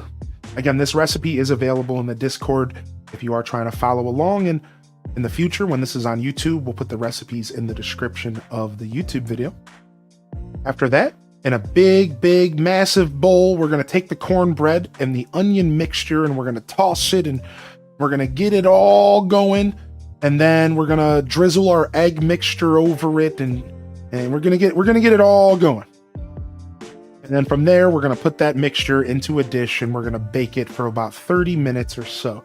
A standard stuffing, just with a little bit of cornbread instead. So to start this process, I'm going to get a large skillet. We're going to get that bad boy on the heat with a stick of butter. And we're going to get our onions and celery all cut down and ready to go. So let's get that celery and those onions cut. That'll take us a quick moment. We need 3 stalks of celery and 1 white onion. But let's not get ahead of ourselves. First, let me catch up on the chat real quick. I just feel like I just want to make sure I'm checking in with y'all. What's up, Nembo Tavi? See Aelid Zana still with us today. Welcome to the show. What up, Jazzy? What up, Jazzy? When's it being shipped to our house? I wish I could feed y'all. I would love for an opportunity to feed y'all. One day I will. One day I will. I did get marshmallows, but they weren't freeze-dried because my grocery store apparently sucks. But we did get marshmallows. We did get marshmallows. Oh, nice Tam Perp. Yes, let's go, dude. That makes me very happy. Speaking of, let's take a quick peek. How we doing in here? Oh, we might be boiling over. Maybe I should put I'm just going to leave it. I guess I'm going to have to clean my oven. Well, I'm just going to leave it. All right, let me mix up these cranberries real quick.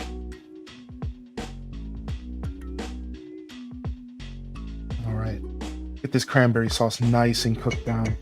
Probably another 20 minutes or so.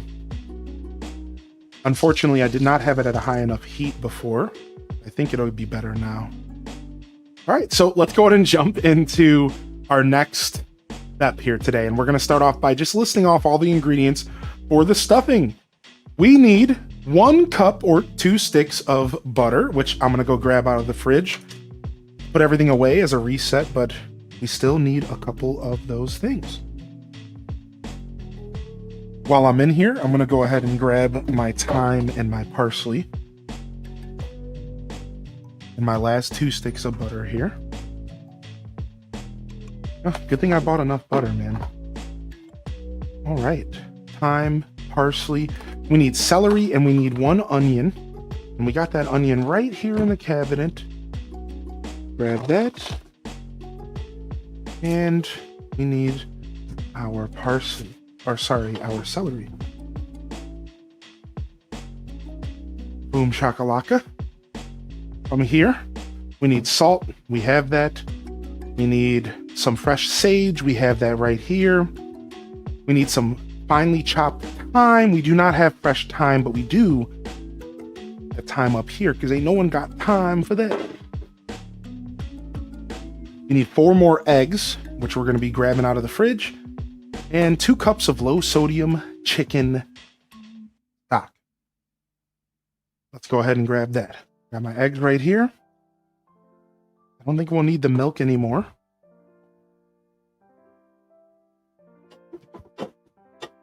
And let's grab our stock. Oh, and you know what I just realized?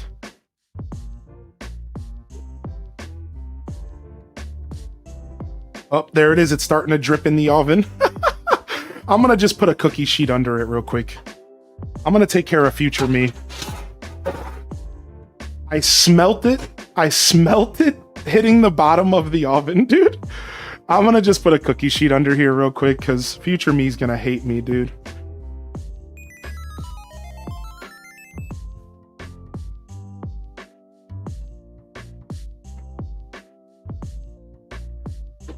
I hate to open the oven halfway through the bake, but a baby's got to do what a baby's got to do. I instantly smelt the burning, and I'm like, oh no.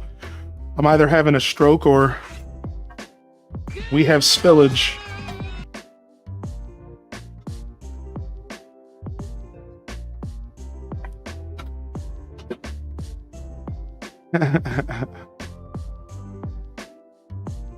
Oh, Nembo Tavi. Yeah, we're going to switch it to minutes in the future because seconds is way too confusing. I just haven't gotten there yet. Oh, and I realized I don't have enough eggs in here. I only have 2, which means we have to quickly go grab 2 of my premium eggs, which I already knew this was part of the deal today. I didn't want to buy a whole nother half carton. So we're grabbing 2 of our premium boys. All right. Looks like we have everything we need. Put this stuff aside. And let's go ahead and do some actual cooking today. Shall we? Some actual cutting. We haven't done much of this. We've been making some nice casual sides. A little bit of cutting. Put this aside as well. Let me grab like a bowl or something to put these in. And we need 3 stalks of celery. We need to rinse it off. I have 3 of these bad boys. The rest of these can go in the fridge.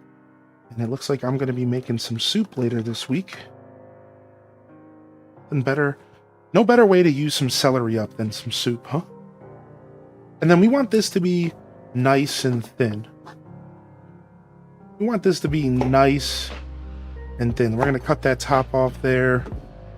I'm going to cut that bottom off there and this top here. Boom and boom. I'm going to go ahead and wash this, and we're going to put this aside to go into my veggie stock bag. Something that we'll deal with later. Right. And let me rinse these. Yo, what's up, Quay? Good morning. How you feeling today, Quay? How you feeling today, Quay? And welcome to the show. All right. All right. If I missed anybody rolling in, don't be shy to jump into the chat and say hello. Might have missed you during all of the cooking. Cooking streams are usually a little bit on that side of things. I'm not always as attentive in chat. I am doing my best here, so thanks for being here today, of course. What's up, Vanilla Man? Good to see you here as well. Like I said, good morning to you. All right, let's cut these bad boys up nice and thin. So cutting celery is always, honestly, one of the easier vegetables in the universe of vegetables to cut. It really is. It's really nothing too much. And let's go ahead and grab this camera here, and we'll give you all a little bit of a better cam to show.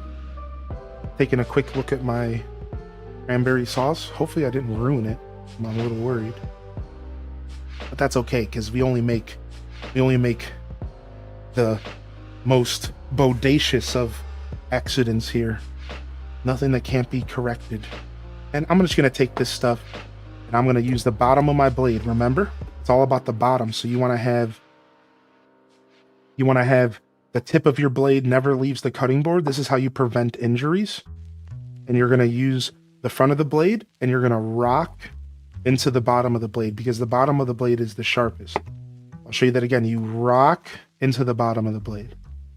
And this is how you properly use a knife in a safe way. You'll notice my cutting board, this never leaves the cutting board. You don't need to be lifting your knife up all the way, acting like you're some kind of crazy, Chef Gordon Ramsay or something. You literally just rock. And then over time, you can get more comfortable. And you can really start to go at it.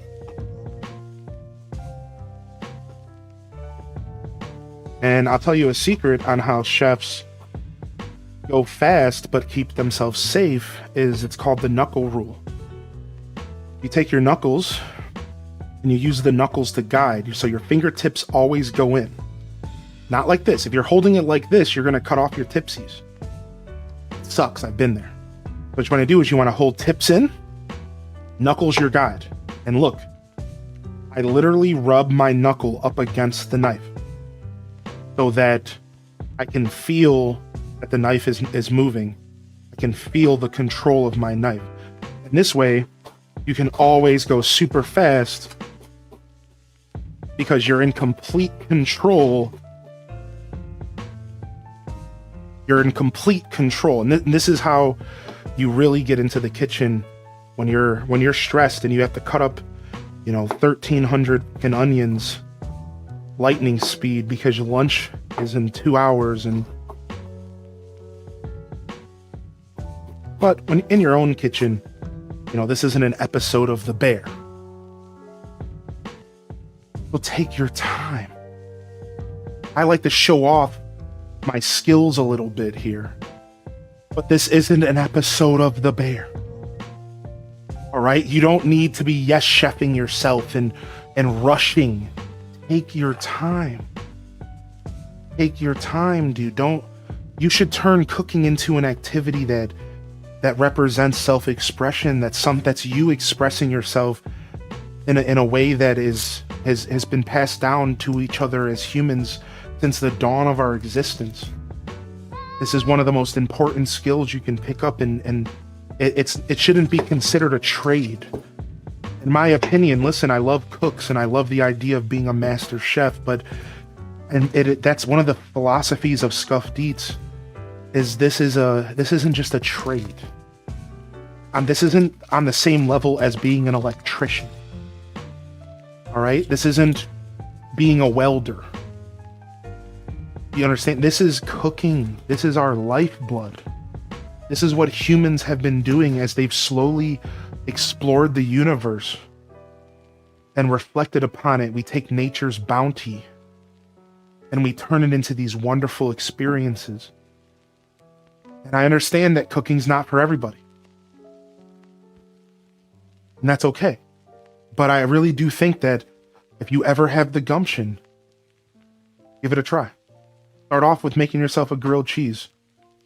And if you've never done that before, I promise you, just the grilled cheese alone will be enough to kind of change you and your perspective on this journey. Start small. Start with a pot of ramen if you've never done that. And yes, there are people who have never made a pot of ramen before. Yes, start there. You don't need to turn this into, more than it needs to be. Don't overthink this. All right, we're going to go ahead and we're going to show you how I cut onions, and we show this almost every episode. We're going to go in and we're going to cut, score, but don't cut all the way. I messed up a little bit, but score it, but don't cut all the way. Then we're going to go and we're going to get our onion butt and put it aside. All right. And then we're going to put our hands like this. And I'm going to put my knife in here. And I'm going to slowly score the onion. This time I'm going all the way to the cutting board. Take your time. So what I just did is created a grid with knife cuts. And this grid is going to allow me to turn this sideways. All right, even though I did this all wrong. And you're going to have a perfectly diced onion. Look. Look at that. See what I did? I know what you're thinking. It's like magic. It's not magic. You'd be surprised how much engineering and very how intuitive cooking really can be. In some ways, this is like an engineer's playground. I know plenty of engineers who are cooks on the side, right? Because cooking and engineering are actually something that kind of goes hand in hand. You could be the nerdiest engineer, you know, you're out here creating railroads for a living, and then you go home and you engineer the best dishes, because they kind of go hand in hand, right? Chemists, same thing. Chemists, because there's something about the process of cooking that does allow for you to make it as deep and complicated as you want, just like Taco just said in the chat. Just like Taco just said in the chat. Right? You can make it as complicated as you want, or you can make it as simple as you want. I'm going to go ahead and score this again 2 times. Good to see you in the chat, Aubrey. All right, then I'm going to go ahead and we're going to score this all the way down, pretty close to the bottom. You can go to the cutting board with it here in step 2, but your goal is to try not to mess up your onion. You're trying not to mess your onion up here a little bit, as I just did, and then turn it sideways. You know, get your butt out of the way. You'll get that later, and then proceed to just cut through the onion. And if you have any pieces that aren't agreeing with you, put them in their place. This is your domain. Put them in their place. You know what? Tell that onion. Deal with it, homie. All right. Now, I didn't do my don't cry while cutting onions technique. So I'm going to run my knife through all of these again, just to get a little bit of a finer dice. And then I'm just going to go ahead and throw all of these onions into this bowl here. And I'm just on the edge of having to cry. So my fortitude with cooking has come through today. Because I've cooked for so many years, I don't get affected by onions the same way that everyone else does. However, I'm like right here. Because normally I have a technique for not shedding tears while cutting onions, but I didn't do the technique today. I didn't think about it.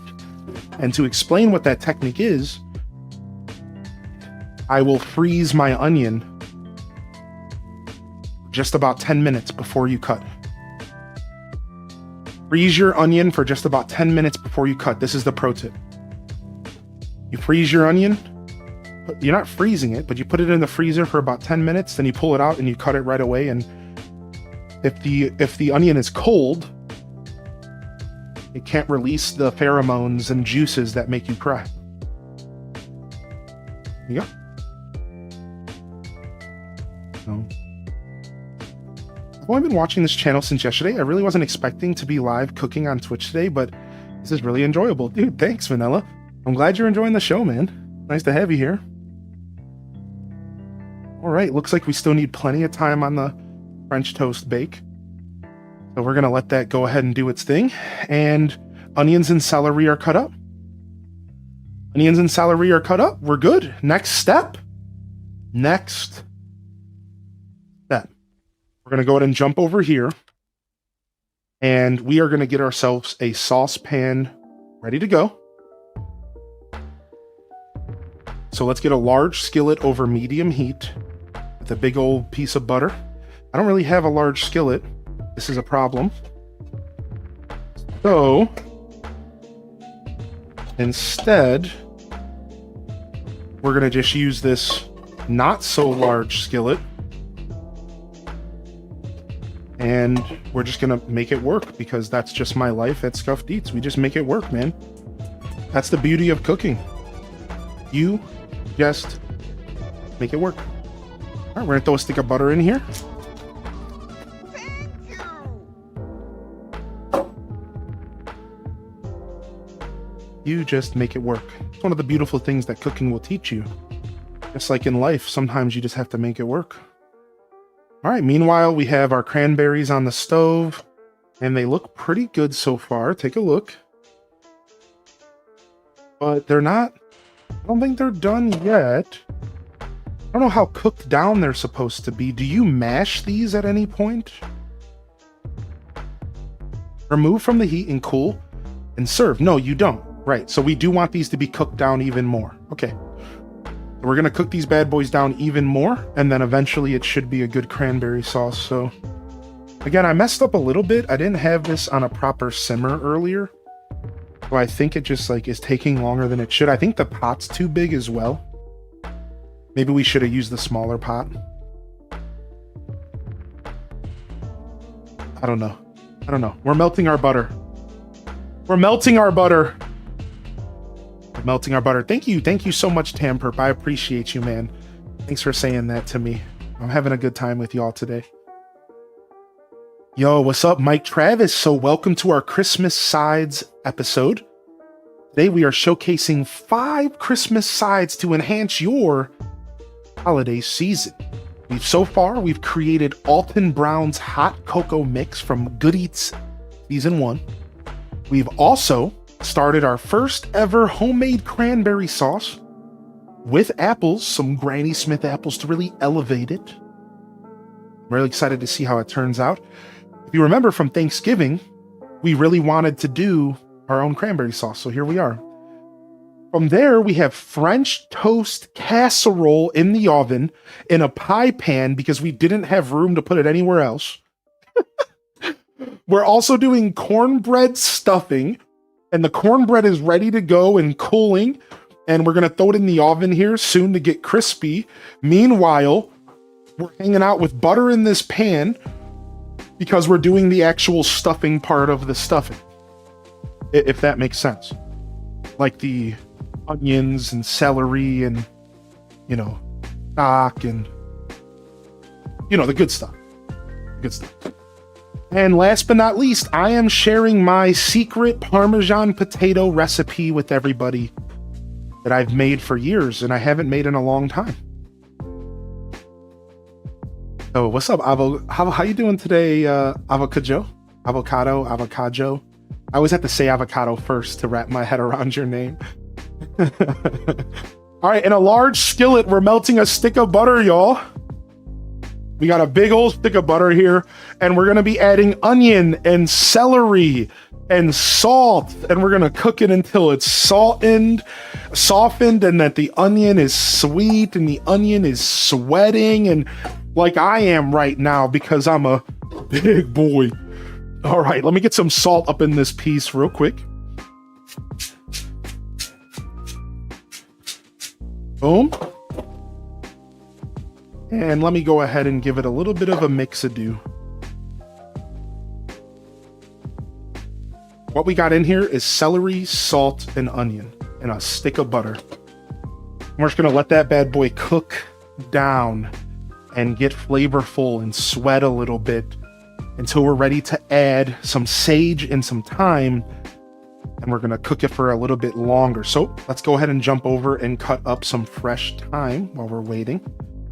Good to see you in the chat today, Mike Travis. Sorry, some fresh sage. I got some fresh sage here.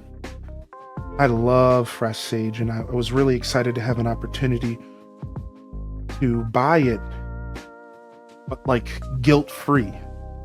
Like I don't buy this kind of stuff too often because I love cooking, but I also love my bank account. You know what I'm saying? So it's like a thing, and fresh herbs are a lot. So let's go ahead. Let's get a bunch. We need about 1/4 of a cup of chopped up sage. We really want to bring sage into this stuffing because sage and corn flour go really well together. That's one of the ingredients that I was looking forward to working with today, was the fact that sage and cornmeal go really well together. It's something I've discovered over the years, and I am looking forward to experiencing it again. I don't know where my herb remover device is. I think it's in a box, unfortunately, which is real sad. So I don't have my herb remover device here. So we're gonna have to do this the old school way, the manual way. Which is fine, but shout out to Trips for hooking me up with that awesome gift.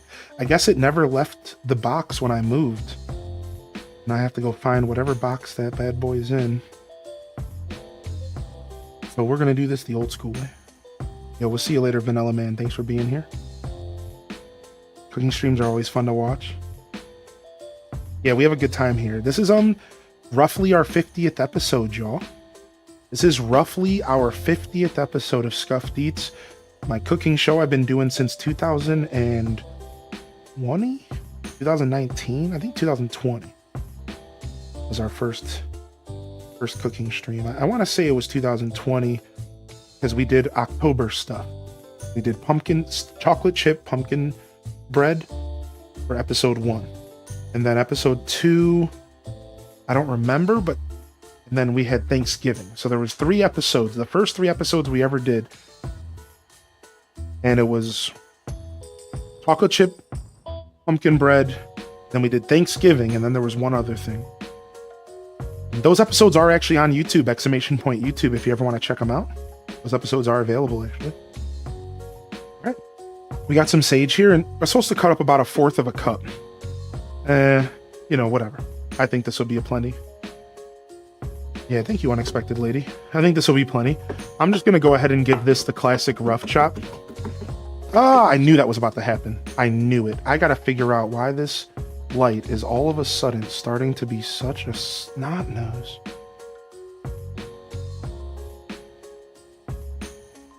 Wasn't like this before. Right.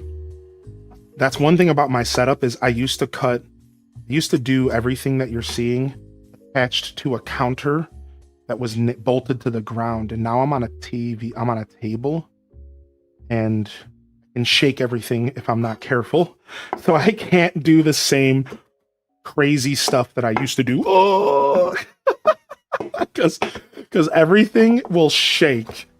Everything will shake, dude. So I have to be extra careful. This time around. All right, so sage and thyme. And our goal right now is to get these onions and celery cooked down to a nice, soft, wet, and it's looking real good right now. Let me go ahead and pull the other camera up for you. So this is looking real good. You look up here at the top left. Actually, I'll just switch over here real quick. Sorry about that. We got some nice buttery onions and celery cooking down. It only takes about 6 minutes. Only been about 5 minutes since we put this on the stove. So we're pretty much ready. We're going to go ahead and throw some fresh sage in, and we're going to throw some thyme in. We want this to get nice and aromatic. We want this to be nice and aromatic. I'm not using fresh thyme, unfortunately, but it's okay. Yeah, we want this to be nice and aromatic. And when you hear the word aromatic, we're talking about that it really becomes a strong smell that you can't avoid. When somebody says cook something until it's aromatic, it means that the smell of everything really starts to come out. And for some of you, that might be a really difficult thing to test or time. So what I encourage you to do is to consider just going based off of a time. And in this case, just about 2 minutes. Just about 2 minutes is all you need here, and you'll be good to go. So I'm just gonna clean up my station here real quick. And what's up? What's up, Angelica? Thanks for atting me, dude. I'm gonna miss stuff a little bit here during Scuffed. And I'm glad you're comfortable enough to at me here. All right, I gotta start labeling my different scenes because I forget which scene does what now that this show's getting a little bit more complex. I'm like, I don't know what scene I'm switching to. We'll figure it out. Scuffed Eats, ladies and gentlemen. Scuffed Eats. Hope you're feeling good today, Angelica, and thank you. All right, once this gets going, we want to go ahead and remove it from the heat and stir in the remaining 1 stick of butter. Right, so we have another stick of butter we're going to stir in here, and we're just going to remove this from the heat. And we're going to let it kind of sit and do its thing. So I'm going to throw... and we can start to smell that thyme. We can start to smell that delicious, delicious sage. Oh, Just under 2 minutes there, but I think it's going to be plenty. All right, and then we just have to kind of stir in this last stick of butter, I guess.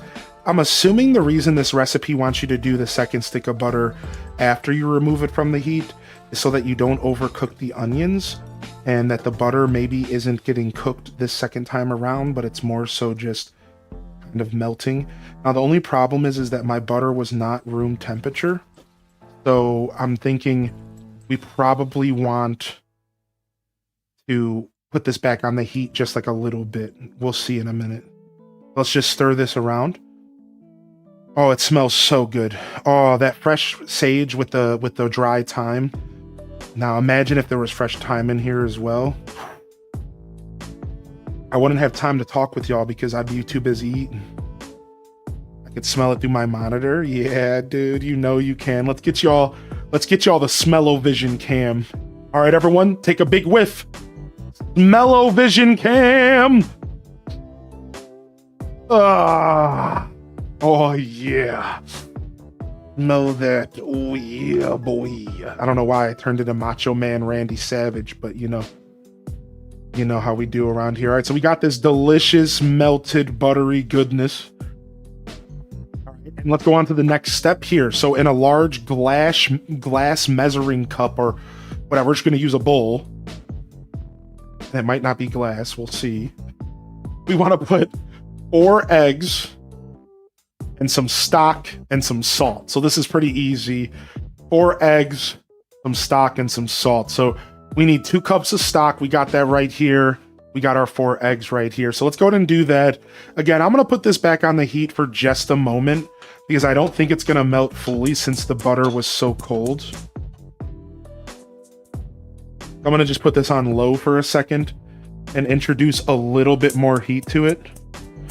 And then we have to check this French toast casserole because that bad boy's gotta be cooking.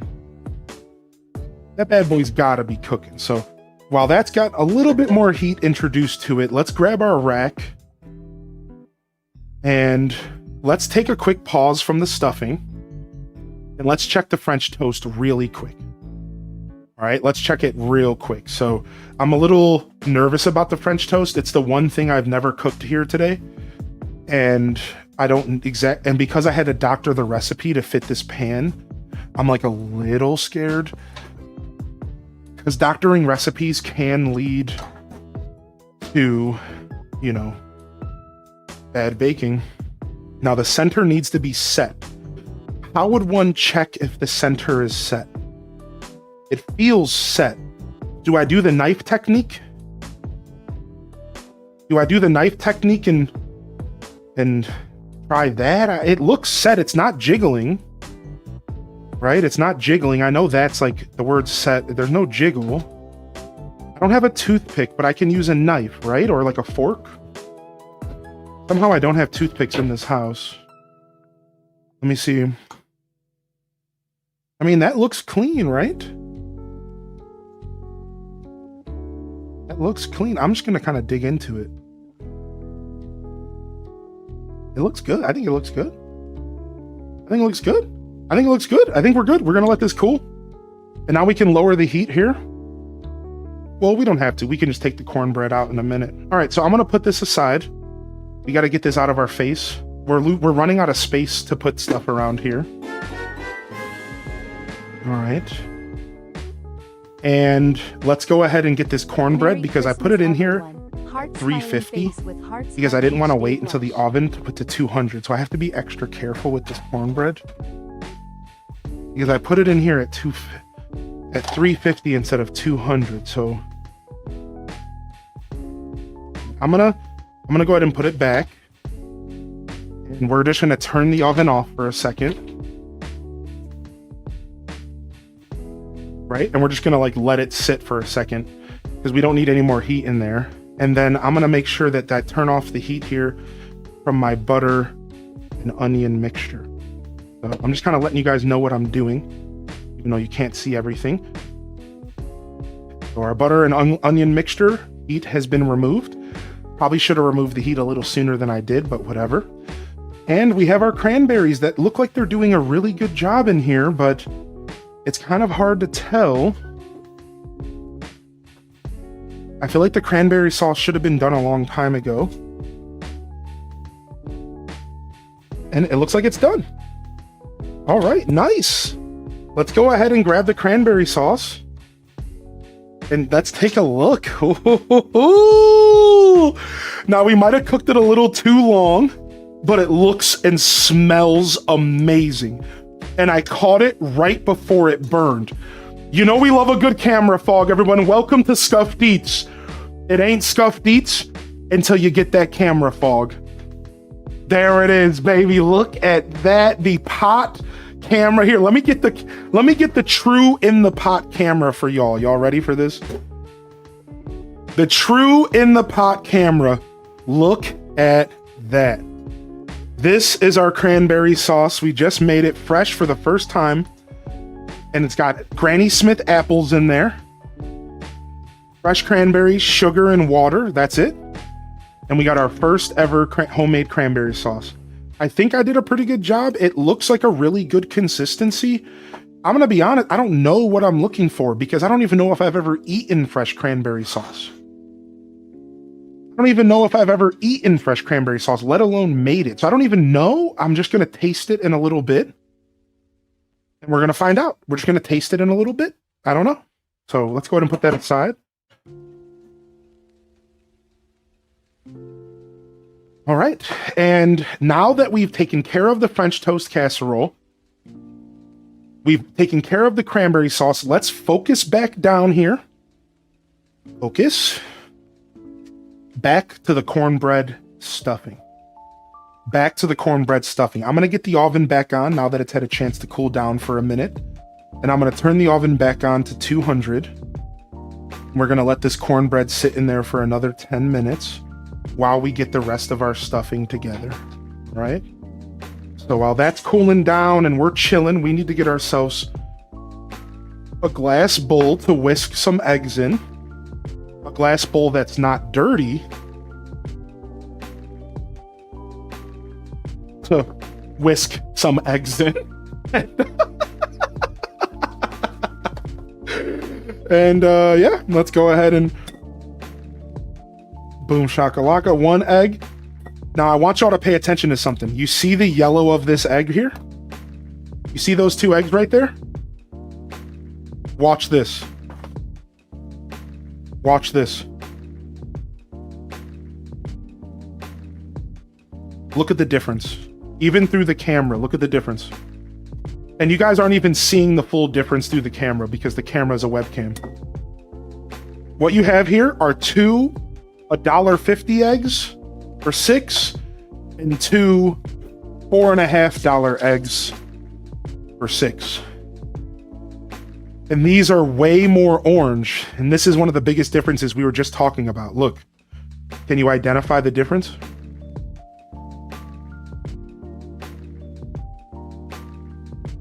Oh, isn't that kind of neat? I just thought I'd show you guys. Isn't that kind of neat? All right, let's find our whisk boy. Whatever we did with our whisk. What, do we even have a whisk anymore? Oh, here it is.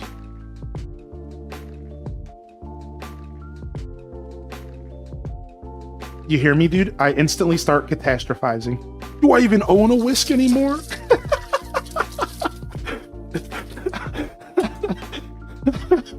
This is my life, you know? Oh, do I even own a whisk? Oh, where's it at? The catastrophe, dude. Oh my lord. All right, let's whisk these eggs up. You can mash with a large fork or a potato masher for consistency if you want the berries mushier. Just let it cool. Okay, thank you. Thank you, Island Melt.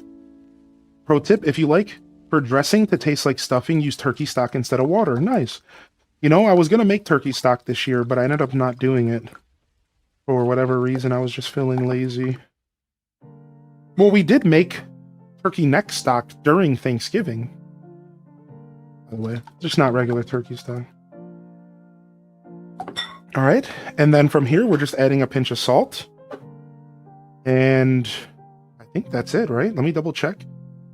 This recipe is in the Discord for those that want to follow it directly. Yeah, oh yeah, just our stock and some salt.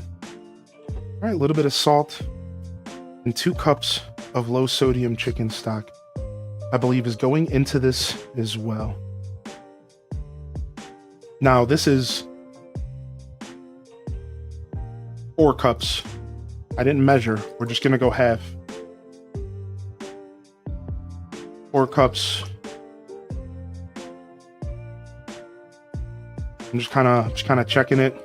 I'm letting it tell me. Okay. Uh-huh. Like Rice Krispies. Uh-huh. Okay. All right. Sounds good. Thanks. We'll see you later, chicken stock. Like a bowl of Rice Krispies, you know what I'm saying? Sorry, digging isn't added yet. So right now, the shovel just makes it to where when you hit gather for the day, you have a chance to get flowers and fossils as well as fruit. And the axe makes it to where you can gather wood alongside fruit when you exclamation point gather. So right now, the shovel is specifically for the gather command, but in the future, we'll likely do like a money rock with it or something. All right, so we have our chicken stock. We have our eggs beat, a little bit of salt. And now we're going to go ahead and in a large bowl, we're going to combine the cornbread and the onion mixture and toss. Then we're going to drizzle the egg mixture over it, toss, and then we're going to put it in a prepared dish to bake in. All right. And we're going to use this dish right here. We're not actually going to do anything about the fact that there's cornbread chunks in here, because we are literally making cornbread stuffing. And you can just eat my shorts if you think that I'm going to clean this pan right now. I'm just going to say it. What's up, Roxy? Hey. Yo, Carmi. I'm just going to say you can eat my shorts. It's not going to happen. You know, I'm just that guy, I guess. Call me Bart Simpson, I guess. Oh, so the oarfish isn't saving, huh? You know, but I saw somebody sell an oarfish yesterday. So I'm wondering if I broke that last night, but they said that was broken yesterday. Yeah, I saw somebody sell an oarfish, so I wonder what's going on there. Thank you, Dazabound.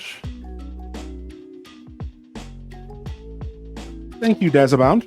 We'll take a look at that code later. All right, let's go ahead and get this oven up to 375 for our cornbread. And we got our cornbread stuffing.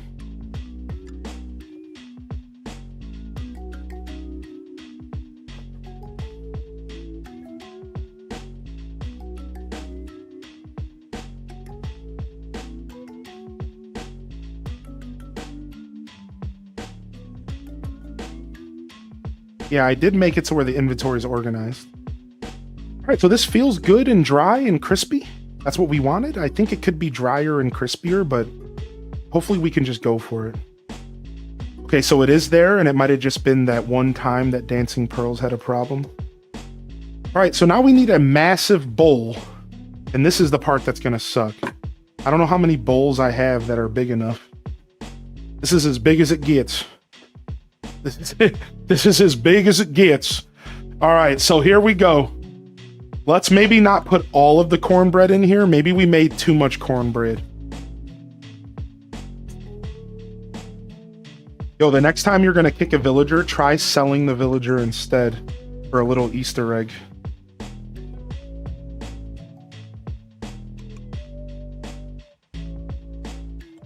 I'm gonna use my pie thing. Where's my pie thing at? Here it is.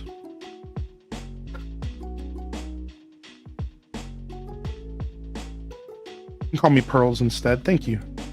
You can call me Hylian or HD or Joshua. Whatever y'all prefer. Whatever y'all prefer. Big dumb baby. Big idiot. Smelly toad. You know, whatever.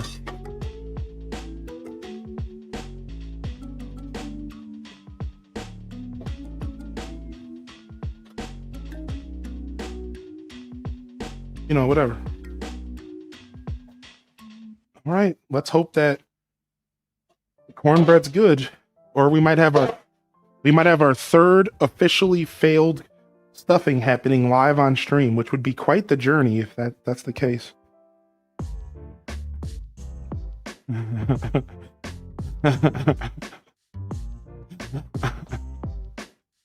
Oh my gosh. How's 3 when going late for dinner?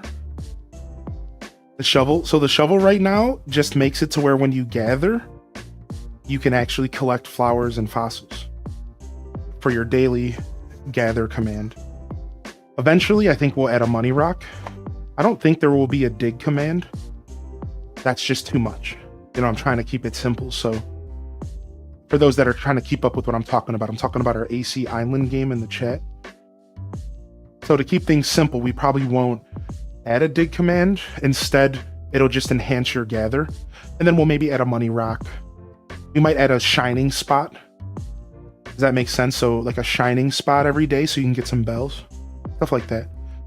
All right, we're going to mix our onion mixture. Onion mixture, by the way. It's going in here, and we're going to use our hands, and we're going to get this nice and mixed up. Be careful, because it's going to be hot. Be careful, because it's going to be hot. Be careful, it's going to be hot. It's real hot. All right, now as you gently mix this, as you gently mix this, this is butter and onions and celery, just goodness. All right, get this all mixed up, get it all sopping in here.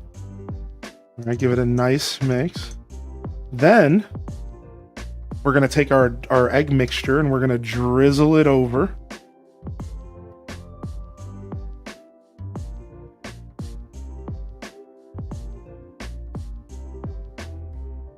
Boom.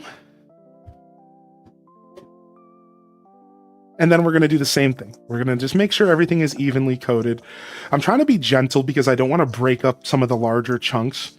I don't want it to become too broken up. And as you notice, my cornbread's really crumbly today because I didn't have every ingredient. I forgot the cream corn. So now that we got everything wet and we're not over mixing it, in my case, we're trying to avoid an over mix. We're going to grab this. We're going to pull it over here. And we're going to get this in this pan. Like so. From here, I'm going to kind of even everything out.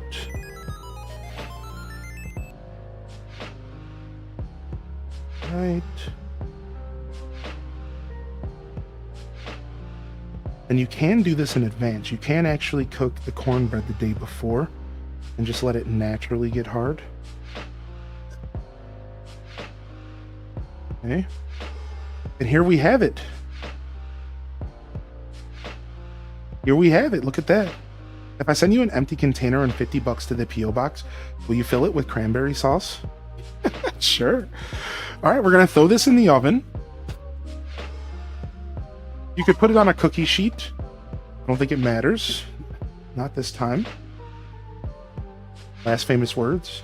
And let's jump over here and double check our recipe. Yeah, the prepared dish, the dish was supposed to be buttered. I don't care. Whatever. If it sticks to the dish, it's still going to be delicious. I should have buttered the pan. I don't care. We're going to bake the stuffing until golden brown and crispy on top and heated for 30 to 35 minutes at 375.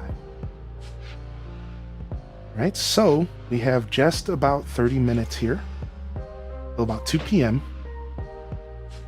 And we're locked in. We're locked in. Holy heck, what a journey it's been today through Christmas sides. Let's talk a little bit about what we've accomplished and what we're doing right now and where we're going to be going here in a second. And let's go ahead and taste our cranberry New road sauce. to 36 months. Let's go.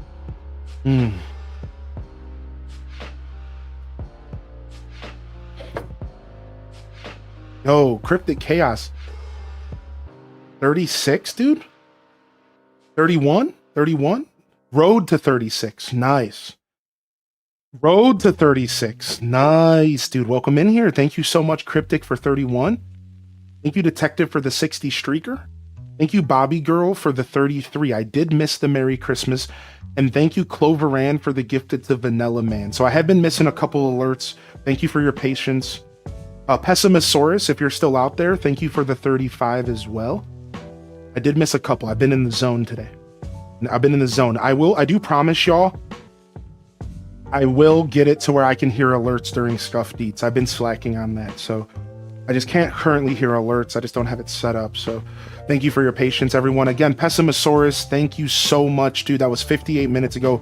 If you're still out there, Pessimisaurus, just know I appreciate you. I'll send you a message later. Thank you so much. We also have Raina B with the biddies. Again, I did say thank you for that. Thank you, Clover, for the gifted. I know Clover's out there. Thank you, Clover. I know they give me grace and patience there. Thank you, Bobby Girl, for 33 months. That's 17 minutes ago. Bobby Girl's probably still rocking the show today as well. Encrypted Chaos with a solid 31. Welcome in here, everyone. And welcome to our Christmas side special of Scuff Deets. And we're cruising along today. And we just finished our second of 5 dishes today. We actually have 2 of them here for you. I'm going to go through here and just smush some of these cranberries with a fork as recommended and suggested by our friend, I think it was Island Melt or Lucinda. And now we're going to do the taste test. It's still going to be real hot. We're going to do the taste test. Look at that. This is fresh cranberries. This is fresh cranberries.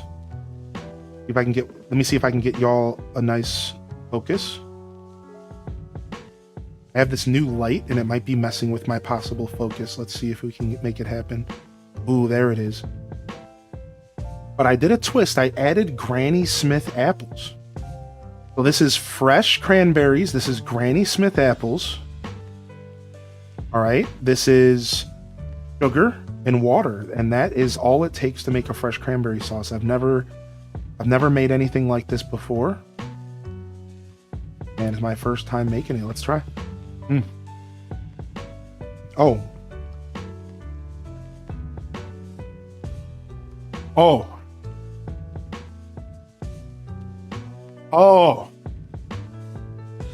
this is what I've been missing out on.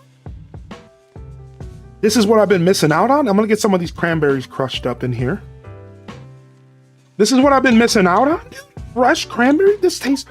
I'm sorry, Ocean Spray ain't got nothing on your boy right now. Ocean Spray ain't got nothing on me. They ain't got nothing on me. Oh my...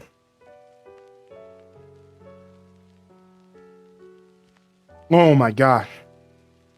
That's a Christmas side. That's a Christmas side right there. That's our second side of the day. So far, we did our Alton Brown hot chocolate. I got a little bit of the Granny Smith skin in here. Maybe I should have trimmed them all off. A little chewy. Also, we got our cranberry sauce with apples done. Number 3, French toast casserole. Let's give it a look-see, dude. This is my first time ever making this French toast casserole. And we are about to try this bad boy out.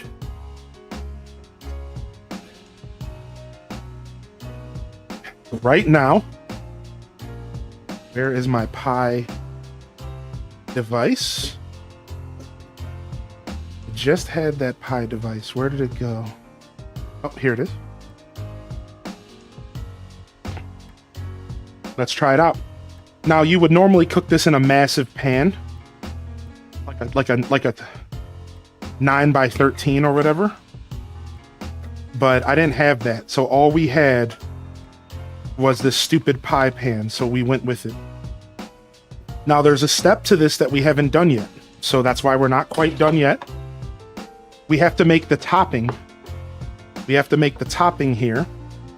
we're gonna put on top of this here. So let's do that real quick. And I think I might have wanted to put the topping on already. Let me see. Bake it, cut into squares, and serve with some of the caramel from the bottom of the pan spooned on top. Ooh, so there should have been some caramel at the bottom of the pan to spoon on top. And there is like a little bit of that right here. But it seems like my bread absorbed the most of it, and I wouldn't be surprised if that's because my bread was a little bit fresh. But if you look right here, you can see that delicious caramel on the bottom. You see that? You see that delicious caramel on the bottom? Here, let me get this a nice view for y'all. Hold on a second, this is just a little warm. Just a little warm here, hold on. That's that caramelization, that's what they're talking about. So you can have some of that liquid at the bottom, especially if you're using bread that's a little bit more stale. Oh. Oh, you are effing me in the A right now. You are effing me in the A right now. Now, I'm supposed to put the topping on it before I baked it, but I forgot. So I'm going to put the topping on it now.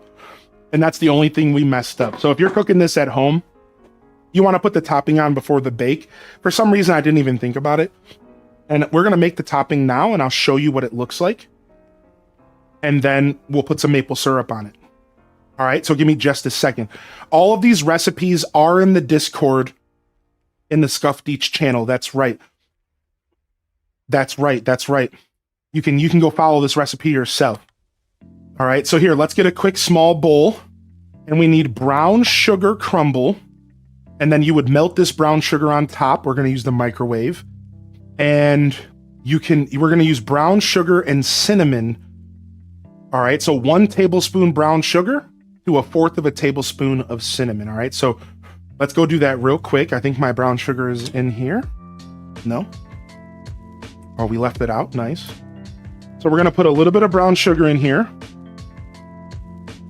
And I could even put this back in the oven. And I could bake the brown sugar and stuff on top, which is what I'm going to do actually. All right, so we're going to take... We can actually do that. We're actually going to just bake this with that. All right, boom. A little brown sugar, a little bit of cinnamon. All right, I'm gonna mix this up. You can do it to taste. All right, kind of coffee cake status. We're gonna take this and we're gonna sprinkle this goodness all over the top of this. And this is actually an integral part, so I apologize I forgot about it. Welcome to Scuffed Eats. We forget stuff here. We're gonna put this in the oven and we're gonna let this get nice and melty. Meanwhile, I'm going to take the rest of this and I'm going to go ahead and quickly scuff my way over to Chef Mike and we're going to get this melted so that we can taste it. All right. So, yo, Chef Mike. No, shut up. Just do this. Do it. Just do it. Jeez, union ass Chef Mike. Anyway, sorry about that. Sorry. These freaking union cooks, dude. You need a break every 30 minutes, dog? Come on. Freaking Chef Mike. Figure it out, dog. Figure it out. Yo, what up, ice cream cake? Good to see you, baby.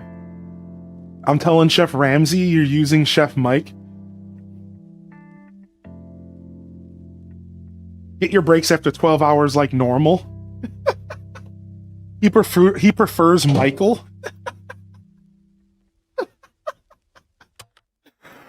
All right, while that's getting gooey, our stuffing is in there for...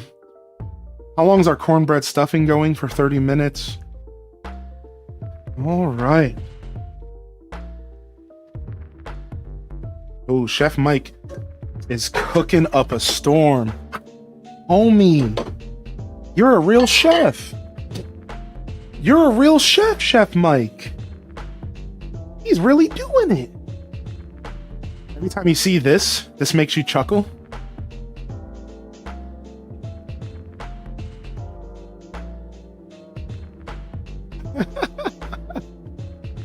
What up, Ray Delbano? How you doing, dude? So this is a little bit of a better idea of what this is supposed to look like. You guys ready? This is a little bit better of an idea. You see the brown sugar on it? It's supposed to be caramelized over. You see that? Now this looks like French toast, right? And then there's one more step. And this step is the most important step. We're gonna grab some maple syrup right from the Legend of Doom Temple in the depths of Vermont. The only kind of maple syrup that anyone should ever be using.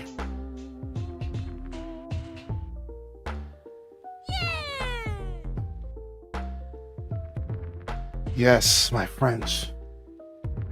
Yes. Now shall we begin the transcendence of our third side of the day? The maple syrup on top of the French toast casserole. Let's pretend that we didn't forget the brown sugar and cinnamon. And let's just pretend that this is our first bite into a new journey. Look at that. Now, I'm going to actually change this light to match the light in the back so the camera's not being such a punk. Might help. Let's see if I can get you guys a really good focus. Sometimes the camera wants to play good. Sometimes it doesn't. I have new lighting if you guys haven't noticed. And it's kind of changed how this all works. It's actually interesting how lighting will change focus. I didn't really think about it. It's the light's like right in front of my face. All right, let's take a bite, shall we? Going in. Going in. Ooh, look at that, dude. Look at that, dude. Let's see if the other camera can give us another look as well. Can we get a nice look over here? Worse lighting, but not a bad zoom.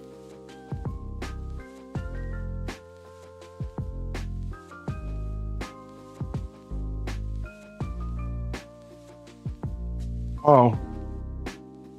Oh. Oh. Oh. French toast casserole. I'm telling you, if this was at the table at Christmas and I walked into grandma's house, that I would be going in on just this alone. I would be going in on just this alone. Holy heck. What was that about ham, Grandma? No thanks. What was that? What was that about turkey, Grandma? Uh-uh.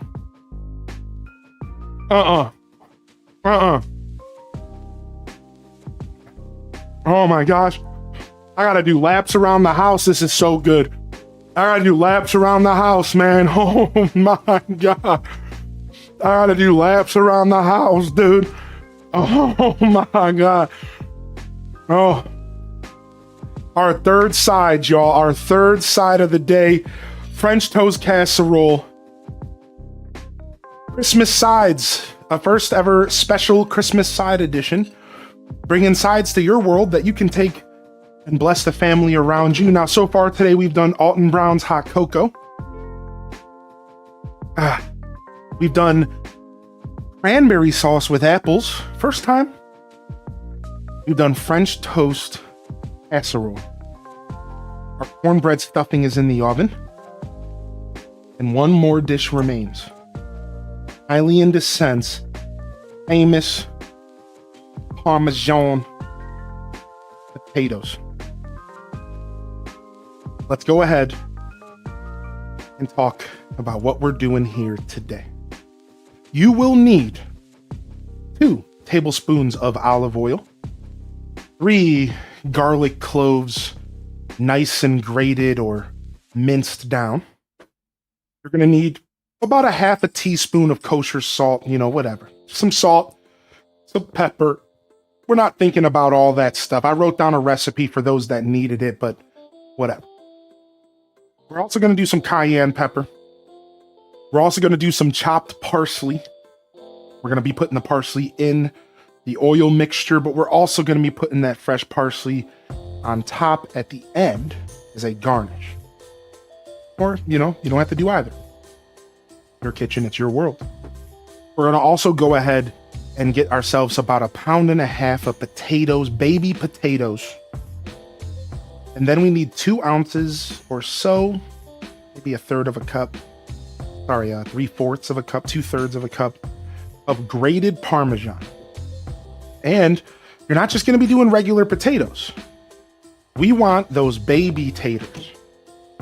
And this is important because these baby taters, they don't need to be boiled. They don't need to be pre-cooked because they're already so small. And this is the key to this recipe. Unlike most potato recipes, we are not par-baking. We are not par-boiling. We are just cutting these bad boys in half. And we're going to douse them in oil and we're going to fry them basically, but in the oven. So we're going to bake them. Bake them while they're frying in the pan. We're going to frake them. Anyways, so if your fingerling potatoes are a little too big, or if you're using regular potatoes to do this, which is fine, you just want to make sure that you're cutting them in a way that makes it to where they will cook thoroughly in the oven at about 400 degrees for maybe 30 minutes. All right, let's go ahead and dive in. We need to get ourselves some potatoes. Check. We need to get ourselves some garlic. Check.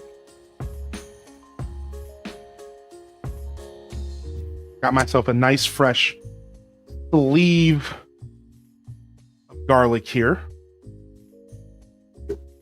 Oh, potatoes are so versatile. Oh yeah, we're gonna need to get ourselves some Parmesan cheese. Get that out of here. We're going to need to get ourselves some fresh parsley as well as some oil. Boom, boom, boom.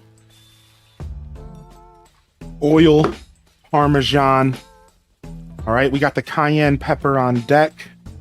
Bring it back down. It's over here somewhere. Here it is. All right, we got the salt. We're going to need some pepper. Let's grab that real quick. I got a brand new pepper shaker, but I think we can still use this old one. All right, this is a pretty straightforward recipe. We need some fresh parsley, which I have already provided. And that's it. That's it. Let's go ahead and dive in to our journey here today. Our Parmesan potatoes. Parmesan potatoes. How we feeling out there, chat room? Thank you so much for being here today. Welcome to Scuffed Eats, our Christmas special, Christmas sides.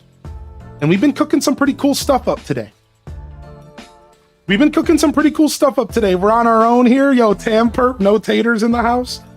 No taters in the house. That's okay, Tam Perp. We still love you. No taters. Let's go ahead and quickly check our casserole. It doesn't look like it's melting quite yet. What I'm going to do is I'm going to scoot over the stuffing and I'm going to pull the casserole up and let it cook a little bit longer. I just want to get some of that brown sugar melted. That's right, Lynn Love, thank you. Thank you so much. If I missed you rolling into the stream, don't be shy to do an ad highly in dissent or highlight your message. You know, we're doing a test. This weekend was the soft launch of our AC Island game. And for those of you that are here for cooking, just mind me here for just a second. The AC Island game.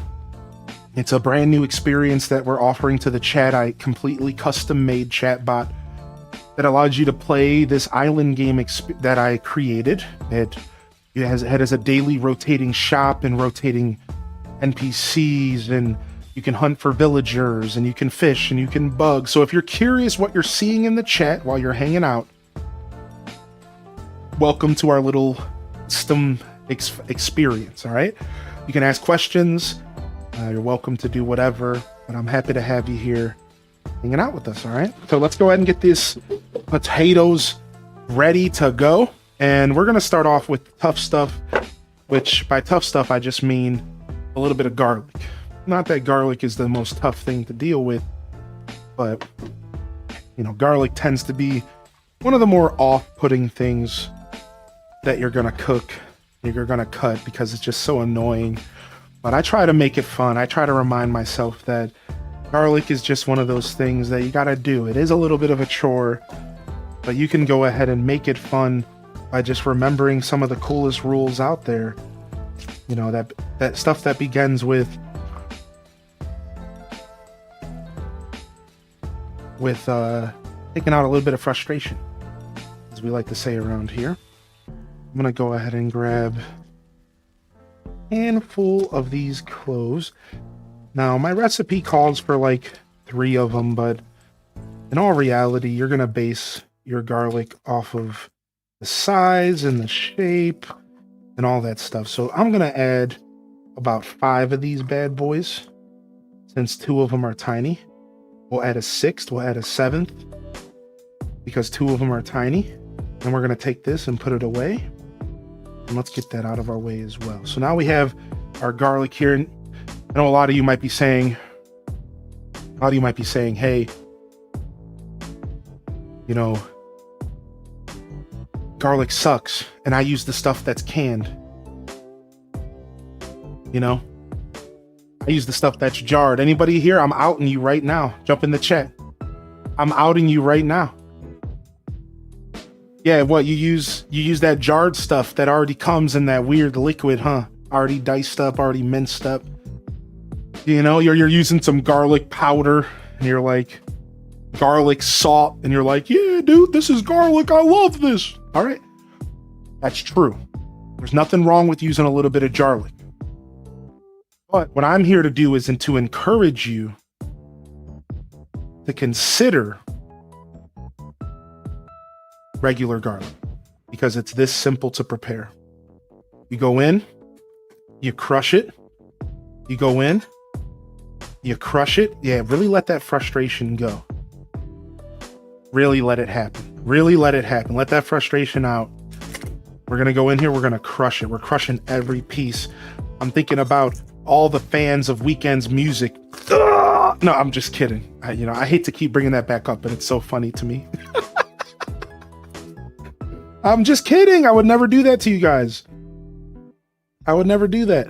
All right. So now that we have our delicious frustration out of us, now that we're feeling good about ourselves, the frustration is out of us. We're going to go ahead and we're going to cut off the garlic butt. That's the big important part. But you see, what crushing isn't just to get your frustration out. I want you to notice how easy it is for me to take the paper off of the garlic. I call it paper. I don't know what it is, but the skin. So look at the paper just comes right off because we went through the process of crushing it. We got that frustration. So not only can garlic be a great therapist when you need it to be, those kids didn't clean up their toys again, bam, crush some garlic on it. But this makes the garlic process so much smoother. It takes that tedious, that's what you're thinking of. When you're going to buy fresh garlic, I know what you're thinking about. You're thinking about the sticky paper. Oh, I don't want to deal with that. That sucks. I'm telling you, it's not that bad. And I'm here to encourage you to pursue it. Pursue a little bit of fresh garlic. It might actually enhance your meals more than you realize. It might actually enhance your meals, because the truth is that sometimes cooking is a chore. Right? That's fair. Sometimes cooking is going to be a chore, and it's something that you feel like you have to do because as humans we have to eat, whatever. But I think really at the end of the day, cooking should be something that you attempt to embrace as a form of creativity and self-expression. You hear me say this a lot on this show, but I think the reason I say this so much is because cooking really does open up a lot of doors to allow you to experience food the way that you choose, to treat other people. It's a really special thing. I'm gonna go ahead and get this French toast bake out of here. Yeah. Yeah, boy. We're going to let that sit on the side. Meanwhile, go ahead and quickly get rid of the rest of these butts. We still got some butts here to get rid of. We still got some booties. We still got some garlic booties to get rid of here. So, unfortunately, the garlic that I got turned out to be a bunch of small pieces masquerading as a big piece. So, as I was sitting there telling you just how easy regular garlic can be, how you should consider it, because it's not as bad as you would think. Meanwhile, I was sitting there struggling with garlic. Did anybody notice that? Because it was just weirdly like 15 small pieces instead of a big one. It was real weird. It was very unexpected. So listen, you know, the beautiful thing about cooking though is that it's your journey, man. And whether you're cooking with garlic powder, garlic salt, jarlic, none of that matters, man. What matters is how it tastes at the end. And if you feel like you can make some delicious tasting food with whatever ingredients you have, do it. Do it, because that's what it's about. It's not, nothing else matters. Nothing else matters, all right? So let's go ahead and jump over and let's get our garlic cut up. It's a little bit bright for some garlic here, but whatever. I think if I zoom in a little bit, it helps. Yeah, we'll figure that out. We got this new lighting and kind of changed the dynamic of my cooking scene here a little bit more than I might have realized. So we'll eventually figure that out, but today we're just gonna go with the flow. We could actually cut down the exposure a little bit. There you guys go. Just cut down that exposure a little bit, and then I'm just gonna run my knife through here. And I like to we're just doing a little dice mince technique. We're literally not overthinking it. We're literally not overthinking it. That's not what cooking's about. Cooking's about action. Cooking's about action. Cooking's about doing. Once you get out there and start doing, you can't stop. You won't be able to stop. You'll catch yourself having an urge to cook once you get going. You'll catch yourself looking forward to something that you once considered a chore in your life. You will. I promise you. You might not agree, but I think so anyways. I'm gonna go ahead and throw this away. I'm just getting the butts off my cutting board, and here's our garlic. Here's our garlic. Pretty straightforward stuff. Not too bad. We're just gonna push this aside. Move it out of our way for now. And I'm gonna go ahead and clean my towel up to get this. Boom. And there we go. There we go. We're gonna have to keep an eye on our cornbread. I think it only about another 10 minutes or so. But other than that, we need to get our Parmesan grated. So we're gonna do that right now. Might as well as jump ahead of the game here. And we just need a couple ounces of this grated. We don't need a ton. If your brain's like mine and you don't think in ounces, we're just, you know, you're just looking for like, I don't know, maybe like a fourth of a cup of nice grated Parmesan. However, you don't want it to be grated too small. This is the secret. For this recipe, you kind of want this to be kind of bigger chunks. So you want to maybe go with this side, not the mini side. Go with this side. Go with this side. You want it to be kind of bigger. You're not looking for this to be too small. You want this garlic, or excuse me, this Parmesan to have a little bit of integrity to it, all right? Now, maybe I chose the smallest bowl in human existence to do this, and I'm absolutely struggling, but you know what? I have zero regrets. Am I getting Parmesan cheese everywhere in my kitchen? Yes, but you know what? I have zero regrets. Cheese is wonderful and should always be celebrated. I'm gonna taste a piece of it.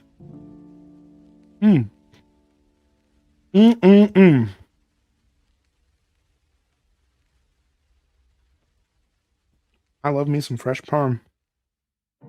All right. Freshly grated is the play. The truth is that I'm starting to grate all my cheese because the combining chemicals that they put in bagged cheese is something that I'm starting to feel like I don't want anymore. So this sounds a little bit harsh, but it's not as bad as it sounds. But they'll use stuff like wood pulp. I'm just going to go straight on the cutting board. I'm sick of this. They'll use stuff like wood pulp to make it to where cheese doesn't clump in a bag. So the cheaper the bagged cheese, the more likely it has stuff like wood pulp in it, because they call it a combining agent, or sorry, it's a non-clumping agent, the declumper. You know, I could use one of those. I'm pretty clumpy as a human. And while the FDA and all that approves it and says it's fine, I really do think you start to taste the difference when you use fresh grated stuff. I really do. I really do think you start to taste the difference. And for some of you, it might sound kind of bougie. I understand. Remember, no one's telling you how to cook, man. And don't let anybody tell you how to cook. Never. Because in this kitchen, you're the chef. In your kitchen, you're the chef. If you have a family member that likes to come in and tell you how to cook, you tell them that highly in dissent that to get the fuck out of your face. Right? Tell them that you send them my way. I'll take care of them. Send them my way. We'll make sure they know what it is. Right?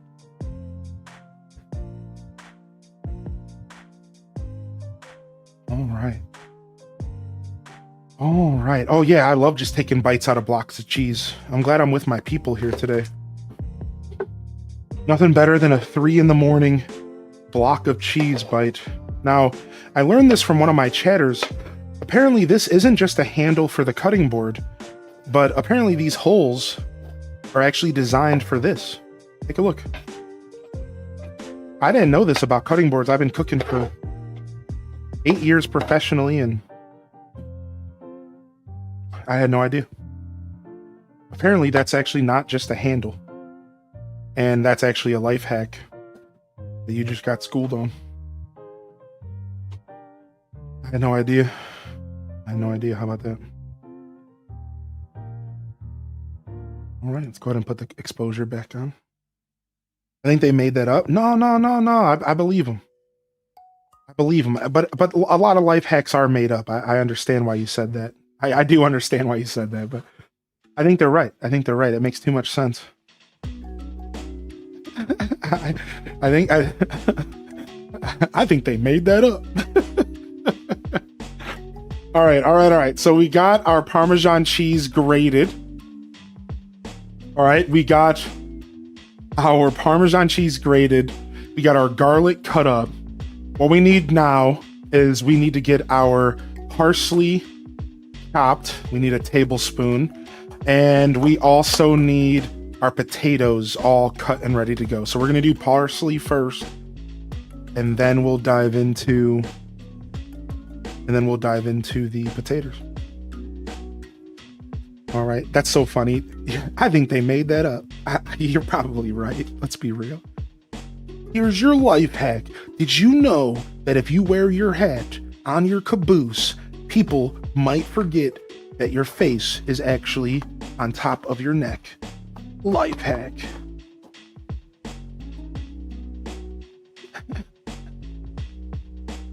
I want to veganize this potato recipe. Oh, that would be easy, right? All you would have to do is replace the cheese. That's the only dairy thing in this. That's the only animal product. That's just olive oil, parsley. All you would have to do is figure out an alternative for Parmesan cheese, and you would be fresh to death with a vegan recipe. Because I don't think olive oil has anything to do with that. In fact, I know it doesn't, because my vegan friend makes a point to use olive oil. So,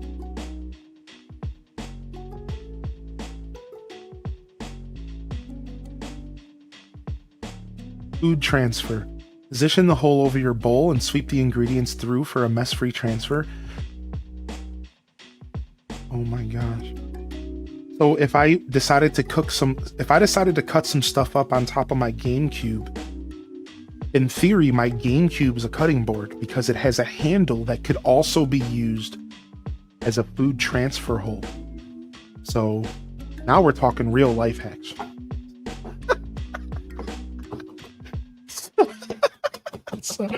So my Nintendo GameCube might show up as a special guest here on one of these episodes soon. I better be careful. I'm going to knock this light over again. All right, so as you can see, we're just going through the motions here. I didn't even talk about what I'm doing. Just going through the motions. And we just want this to be nice and fine. We actually do want to make sure that this is a fine chop because we don't want too big of chunks of parsley.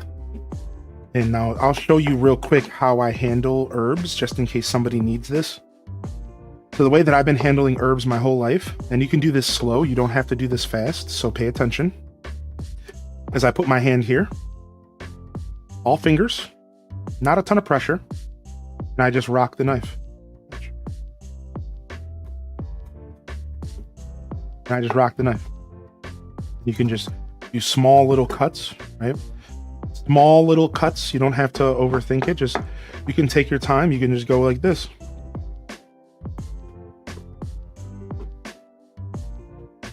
You don't have to think about it too much. Put the parsley aside and let's get our potatoes going. Boom.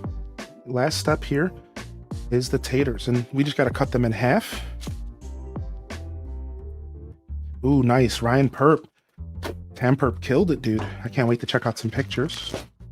Oh, Morgan, enjoy the lurk today and enjoy your cookies. And what's up, Silent Shelf? I have not forgotten about you.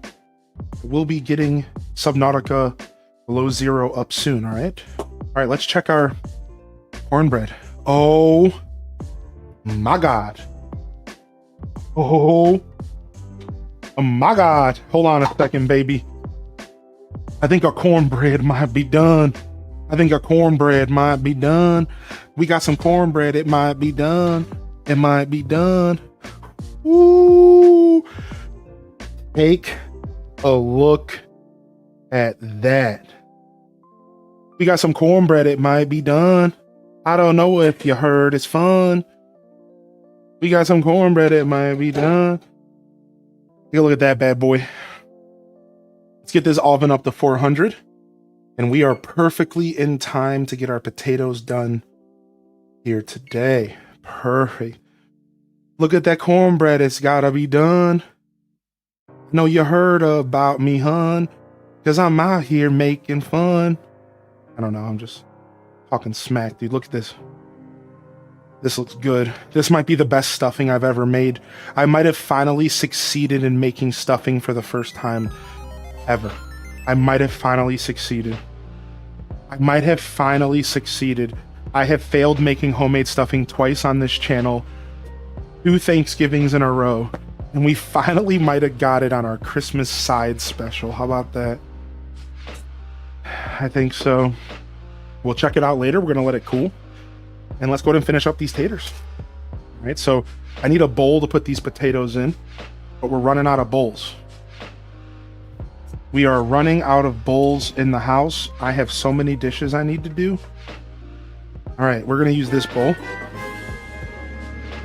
Whoa, Unicorn Sparkles. What? Hitting us with the tier 1 first time sub. What the heck, dude? All right, let me quickly explain what we're doing here with these taters. And thank you so much for the support coming out here. That was very kind of you. We're just gonna cut these potatoes in half. These are already rinsed. These are already rinsed. These are already washed. And you want them to be around this size. All right, so if you get a big one, in here, you want to cut them long ways so that they're thinner. You see the difference? I cut them this way, even though this one's like perfectly shaped. So just cut them in half. You're not doing anything else with them. Here's a better example. You see? Long ways. A better example here. And don't overthink it, you know. Don't overthink it. What's up, Unicorn? Thanks for being here today. Appreciate that. Thanks for hanging out, man. You know what's serious? When the dishes start running out. Yeah, dude. I had a feeling today was going to be kind of like that. But I was only going to do 4 recipes, and then I thought to myself, what about those old potatoes that I used to cook? The first time that these potatoes ever showed up in my life, I'm going to tell you all a story, was on a date. My first ever girlfriend, I was 20 years old, and I was a helpless and hopeless romantic my whole life. And I met this girl, Christina, and apparently I had been eyeballing her, but I didn't know. And she walked up and she asked me out. And at this point in my life, I finally started discovering manifesting.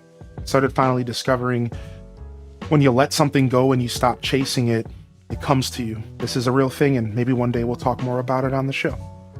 So, you know, a little cheesy, but it is what it is, you know. I'm not telling you how to feel.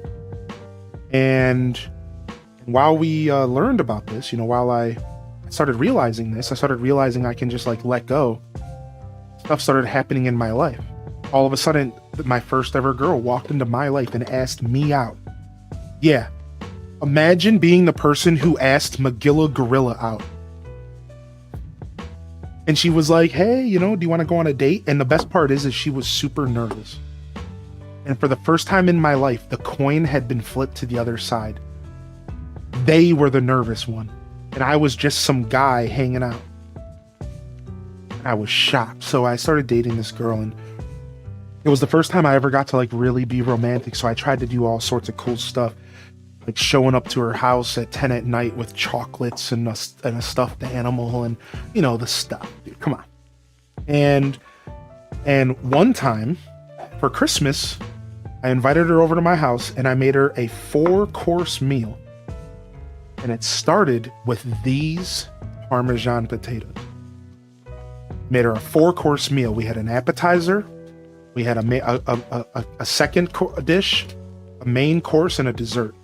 I cooked it all from scratch, or as close from scratch as you can get, you know. And we hung out and listened to Christmas music and vibed, and it was like a super cute little kind of special moment in my journey of trying to figure out, you know, what love is and all that. And that was the first time I ever made these crispy Parmesan potatoes. And the best part is that these were the star of the show. When I asked them later, you know, hey, you know, what did you like the most out of what I cooked? They were like, those potatoes. They were like, I wanted you to just keep feeding me those. And I was like, okay, dope. You know, it was honestly a mess. Like, I say a 4-course meal, but like, it was a mess, dude. It was a crazy day. It was like the most cooking I had ever done at that point, outside of like a kitchen, and it was pretty chill. It was a very, very cool memory. And so this is the recipe that I am bringing to all of you. And it was the first time I ever tried to impress somebody with my food in like a real way, and tried to show them my language of love, which is doting and taking care of you, and, you know, back rubs. You know, that's the kind of lover I am. Everyone has their own language, you know.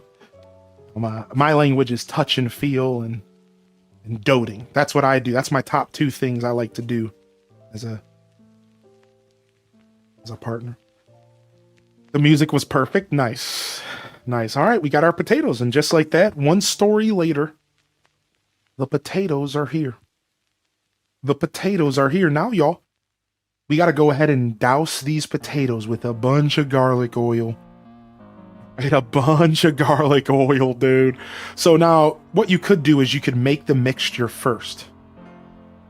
But this is scuffed eats. Did you think that I'm about to make this mixture first? Dude, you really think that we're about to go through the process of making this mixture first? I can't even open up my freaking olive oil, apparently. What is happening here?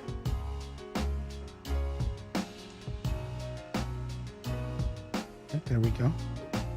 We are about to just dance with these potatoes right here. We're going to dance with these potatoes right here. Right? So normally what you would do is you would take all your olive oil, and you would mix it with your salt and your pepper and your cayenne and your parsley. And you would get all that stuff nice and goopy. You know, get it all together. I'm gonna get that. We're good. We got our cayenne pepper over here. However, I'm just gonna go and kind of do the thing. I'm gonna dump that. Now remember, the recipe calls for about, I don't know, 2 or 3 tablespoons of olive oil, whatever you want to do. Now I'm gonna take some salt, and I'm gonna take some pepper. Give it a couple cracks, baby. Give it a couple cracks, baby. Get some flavor on that. And this is optional, of course. A little bit of cayenne pepper, but I love spice. And now y'all knew that we couldn't go too long without the daily addition. A new enhancement to my recipe from years ago. Say it with me in the chat. What do we add to every recipe, y'all?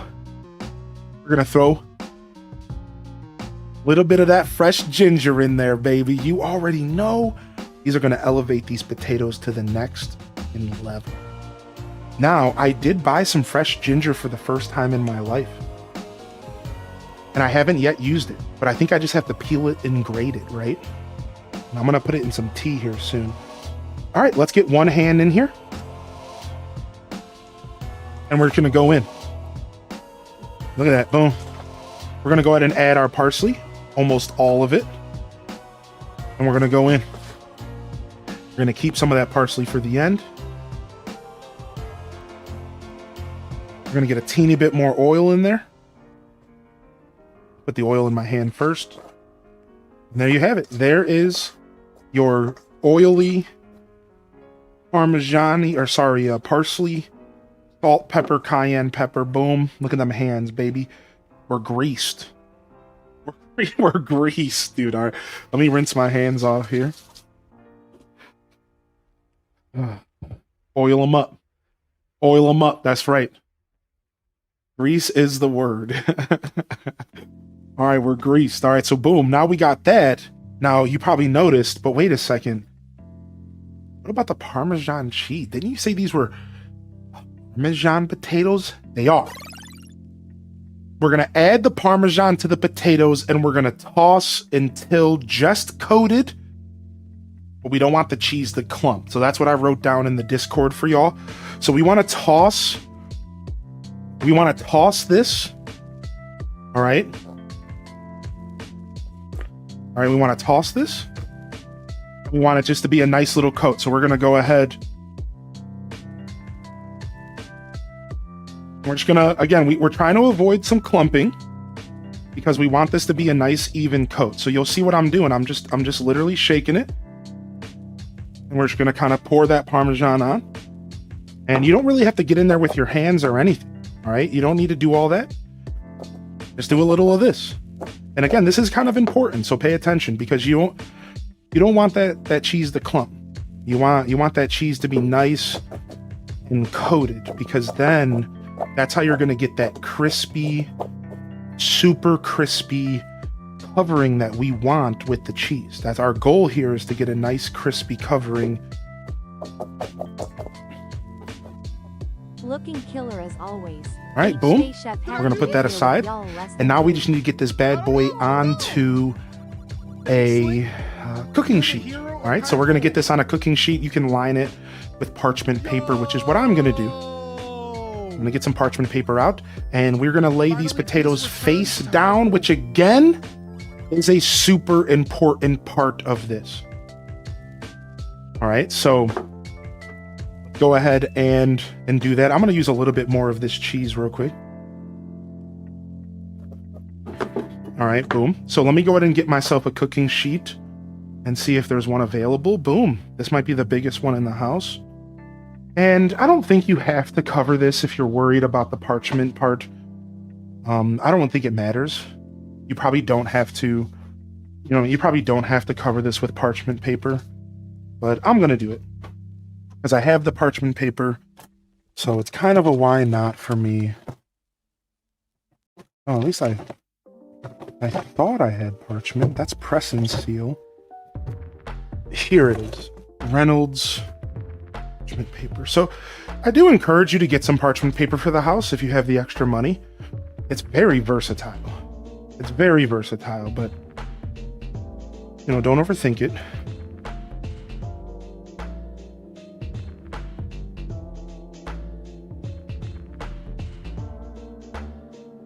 All right.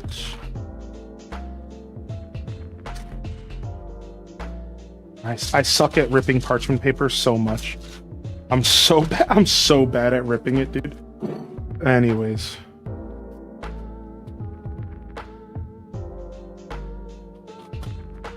Boom.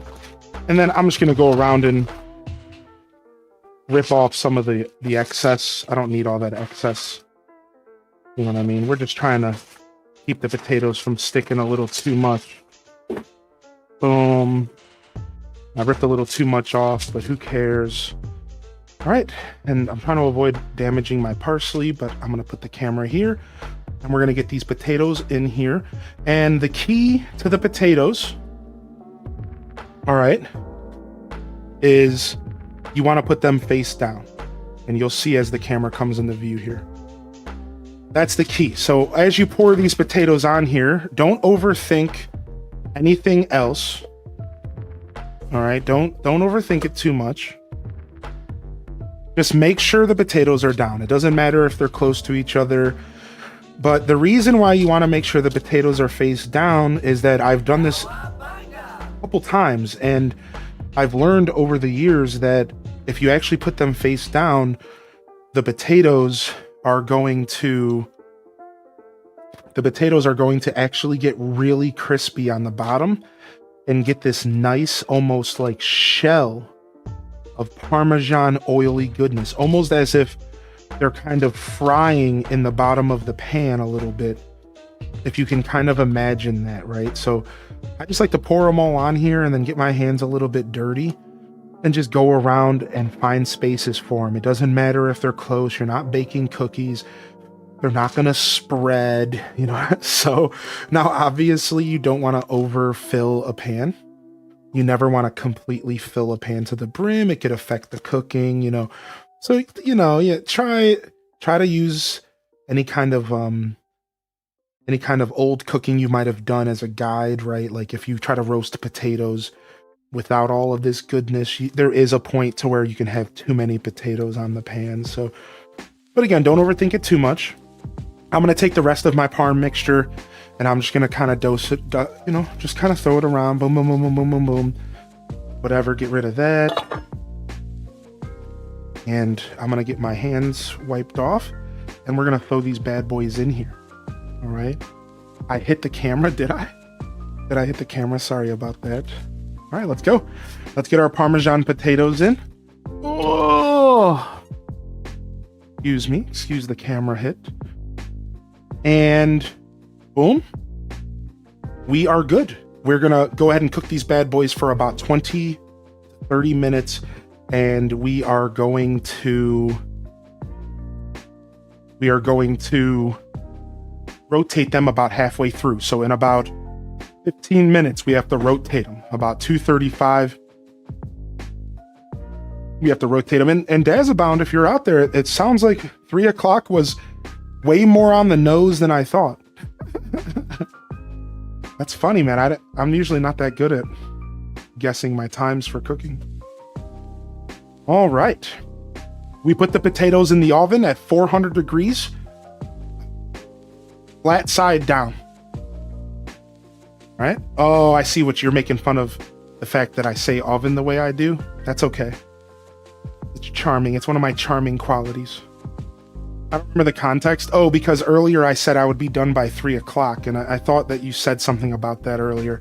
Don't mind me. I'm going to grab some water, and we get to take a little bit of a breather. We've been cooking up a storm up in here today, huh? Holy heck. Holy heck. We've been cooking up a storm in here. Let's go ahead and recap everything we've done after I get a quick slug.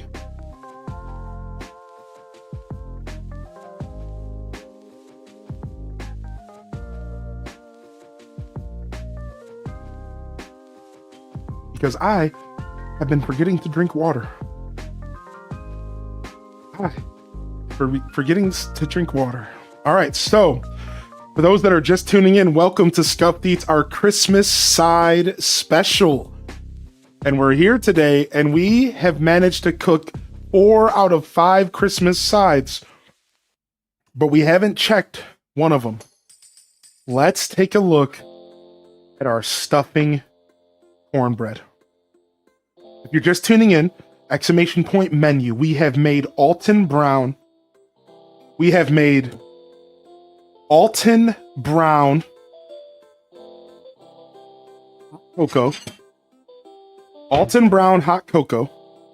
We have made cranberry sauce with apples. We have made French toast casserole. And we are making cornbread stuffing. And we are making Parmesan potatoes.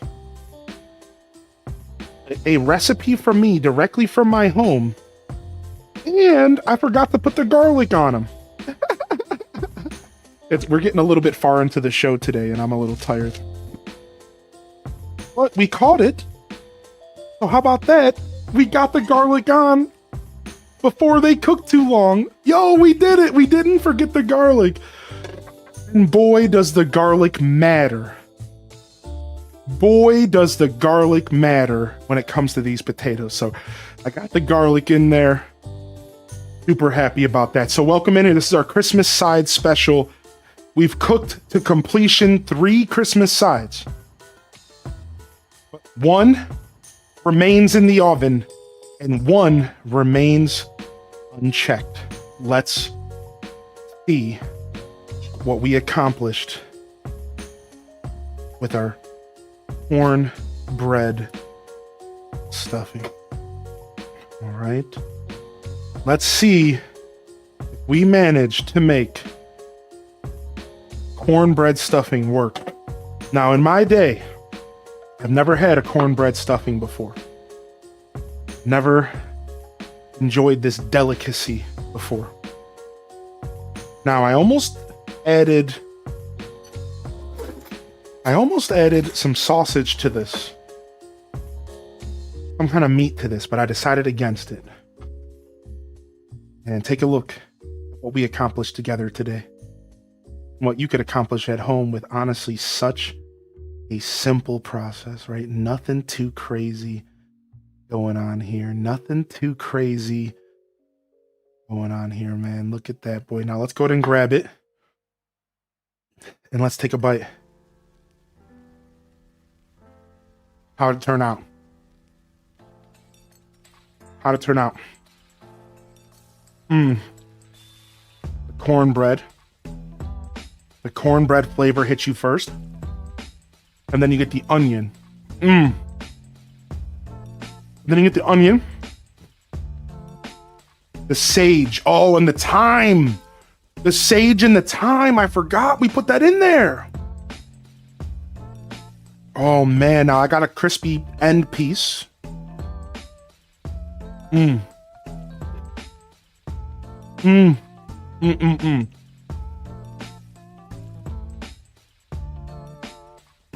Ladies and gentlemen, the weekend. No. Ladies and gentlemen, we might have, for the first time ever, succeeded in making stuffing from scratch. The cornbread variety. We did it. We did it. After 2 failures, 2 Thanksgivings in a row, we managed to create successful stuffing. Raiders, welcome to the show here. Let me go ahead and pull up the camera so I can show y'all what we just made. We made cornbread stuffing. And it turned out amazing. I'm going to be eating cornbread stuffing for the next month of my life. I'm going to have to take this food to a food bank or something. Oh my God. Oh my God.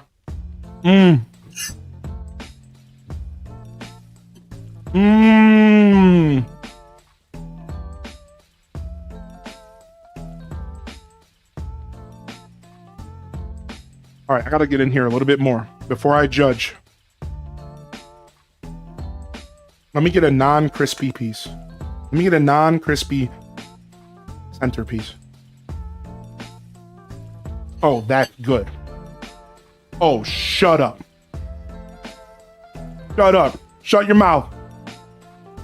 Shut your mouth. Shut it. Shut it down. Welcome in, Raiders. Welcome in, Raiders, dude. Shut it down, dude. Listen, the edges are a little dry. The edges are a little dry, and I was a little worried that I was going to have to give it a lower grading because of the edges, because of the dry. But when you get into the heart of this bad boy, when you get away from those crispy edges, because I probably overcooked it, because I forgot it was in the oven, welcome to Scuffed Eats.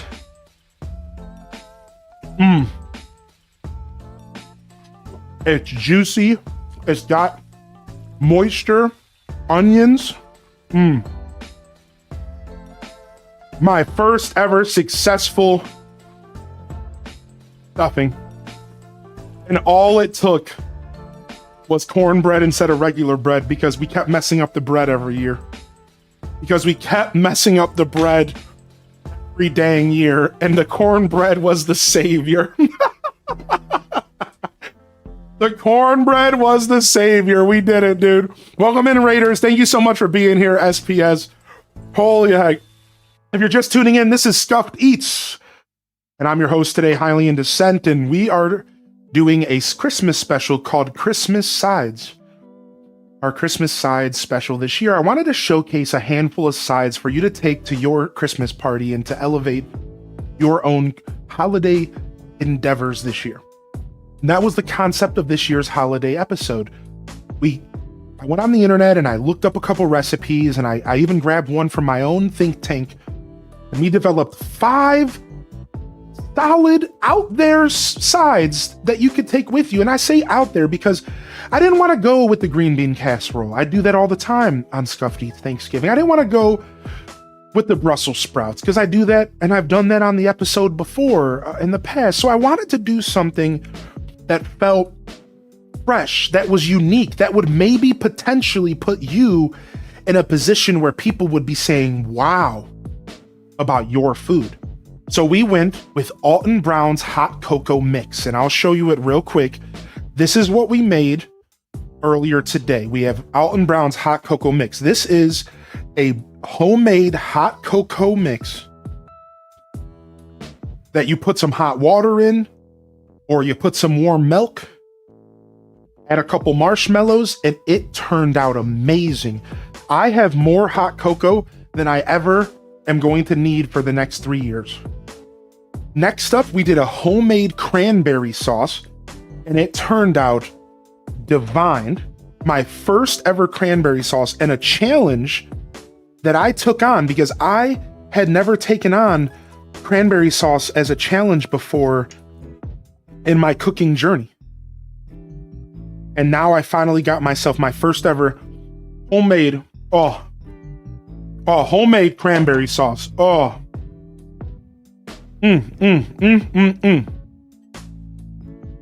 right, delicious.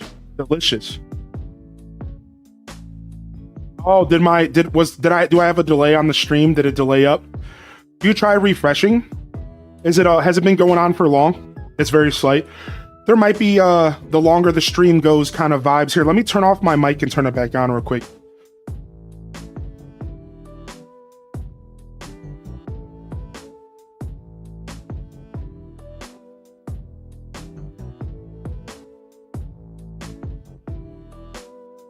Okay, hopefully that's a little bit better. Yeah, try refreshing as well. And we made the cranberry sauce. We made the Alton Brown cocoa powder, the hot cocoa powder. We also made French toast casserole. This, I believe, to be the dish that will change how people look at you and your side dishes. Take a look at this. French toast casserole. French toast casserole. Look at that. Look at that. That turned out amazing. We also made cornbread stuffing. And the last recipe we are waiting on is my Parmesan potatoes. Crispy, freshly coated Parmesan potatoes. And those bad boys are in there. And that's going to be the 5 sides today that we are going to be showcasing, and we have been showcasing throughout the stream. So hope you all have been enjoying our cooking show today, and thank you for the raid. Thank you for the raid. All the recipes are in my Discord, and you can find them in the Scuffed Eats channel. And also, Happy Snow Joe, thank you for 36, dude. Happy Snow Joe came in with the... Yo, sorry I missed you, Snow Joe, about 15 minutes ago. If you're still out there, baby. If you're still out there, baby, thank you, Snow Joe. Thank you. Thank you so much. Thank you so much. Hopefully you managed to fix that, Quay, with a couple refreshes or something. I'll look into it later. Hopefully I'm not dealing with too much of that delay stuff again. I try so hard to make that work out well, and sometimes it just happens. Yeah, hopefully it's a little better. Yeah, because it wasn't like that. I'm not sure what would cause it to happen halfway through the show. I'm not... Technology is just such a B word. Now I'm like, I don't know. Yeah. I don't know. Maybe it's because the batteries are dying in the microphone. I think I need to be switching these batteries out in these long streams. You've been cooking for about 4 hours. Appreciate you, Happy Snow Joe. Thank you so much, man. Thank you so much. All right. So we're waiting on our potatoes, and we got a little bit of time to kill. So we're going to go ahead and do some dishes. And we're going to hang out here while we wait for our potatoes. But I'd love to hear from y'all. If I haven't heard from you yet, feel free to jump in the chat and let me know if you're out there. I see Blue-Eyed Sam. Welcome in here. I'm going to go ahead and pull up my chat over here so I can read what y'all are saying while I'm doing a couple dishes. And can we get this chat to refresh? Hello? Maybe not. Bitch. What's wrong with you? Oh. It still has the same chat from hours ago. What is going on, dude? I'm just gonna reload the whole... Okay, here we go. It's going. Yo, Unicorn, thank you so much for the support today, Unicorn. I appreciate you. I'm gonna go ahead and try to do a little bit of cleanup here. Just something while we wait for our potatoes. I'm telling you, the potatoes are going to be worth the wait, y'all. They're going to be worth the wait. All right, I got myself a bag of frozen veggies, and I put all of my vegetable scraps in here, and then we are going to eventually make some veggie stock with this bad boy. Hopefully it's not too freezer burned by then.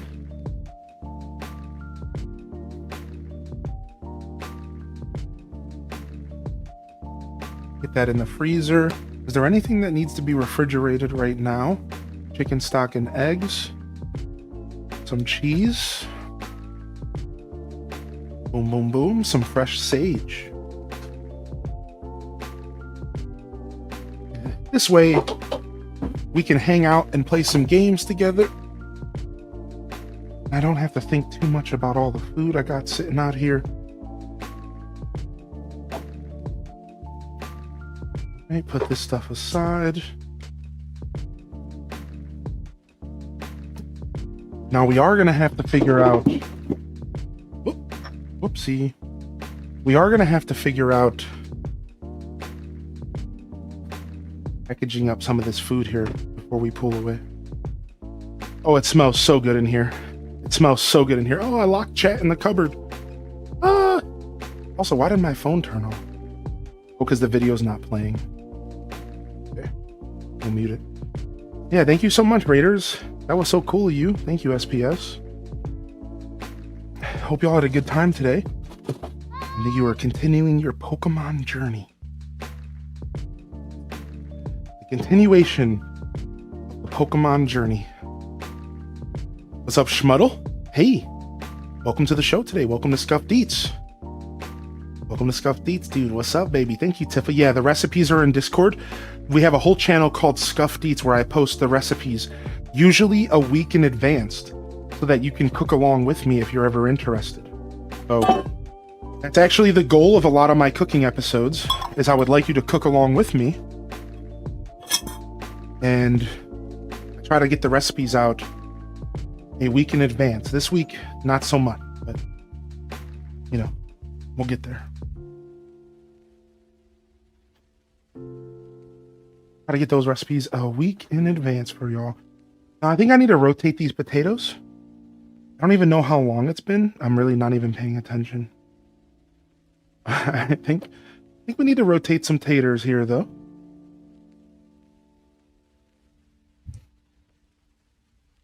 Appreciate you, Aurora Sunrise. Thank you so much. And yeah, thanks for popping in today, Schmuddle. Yeah, is it potato rotating time? I think so.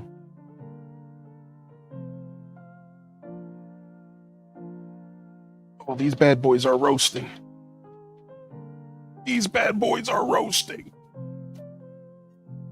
All right, another 10 minutes. Making meatballs? Dude, it does count. Yeah, so you don't have to be cooking what I'm cooking to cook along with me. That's right. That's right, because really, the Scuffed Eats show is just about encouraging people to get into the kitchen in general. I love hearing about what y'all are cooking for the day. In the past, we've actually done a segment called Meal Prep Sundays, where we would all get together on a Sunday and meal prep together. And while for some of you, you might not know this, but today is actually like the second episode of my season 3 of Scuffed Eats. And the reason I'm bringing this up is because we're just getting started for the next season. And the first episode was literally Thanksgiving, and here we are for Christmas, and we haven't had time to do any other kind of exploratory cooking, you know, since we came back. So Scuffed Eats is just getting going again. I moved this year, and it kind of put a little bit of a wrench in my setup, and just as you can see, we're still learning how to deal with our setup and how to make it the best it can be, whether it be a little bit of delay here and there or lighting issues. Today we just added a new light to the setup, but I'm gonna have to reassess and see if we can make it a little less harsh. It feels pretty harsh for these webcams. So yeah, we're just getting started. I love to hear you cooking along with me. We love some meatballs around here. Love some meatballs around here. You made some air fried chicken? Dude, nice. Just ate some biscuits and gravy? Dude, we love that. What's up, Seeds, by the way? It's nice to meet you, Seeds. Making Sunday brunch along with you. Ham, spinach, omelet, hash browns, and toast. Ooh, Beezy. Ooh, Beezy's getting it, dude. Nice, dude. I love hearing about the cooking journey, y'all. All right, so we're just doing some dishes over here. I decided that I'm going to start incorporating a little bit of dishes into Scuffed Eats. What I used to do in this moment is I would go to the office and sit down and take a breather. And we would just talk for a second. But I'm realizing that really future me could use a little help, because sometimes at the end of Scuffed Eats, I walk around the kitchen and I'm just like, what have I done? So I'm like, you know, this is going to be so nice when I go to do my dishes later and there's like maybe half the dishes I have to do. It's like, oh, thank you. Thank you. Yo, what's up, Cobalt Skies? All right. A couple more minutes on our potatoes, huh? Maybe 5. And then we have to let them rest for 5 minutes so they get nice and crispy. You know, somebody said it had been about 15 minutes since we rotated them. Maybe just 5 or so more. I think we'll be good. I'm gonna move this parsley. Just leave it for now. Nice. Every time I cook, yeah, dude, the dishes get you, man. So I was a cook for 6 to 8 years, so I know better, right? Like, I know that I should be cooking along or cleaning while cooking, but it's still, sometimes it's hard, you know? I'm trying to put a show on. I'm a one-man show. You know, this is all my production. Everything is me. You know, I'm the one doing all this stuff. You know, there's no behind the scenes, so it can be tough. It can be tough to lock in, right? Speaking of the office, we'll come take a seat for just a second here.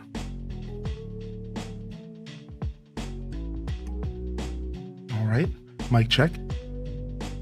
Quick mic reset, because I want to quickly reset my kitchen scene and see if it clears up any delay real quick. Yeah, give me just a moment. All right. Oh, my camera here. Get a little bit of a focus. Thank you, dude.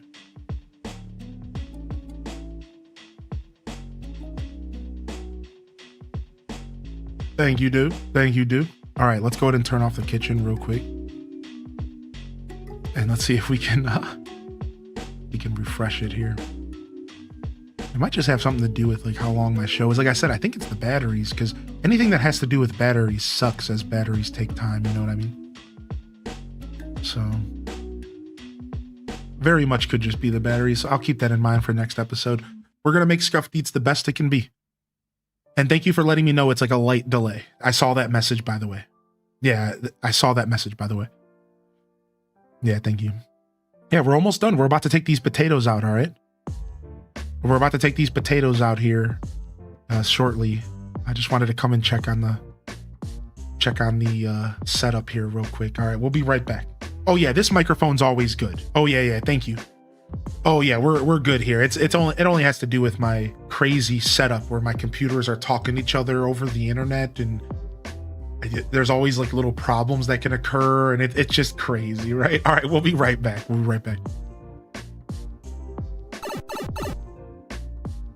Okay. Oh yeah, you know what? I can see the delay a little bit. Hello. Yeah, I can actually see it. That's funny. All right, cool.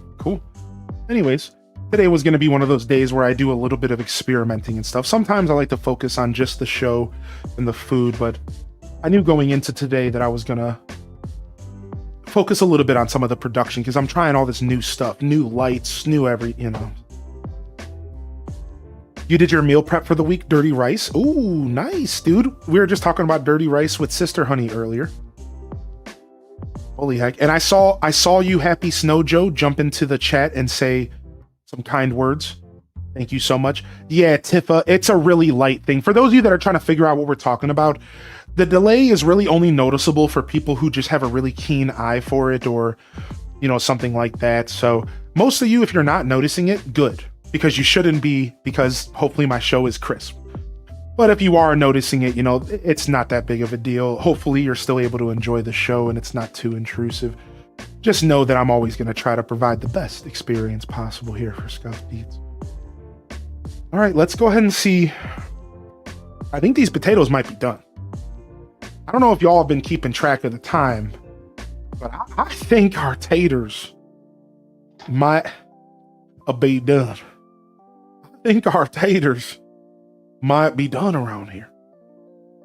Oh my gosh, dude. Oh, wait, hold on. I want to read what Cobalt Skies says that they cooked up. I made a really nice chicken pasta bake recently. Dude, ooh, I love a good... I almost made an artichoke chicken bake recently, but I didn't commit to it. Artichoke chicken. We were actually going to make it for the sides today. It was going to be an artichoke chicken casserole, basically, or a bake. But I didn't go for it. Oh, Hake. Oh, look at that. I present to you Parmesan potatoes. Now, we got to let them sit for about 5 minutes, but I'm going to get y'all the future cam. The future cam. Look. Bum, bum. Bum, bum, bum, bum, bum, bum, bum, bum. Potatoes.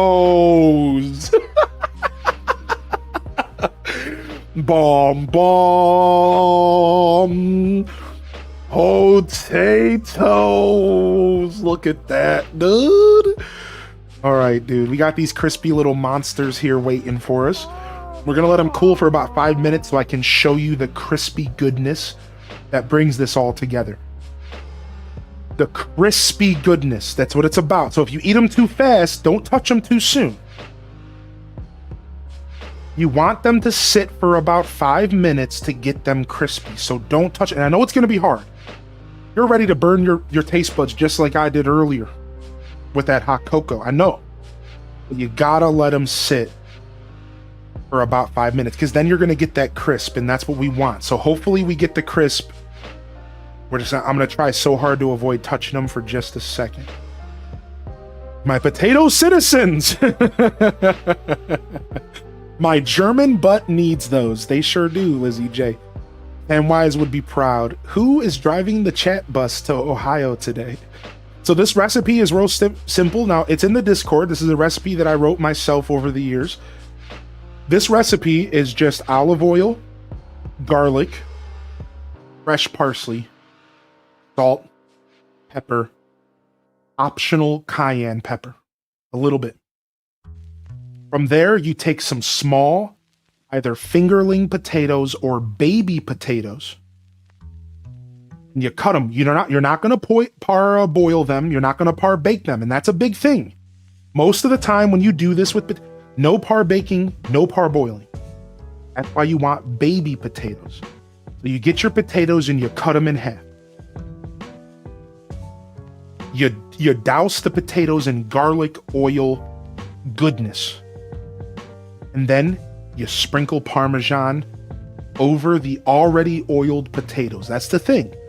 Once the potatoes are already oiled, then add the Parmesan so there's not a caking problem.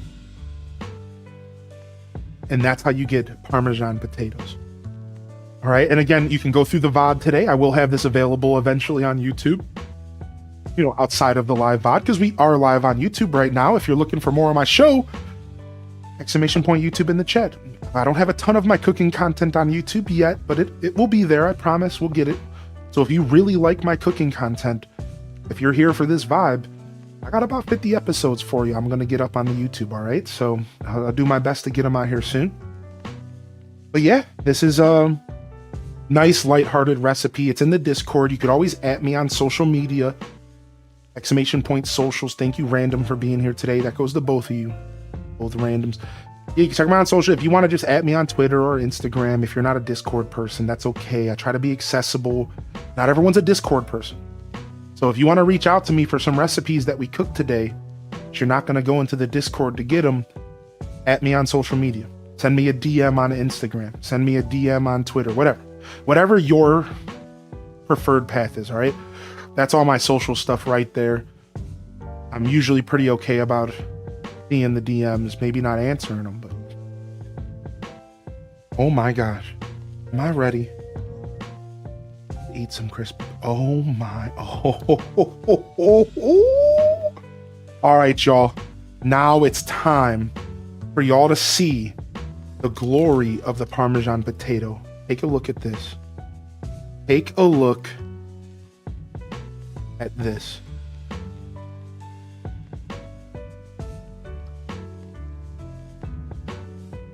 Look at that. You see that color? You see that?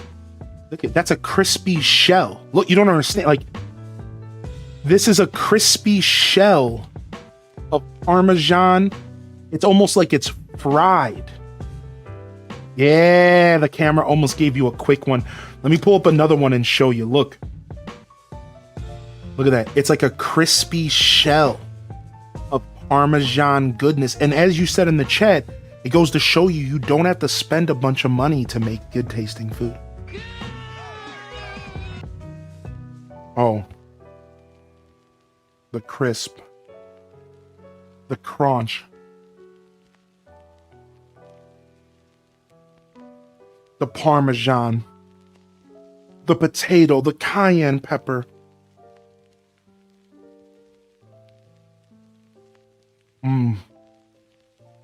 You have never eaten roasted potatoes like this.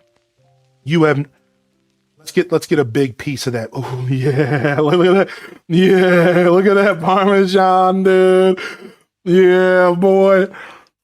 I'm in heaven. I'm in heaven. I'm in heaven.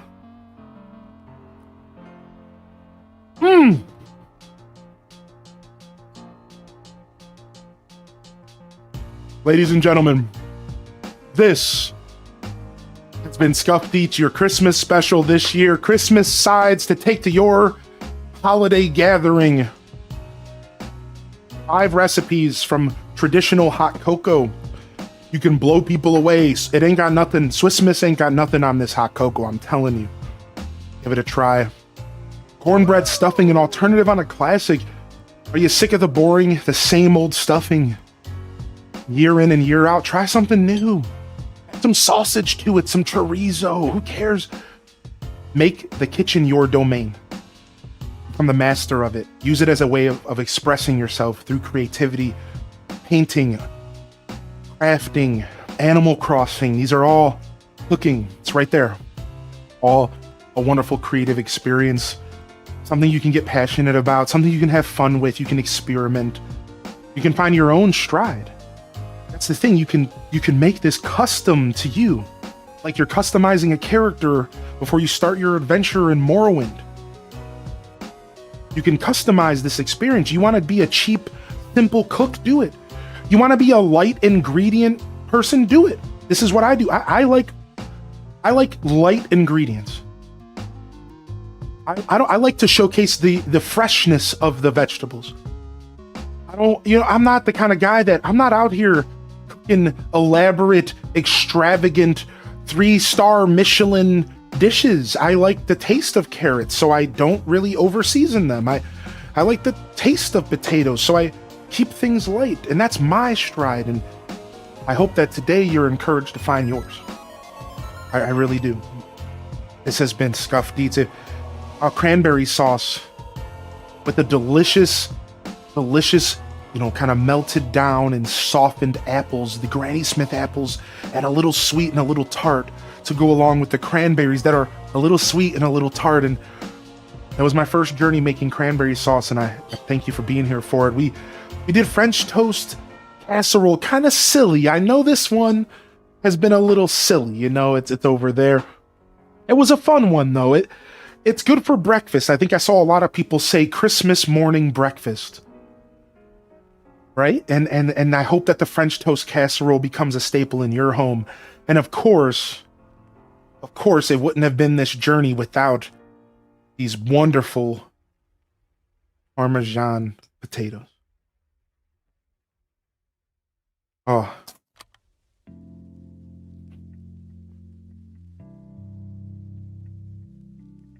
I'm going to see y'all in the kitchen room. We're going to jump onto some video games for a little bit.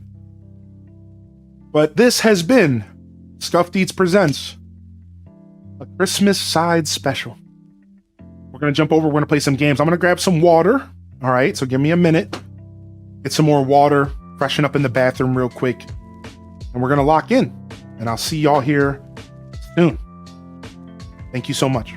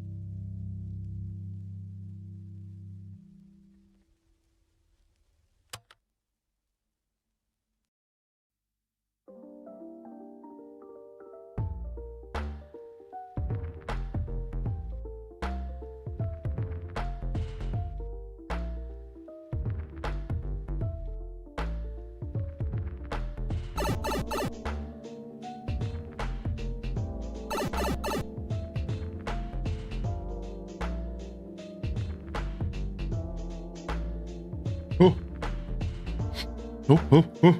Did I leave the freaking chair up during the final scene there? It wasn't covering up too much, huh? That's all right.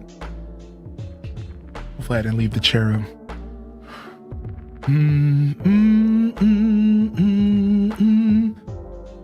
All right, let's jump over. And let's get some games going here, shall we? Got the hands washed for some video games. And we're gonna game a little bit. I gotta check my phone real quick to see what's going on tonight as far as my buddies. And how much time I have today. And then we're gonna play some games. We're gonna do some farm together to kind of wrap up our wonderful day here.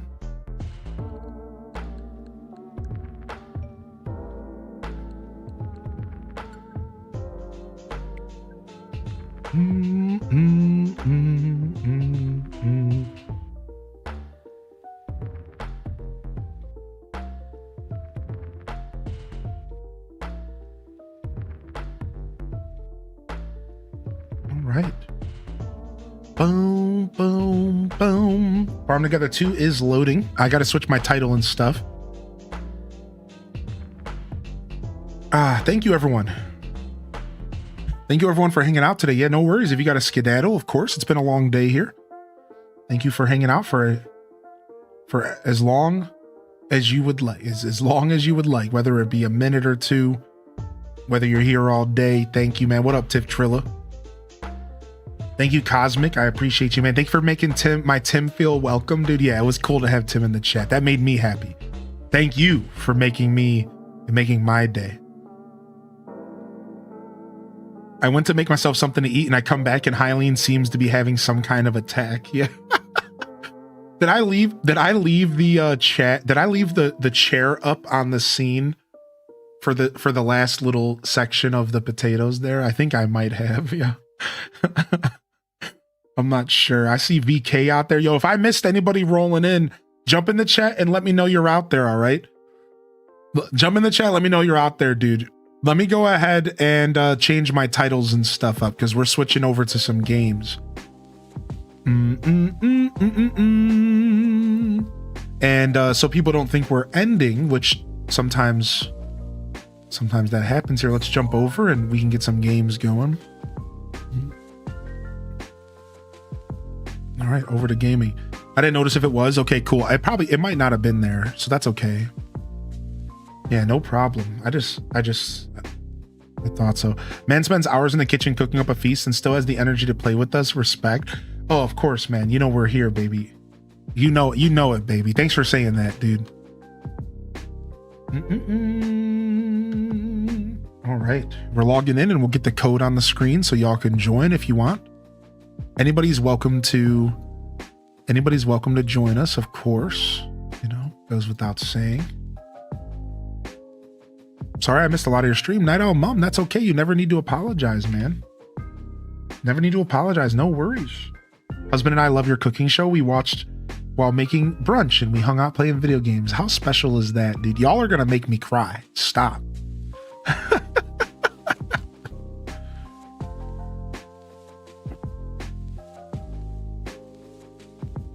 Do. All right, I just need to change the thumbnail on YouTube. And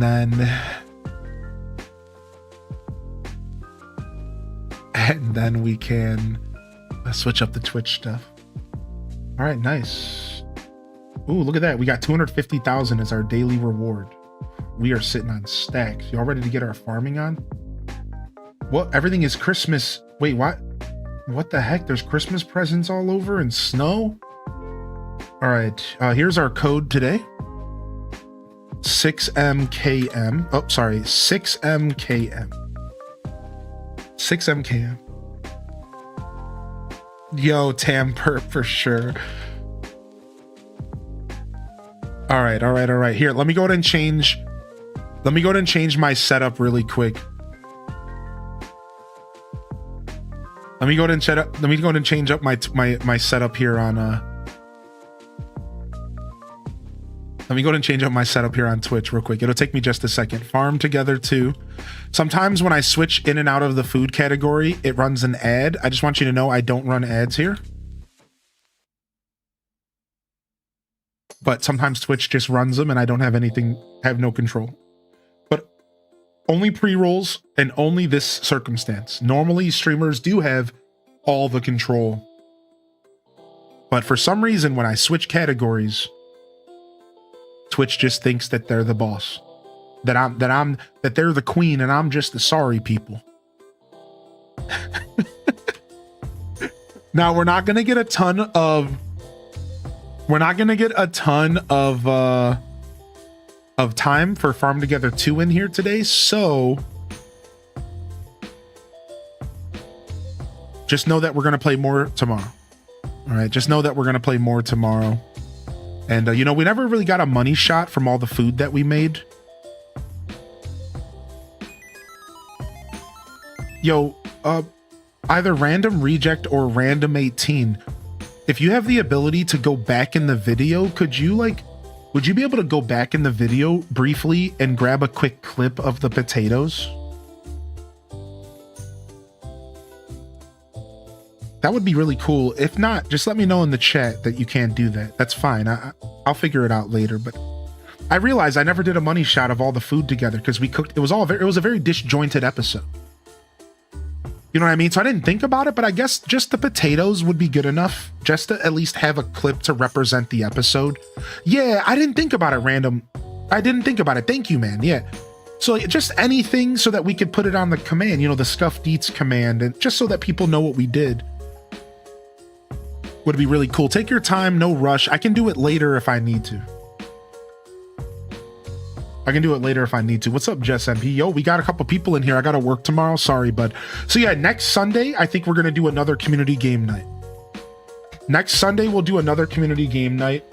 Or sorry, another community game day, and we'll do Farm Together, but we'll do it all morning. All right, we'll do it all morning. We'll actually lean into it a little bit, all right? How'd the food turn out? It turned out really good. We're done cooking. We did 5 sides. All 5 of them turned out phenomenal.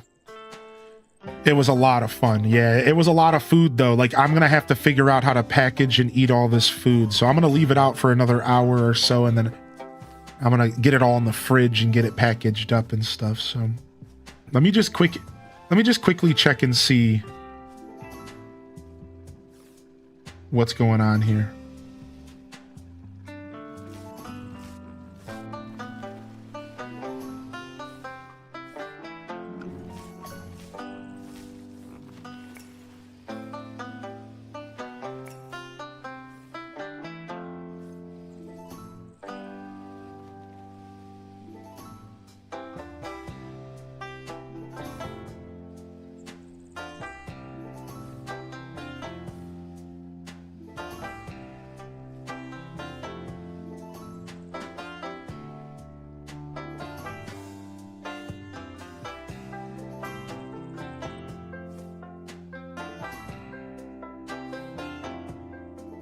All right, sorry, I don't normally, you rarely ever hear me stop talking, you know? Sorry about that. I'm sure people are looking around like, is the stream still working? This guy never stops yapping.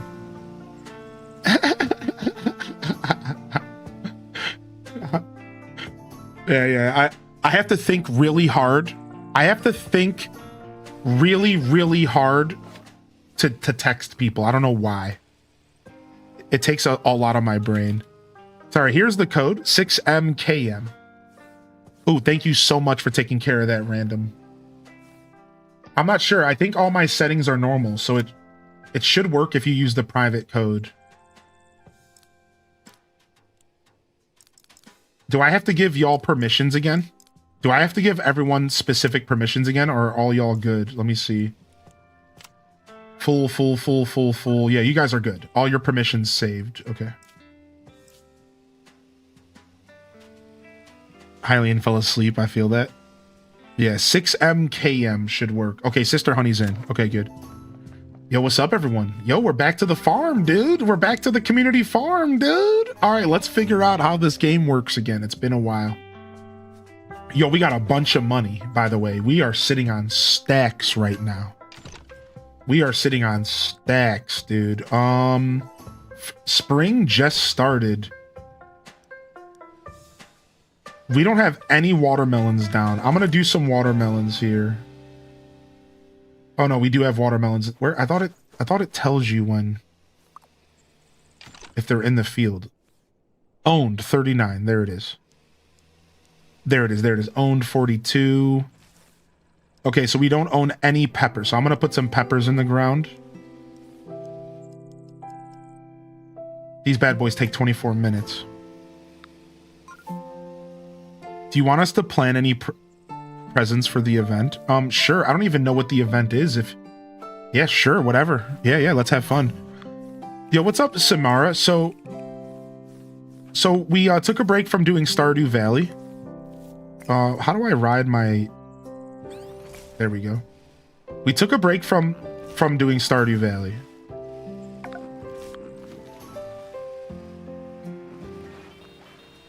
There it is. That's how we do that.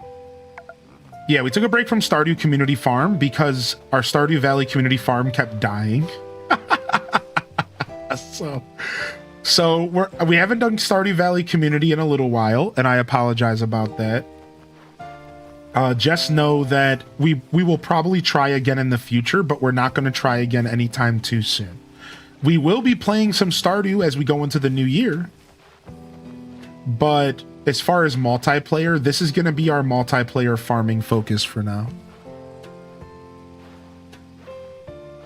Yo, what's up, an off day? Good to see you, buddy.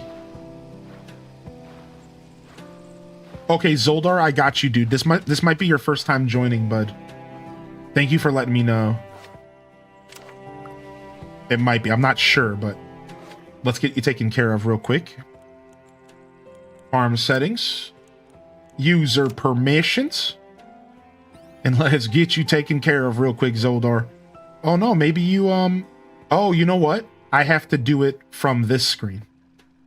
That's why. I have to do it from this screen, and then you'll show up in the user permissions. Boom. All right, you are set, Zoldar. It should lock in here in just a second. Sick. Sick. Thank you for the lurk, Meg Petrowski. What up, dude? I think next week we might do a community game night, but I don't know because Christmas. So I'm not quite sure what's going on with Christmas time and what we're gonna do about next week, but I would like to maybe sneak a community day in next week. Maybe we could sneak in some Mario Kart or something. All right, now let's get a feel for what was going on here. What our property is massive. What level can we expand our farm again? Level 25. We're almost about to get a whole nother piece of property. Okay, here's all the fish farms. Yeah, I remember the fish farms. Oh, my house is built. Yo. I have a home, dude. You could purchase furniture and decorations or customize each room's paint, floor, etc. by opening the shop. Inside houses, you can also place tools that are required to perform jobs, such as cooking and painting. These jobs may be required by some quest and will also grant you specialized resources.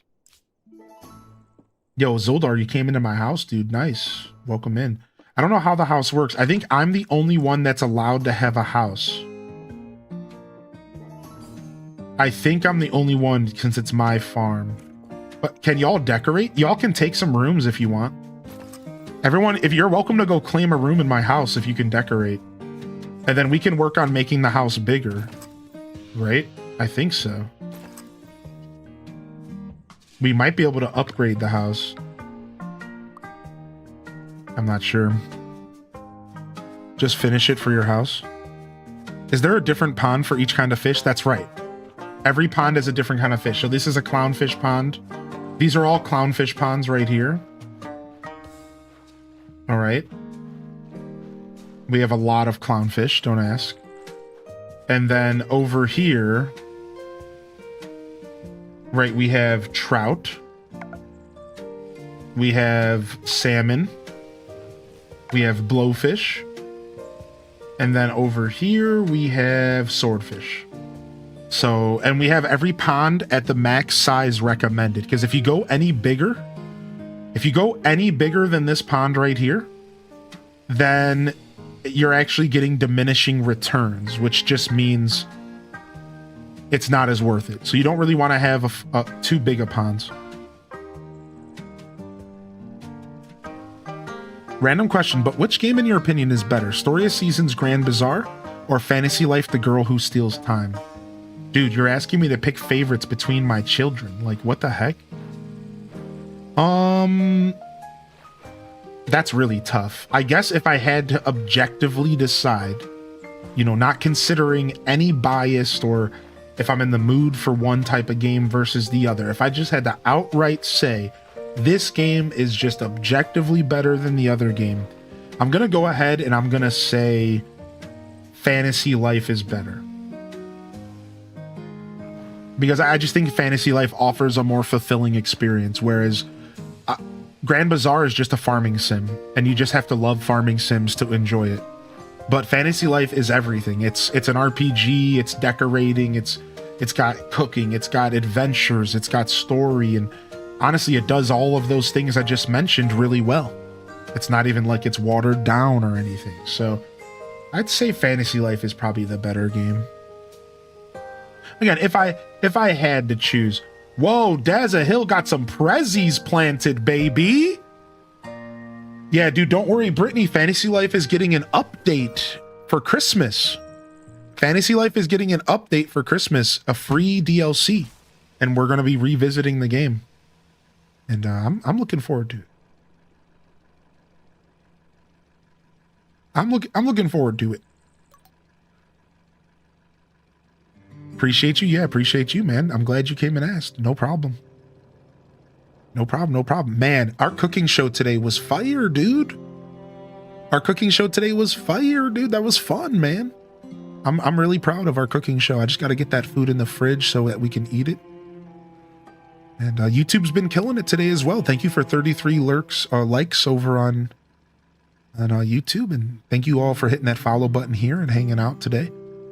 I really appreciate it. We're just going to come down after a wonderful cooking adventure with a little bit of Farm Together too, while I relax until I find out what's going on with my buddies. You know,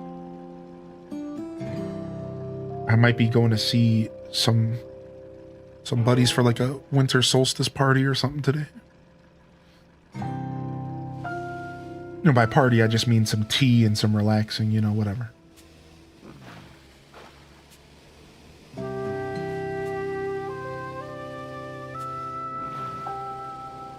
Get these crops watered.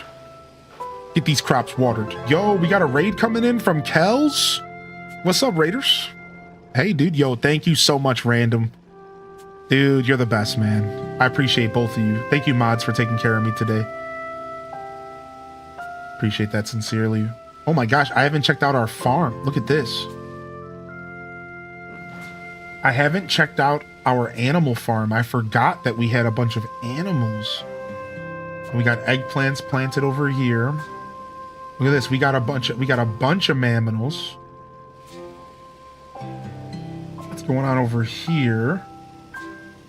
All right, let's move these pigs. Let's combine the pigs. I like to keep things organized. Let's combine the piggies.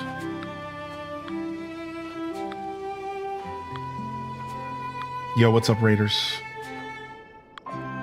Let's move these pigs. If you don't mind me asking, you said you worked in food for good years. How come you stopped? So, Cobalt, great question. So, I actually stopped because working in commercial kitchens sucked, man. And that's just the truth. Like, it actually blew. And I'll explain a little bit more, obviously. So, the problem is that... So two things happened to me when I cooked.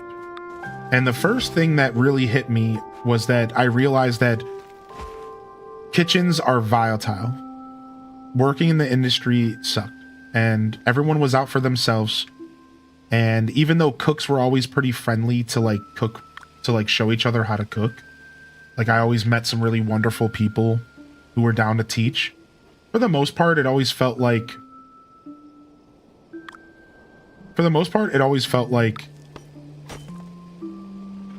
people in the kitchen universe were just, it was just such a volatile place to work, man. It was just such a weird industry that you were underpaid, you were overworked. And here's the thing, I thought that cooking was going to be creative. I thought that cooking was going to be this fun, fulfilling experience. But you want to know what it turned into? It turned into me cooking the same 10, 15, 20, maybe 30 dishes every day. You know who gets to be creative in a kitchen? The head chef, the sous chef, and the chef's friends.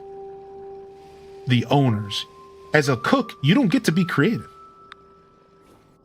That's just not how that works. You show up and you are just a cog in the machine, you know? So for me, this weighed on me because after I cooked for 6 to 8 years, I left so many kitchens, Cobalt. I would cook for a year, I'd get bored, I would leave. I would cook for a year, I would get bored, I'd stop being challenged, I'd leave. And after a while, it burnt my passion for cooking out that I developed when I was 20. You know, all of a sudden, I hated cooking. I literally went from being passionate about food to hating cooking after 6 to 8 years in the industry. And the truth is it wasn't until my last job before I started streaming that I started liking it. And it was a wood-fired oven. And I was the oven guy, and I got to sit there and cook on like an 1,000-degree oven, slinging pizzas, dude, and it was super dope. Like, I was cooking 15 pizzas at a time sometimes, going, spinning, you couldn't stop. The pizzas always had to be rotated. You didn't have a single moment to breathe. And for me, it was challenging, and it was exciting, and it was fun. But it really had nothing to do with the creative side of cooking. I liked it because it was labor and because time moved by, and you know, I liked it for the wrong reasons. I was like, this is really great, but am I cooking? Is this cooking? And I was like, you know, this is fulfilling, but it's not doing it. And then I stumbled into streaming, and the real reason I started streaming was because I wanted to do something creative and I wanted to get out of feeling like just a cog in the machine. Let me give you the TLDR. I learned that if I wanted to like cooking, I was going to either have to work at a place for 10 years and build tenure, or I was going to have to start my own business. That's what I literally learned. I learned these are your options as a cook. You are either starting your own business or you're going to work at a place for 10 years and you got to dedicate your whole fucking life to an establishment at basically minimum wage. And then maybe somebody gives you some respect. What I just described to you is literally the cooking industry in a nutshell. They're either bow down to us and give us 15 years of your life before you can even think for yourself, or start your own business. See you later. It was volatile, dude. It was sick, man. It sucked. And I felt so defeated because I just wanted to be creative and I just wanted to like be a part of something that I felt respected me. And again, it wasn't until my last job that I felt like I succeeded in finding it. And it was that last job where I felt it was a small mom and pop. I knew the owner on a first name basis. He called me the Pizza King because I was so good at my job. I kid you not. In his phone, I was known as the Pizza King. And I finally was able to like grow and actually like become the cook that I wanted to be, you know? Well, not the cook, but like the person. Because again, I got a little distracted there, but that cooking job was the one time where I was able to be creative outside of like a random sous chef position I had once. And even though it was pizza, I was able to experiment with the dough, and I was able to make my own specials up, and I was really fun. But I left that job to take a risk on myself for the first time in my life. And that's what this whole journey, I've been streaming for 6 years, Cobalt, and I started streaming so I could take a risk on myself. And I didn't start cooking in my stream until about a year into my stream. Then I started cooking, and I wanted to incorporate all of my passions into my broadcast, and we started cooking alongside gaming. The next step is music. My 3 passions, my passions 3: gaming, music, and cooking. I got gaming and cooking incorporated into my show. The next step will be music one day. I will be somehow incorporating music composition into my show. You know, and that's like my dream, and that's my journey. So I just wanted to share that with you since you asked. I know I gave you a little bit more of an answer than you were looking for, but I wanted to share that with you. I wanted you to know, like, that's kind of the whole journey. That's why I left cooking, because I lost my passion for it. I lost my passion for cooking, and I needed to move away, but I still needed to be creative in my life. And I found streaming as my creative outlet, and I somehow managed to make it work. I'm blessed, and here we are. I've only been here for like an hour. The community here is so welcoming. Thank you, man. Yeah, the 6 years, I could start getting emotional right now. The 6 years have been pretty cool. Yeah, for sure, dude. Thank you so much. And I see that SPS, by the way. I just want to say thanks for supporting SPS, because she's pretty awesome. So SPS was actually, I still to this day, SPS is one of the reasons I found success. So Simply Press Start is one of my favorite humans, because they took me under their wing. They saw my show, they saw what I was doing, and they said, hey, check this guy out. And when I was a small fry, 5 viewers playing Animal Crossing GameCube to myself and Rogue Gerb and 3 other people, you know, she showed up and was like, no, check this guy out. And she like changed my whole life. Like, I don't think she realizes it. Like, I don't know if I would be here without her. At least not, you know, as successful. So like, just I want to throw that out there. Like, thanks for supporting SPS, because she's pretty awesome. You know, I try not to sell myself too short. Like, I'm sure I would have figured it out, but she like really made a difference. So yeah, thank you. Thank you so much. Enjoy a sub on the house just for whatever. Just whatever. So Young Springer asked another question here, and I want to answer it real quick. Young Springer said, what drew you into cooking for the first place? Did you start out as a dishy? Yes. So I want to share my cooking journey with you here. So when I was 16 years old, I started, sorry, not 16. I had just turned 18, and I started washing dishes. It was technically my second job at the time. And my brother, I dropped out of school, and I started doing an online school. I dropped out of like regular high school. I started doing online stuff. And at the time, online stuff was like brand new. It was like mind blowing to have people schooling at home. So it was like a big deal, right? And I was kind of being a bum and not really doing anything. And my mom and my brother sat me down and called me out. They were like, yo, you need to get a job, dude. You can't just sit here. So, you know, I'm like, oh, frick. So my brother's like, come wash dishes at this bar that I work at. And I'm like, okay. And I start washing dishes. And from there, I started kind of respecting cooking and kind of learning, like, you know, how to handle myself in the kitchen. And I went through a couple weird trials and stuff, but I ended up, listen to this, at an organic food store. Listen to this. And I started cooking in the cold kitchen. So there's a difference between a hot kitchen and a cold kitchen. A hot kitchen cooks per order, but a cold kitchen cooks per quota. If you've ever been to a deli, you know all the pasta salads and stuff? That's what we call cold cooking. You cook soups and pastas and sandwiches and you sell that stuff, right? So I started working at this organic food store, and the lady liked me, and she was like, I'm going to have you do half of your time in the back of the house, and I'm going to have you do half of your time in the front of the house.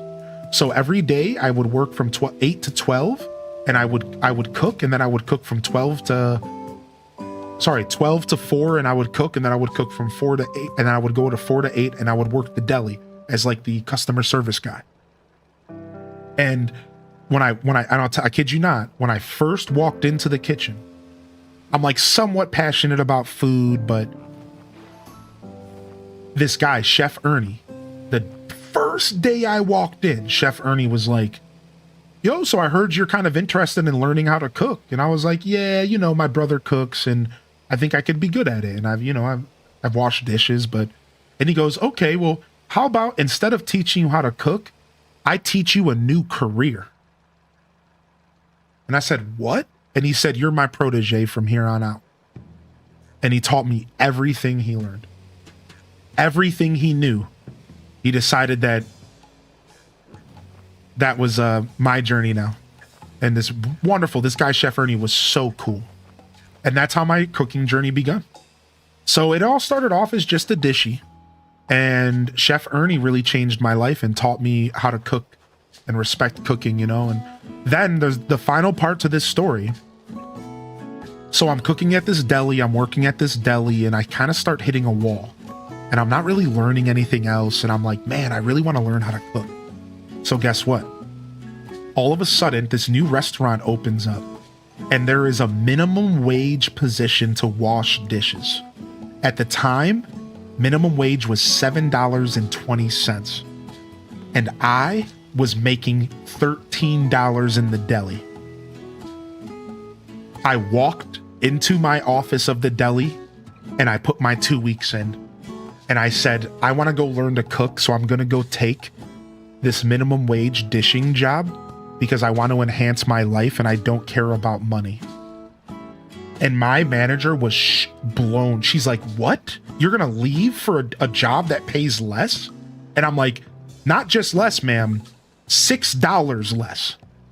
I am going to go learn how to cook. I'm 20 years old and I want to be a cook.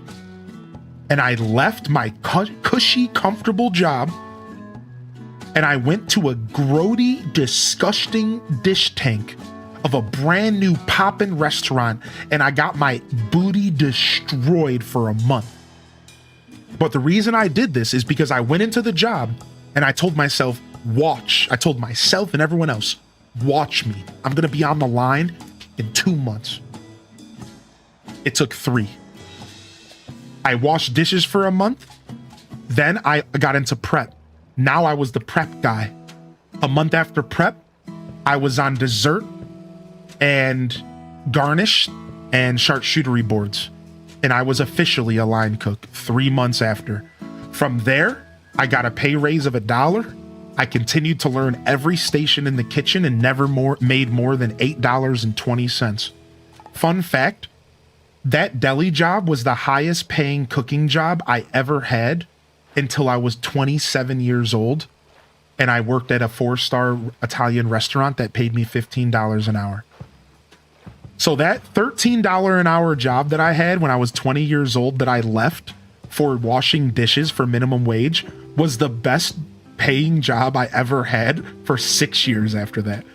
And I struggled working in kitchens and retail for years. Then I did management and I got like a great job as a manager. And then I went back to cooking. And so I wanted to tell that story because I really like people getting, hopefully inspired by pursuing things that in life that matter. And while we can't all take crazy buku risk, like taking a $6 pay cut but when you're young and you're able to do that stuff, and I think it's an inspirational story in its own right.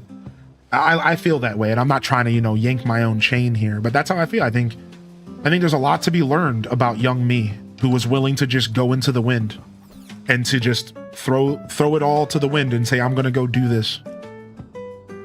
And I learned how to cook. I learned how to cook doing that. I learned a lot about food. And I also learned that you don't quit your higher paying job to go wash dishes because it sucked. But at the same time, I don't regret what I did. But at the same time, I don't regret it. But washing dishes blows. So don't do that to yourself. For any aspiring chefs in school, however Don't go for Japanese street food for your exam. I almost failed the entire thing making tofu chocolate cake. Luckily, that was 6 years ago now, so I've improved. Dude, nice. That's cool, man. So it sounds like you're pretty passionate about food as well. So yeah, there you go, Yum Springer. That's my story, man. A lot of people in my life inspired me to cook. My older brother and my best friend are two people that inspired me directly to start cooking. That's the two people that inspired me directly to start cooking was my best friend and my brother. That's what really started my passion for food. And then from there, Iron Chef. I kid you not, the show Iron Chef. And here's a big one. Alton Brown. Alton Brown, dude. Alton Brown inspired me to cook because Alton Brown taught me the science. And once I started learning the science, I felt really good about cooking, and that helped. So Good Eats was a big part of my cooking journey as well. Nice. Do we have anybody else in here that needs some perms? No, you guys are all good. Nice. Thanks for the sub and the lore drop. I like sharing highly in descent lore. Yeah, I don't mind that. I don't mind that. I could watch cooking, especially for hours. So seeing that Crystal was raiding into Hylian cooking, I was like, oh, I'm down. Yeah, it's nice to meet some SPS fans. We're SPS stands around here. We're SPS stands around here. Excuse me while I get a quick bug and a fish. Oh, I already gathered, though. Whole reason for loving cooking was my auntie always had me at her house when I was younger, and we'd cook and bake different things. Oh, that's so sweet. Those types of encounters as a child matter so much. And also, Sister Honey, I saw that you purchased the new farm, so thank you for that. I don't even know where we opened up. Where did we open up here? I'm assuming back here, maybe?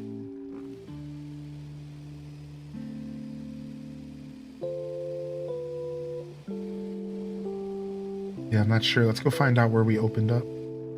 Okay, not over here. I lost count of how many Jacques Pepin cooking at home videos I watched on YouTube. Jacques, I know you're talking about the dude that cooks with the famous lady, right? He cooks along with the famous lady a bunch. Yeah, Julia Childs back in the day. Yeah. Jacques cool. There's a couple of UI options in settings that are handy. A digital season counter timer. Oh, thank you. So I need to go into settings real quick. And should we go to interface? On-screen inventory. We don't need that. Oh, maybe the on-screen inventory is what we should try. Okay, let's try it. Show progress only. Let's try it out. Remaining season time. Oh. Recycle confirmation prompt, always. Tile border. Nice. Oh, dude, I love the mini inventory. Oh, that's so sick. Thank you, dude. I love that. I absolutely love that. Yeah, they were close friends. I know a little bit about that lore. Have you ever seen the movie, Tim? Julia and Julia? And what's up, Will? It's a beautiful movie, dude. I feel like you've probably seen it. I don't know. I just got your vibe, but if you haven't, go check it out, dude. I think it's called Julia and Julia. And it's about this girl. So the movie is about a lady who tries to cook every recipe in a Julia Child's book. So it's this woman named Julia in the story who tries to cook every recipe from Julia Child's cookbook. And it actually goes into like the history and the lore of Julia Child during the movie. It like goes into flashback scenes and like it actually shows like how she would have maybe interacted and stuff. I think Meryl Streep plays her or something like that. So it's like super interesting.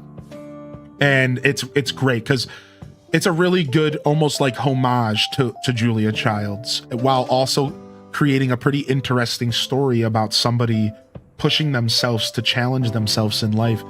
After I watched that movie, I was so inspired. I showed up at stream the next day and I was like, everybody, we're gonna cook every single Tears of the Kingdom recipe in the whole game, all 300 of them. Like, I was so inspired. For the record, I've cooked 3 of them. We're getting there. We'll eventually cook a 4th. But I'm just saying, like, that movie inspired me so much. I was like, yo! It's like Julia. Dude, I was so locked in, dude. I was so locked in. Everyone was all excited. They're like, yeah, Tears of the Kingdom. I cooked a handful of them bad boys, man. It wasn't a lot, dude. It wasn't a lot. Yeah, 3 is more than 0. 3 is more than 0. But that movie was that good, though. Yeah, it's based off like a real life story. Yeah, I think so. That's what I heard. Rambo bandana and all, you know it, dude. Oh, I didn't want to put more of these down, but we're just gonna go with it. Those take kind of a long time to show up. You know what? We haven't gone to town in a little bit. Let's go to town and see what we can accomplish there. And maybe we can make things a little bit better by upgrading some shops or something. Let's see what we can do here. We got a lot of stuff. We don't have a ton of metals, but upgrade. Oh, we upgrading, baby. Oh, we upgrading, baby. Oh, we upgrading, baby. Okay, we need 76 eggs for that. The next one. All right, what about here? 24 eggs. All right, we need more eggs. We might have to expand our animal production.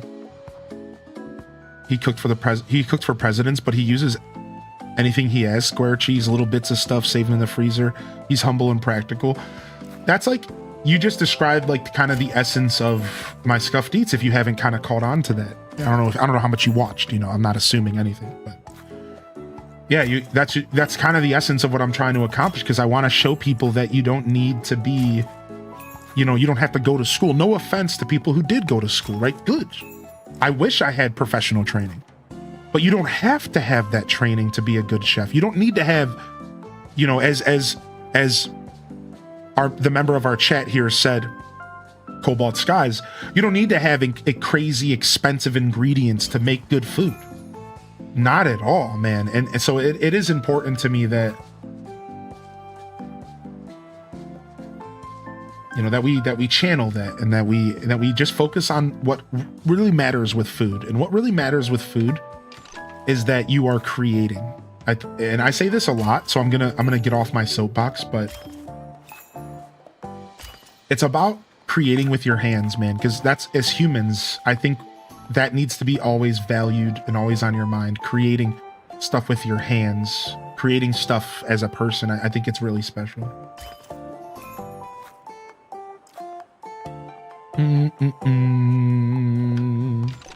That's actually been one of my journeys recently. I'm like living on my own again for the first time in about 10 years, and I'm cooking for myself. So what I'm trying to accomplish is I'm trying to teach myself how to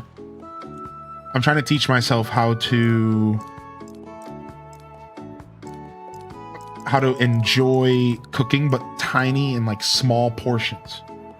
I want to like learn how to cook smaller portions, so that like smaller, simpler dishes that don't break the bank. So I'm like really focusing on budgeting and stuff right now on my journey. And like I challenge myself. I go to the grocery store and I challenge myself. I can only bring home enough stuff that fits in my little book bag. Right, that's the challenge. I can only bring home enough that fits in one book bag. And I have to figure out how to like Tetris my way into bringing home food to cook in only this book bag. And it works really well. I don't over purchase. You know, a lot of times I go up to the cash register, I'm buying a single cucumber. I'm buying a single like sweet potato. I'm buying like a single onion, one apple. And it's perfect. I don't over purchase. I don't throw stuff away. You know, if I plan to cook something and I decide not to, I can usually pivot the ingredients to something else. And it's like a really fun way to interact with the grocery store. So yeah, it's like a little video game, right? Simcopter once said he likes hosting because he gets to help curate memories for people. That captures part of what I love about cooking the most. I like that a lot. That's cool. 90% of the time, 20 euros and a bus fare to the supermarket is more than enough to get a good meal cooking. Yeah, exactly. And you know, I respect not everyone's interested in cooking though. I get that. And so I try not to push. How do I run in this game? There we go. You know, I get it. But I will always be somebody who encourages you to consider cooking. Even if you don't think you're good at it, because you'll quickly realize that there isn't really a bad or good with cooking. That's just a fabricated thing. It's like gaming. There isn't a bad or a good with gaming.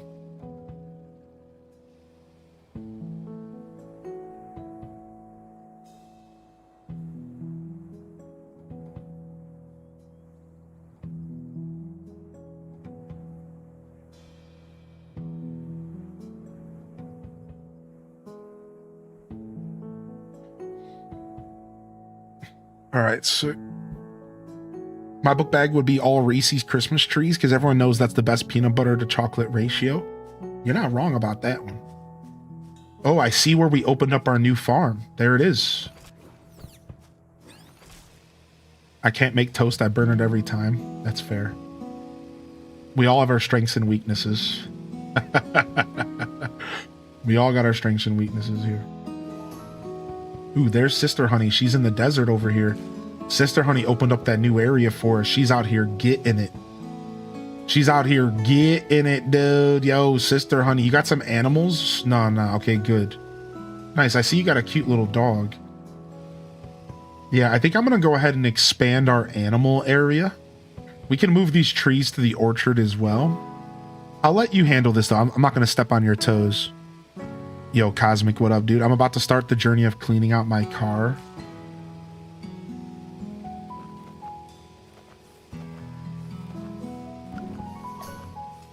All right, let's stop real quick and see what other ingredient, what can we plant? What can we plant here? Tomatoes, regular wheat, potatoes, you name it. Let's do 40-minute potatoes. Only 5 more levels till terraforming is unlocked. Oh, that's so sick. Can we all terraform? Have you ever made your own bechamel sauce? I can't remember exactly how to say it. Bechamel. I'm just farting around. No, I've never have. I never have. I never have. Yeah, I've never done it before, but I do know a little bit about the process of making it, so I can imagine that is pretty stressful to carry for sure. I get stressed, dude. I stress out every time before Scuffed Eats. I'll be real. Well, because part of it's my show, right? And like I'm trying to put on a good show, but also because I really care about what I'm doing. And I always try to remind people of that. Dude, it just means that you really care about what you're doing.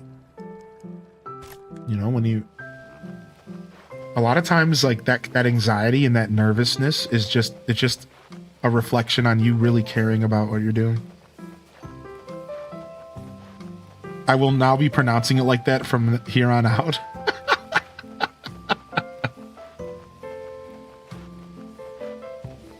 I'm going to use that phrase instead. I'm just farting around. Yo, Caffeinated, good to see you.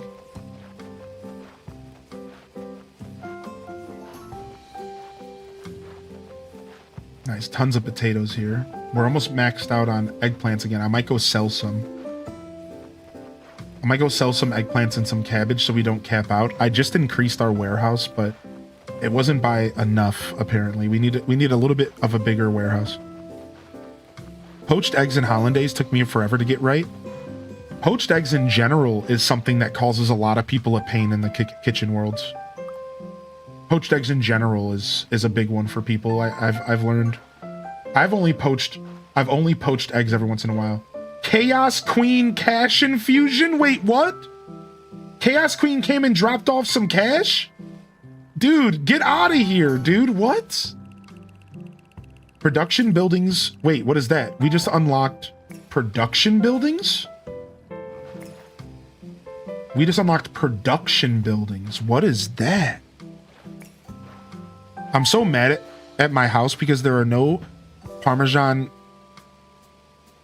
potatoes in it. I've looked everywhere. Sorry, buddy. Come on by, dude. Come eat my food. I don't want to eat all this food. I was only a half mil. You didn't even notice. You just started spending it.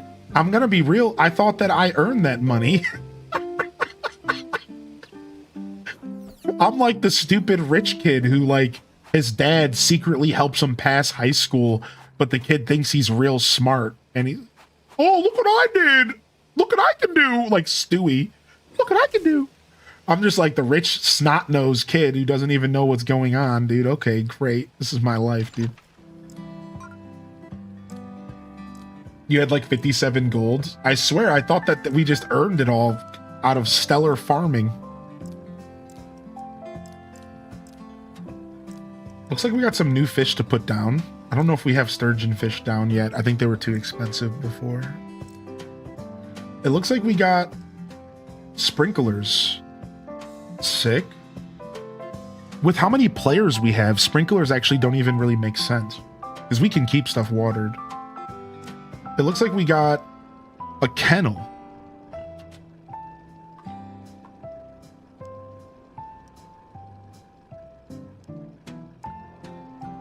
These are decoration. Oh, these are just decorations. Okay, so these are just decorations. Okay.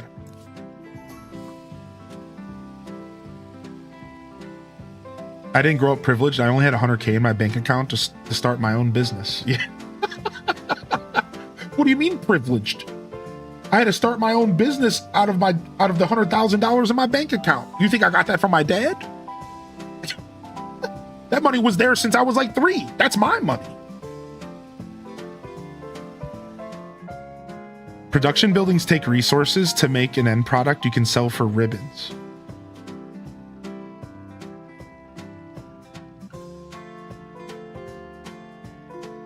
How much could a banana possibly be worth? $11? No, what? No way. Maybe a genetically modified banana that's as big as my head. Oh, it's from Arrested Development. Okay. You know, I haven't seen enough of that show to quote that one, but hit me with some Office or maybe some Parks and Recs and I got you.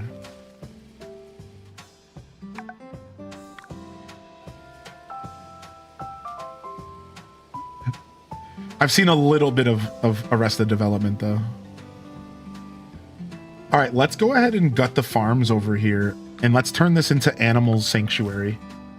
So once these crops are done growing, let's turn this whole section into animals, potentially. And we'll just have the crops around the edges. And then when we terraform, we can just flatten it all, right? Ooh, what's that, Dazza? Are your thumbsing up? Nice, dude. How do I emote again? Nope, that's how you type. I don't remember how to emote. L, R, X, A. All right, that's hoeing.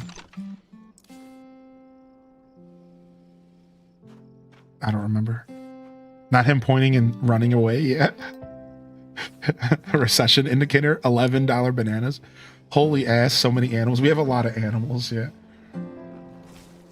Thank you, Deza. Thank you for that. Yeah, we have a lot of animals, yeah. What up, Cozy? Yo, check out the potatoes.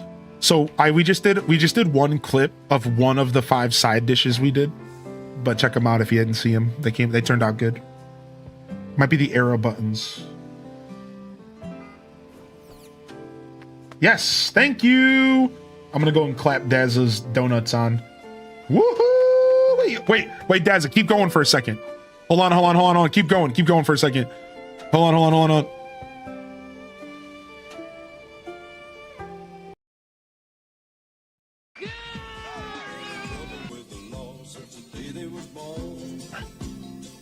Yeah.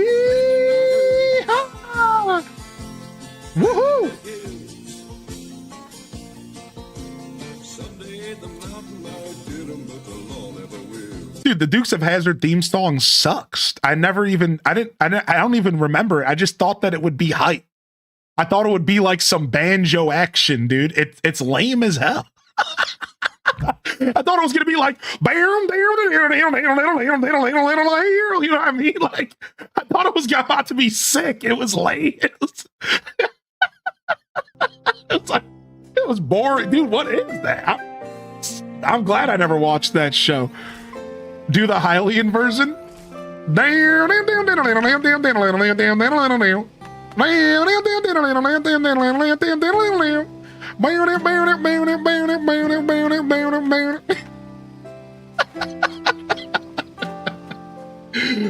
Oh my lord.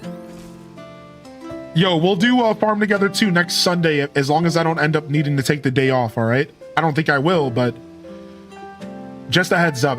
We didn't get a chance to get as much Farm Together 2 in as I wanted, so I'm just kind of throwing that out there to let y'all know. Like, I'll do my best to get some more Farm Together 2 in here soon, all right?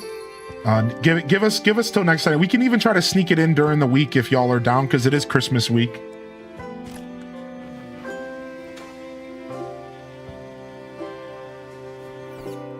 We can try to sneak it in this week if you guys would like to. Husband and I was just listening to trap banjo music, and we swear you can hear us. Billboard #1 soon. Yeah, we'll get some more Farm Together 2 in, y'all, all right? So I really do like this game, and I do want to play more of it, so... But today we got a little deep into the kitchen, and while we did manage to end cooking at around 2:30, I only have so much time because I gotta clean up the kitchen before I go out here today. You know, it's weird saying this because I spent the past 6 years not really doing anything but streaming and then sitting in my dark room playing video games and talking to my girlfriend. And now I'm like starting to like rebuild my friendships and stuff, and I'm not gonna go into the details. You know, it's not that much of a sap story, I promise, but it's like weird for me to be like, oh yeah, I'm going out. Like I feel selfish about it. Like it's so weird to me. I feel selfish because I'm like, how dare I go and abandon my community for friends? Like, you're all my friends.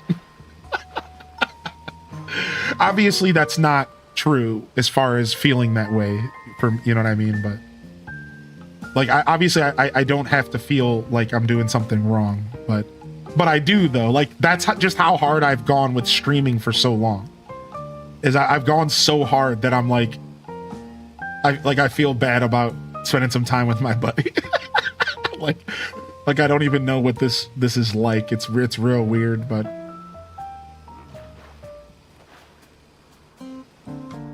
humans are social creatures. Go soak up the good vibes. Yeah. I'm really proud that I'm able to even say that I'm doing this. You know what I mean? It's so special to me to be rebuilding with my people. So I'm very happy. I'm very excited. Some of your shops will take over 1 billion coins to upgrade closer to max level.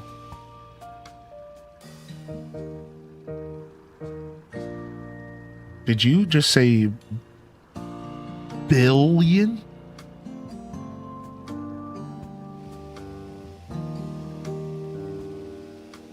All right, we're gonna need more. All right, how many?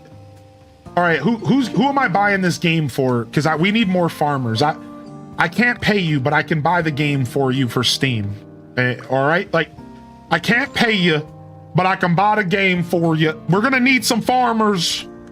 We're gonna need some farmers on the field because we need $1 million.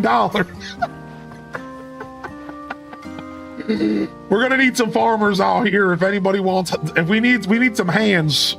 We're hiring. We're hiring. All right. Just leave the farm open while you go out. I could do that, by the way. And the only problem is if something goes wrong, I'm not here. But I could do that. I could leave the farm up here for y'all if you want. And you can just go in and out. But if something goes wrong, it's like, well, I'm not there. Dun, dun, dun, dun. This just came satisfactory. Raffle time. I'm gonna pick it up for sure. Yeah, this game's good, man. I wish I could help y'all. Aw. Absolutely allowed to both enjoy streaming in your community and your private life. And you know, thanks for saying that. Like, it's nice to hear that and from another person, because that's what I'm struggling with. It's like the private lives. I haven't really had that for 6 years. And again, I'm not trying to sound like a sap story, even though I'm getting a little emotional. It's like, I seriously, like, outside of my babe, but I'm in a long distance relationship. So, you know, it was kind of easy to just like, we would spend time on the phone and stuff. And we were able to squeeze in our time in all the cracks. So I was pretty much able to give her time, and she's my priority, and then you guys. And that was my life for 6 years. It was either her about 4 years ago, 5 years ago, and then you guys. So it's crazy to say this out loud, but I forgot what it was like to like have the word private life. Like, I swear, like, I forgot what that even means. I'm like, wow, dude, like, this is pretty interesting.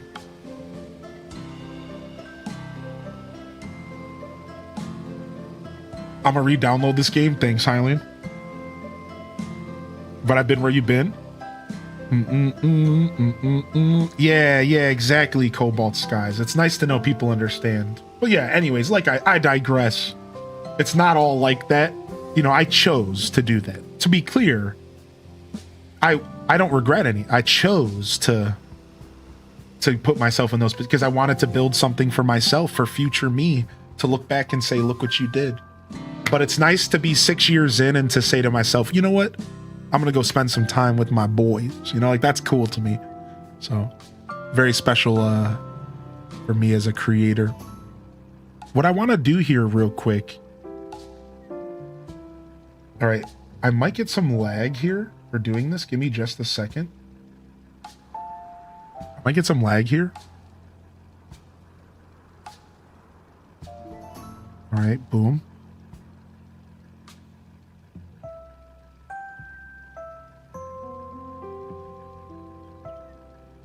It's because I have a ton of tabs open. All right, hold on.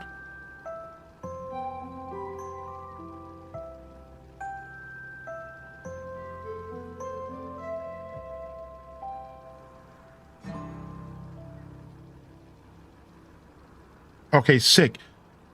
Okay, sick. So we're going to go ahead and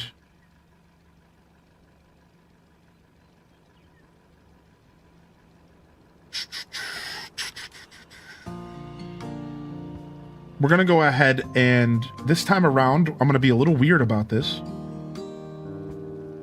Instead of doing a raffle, I'm just going to actually pick an individual out of the chat.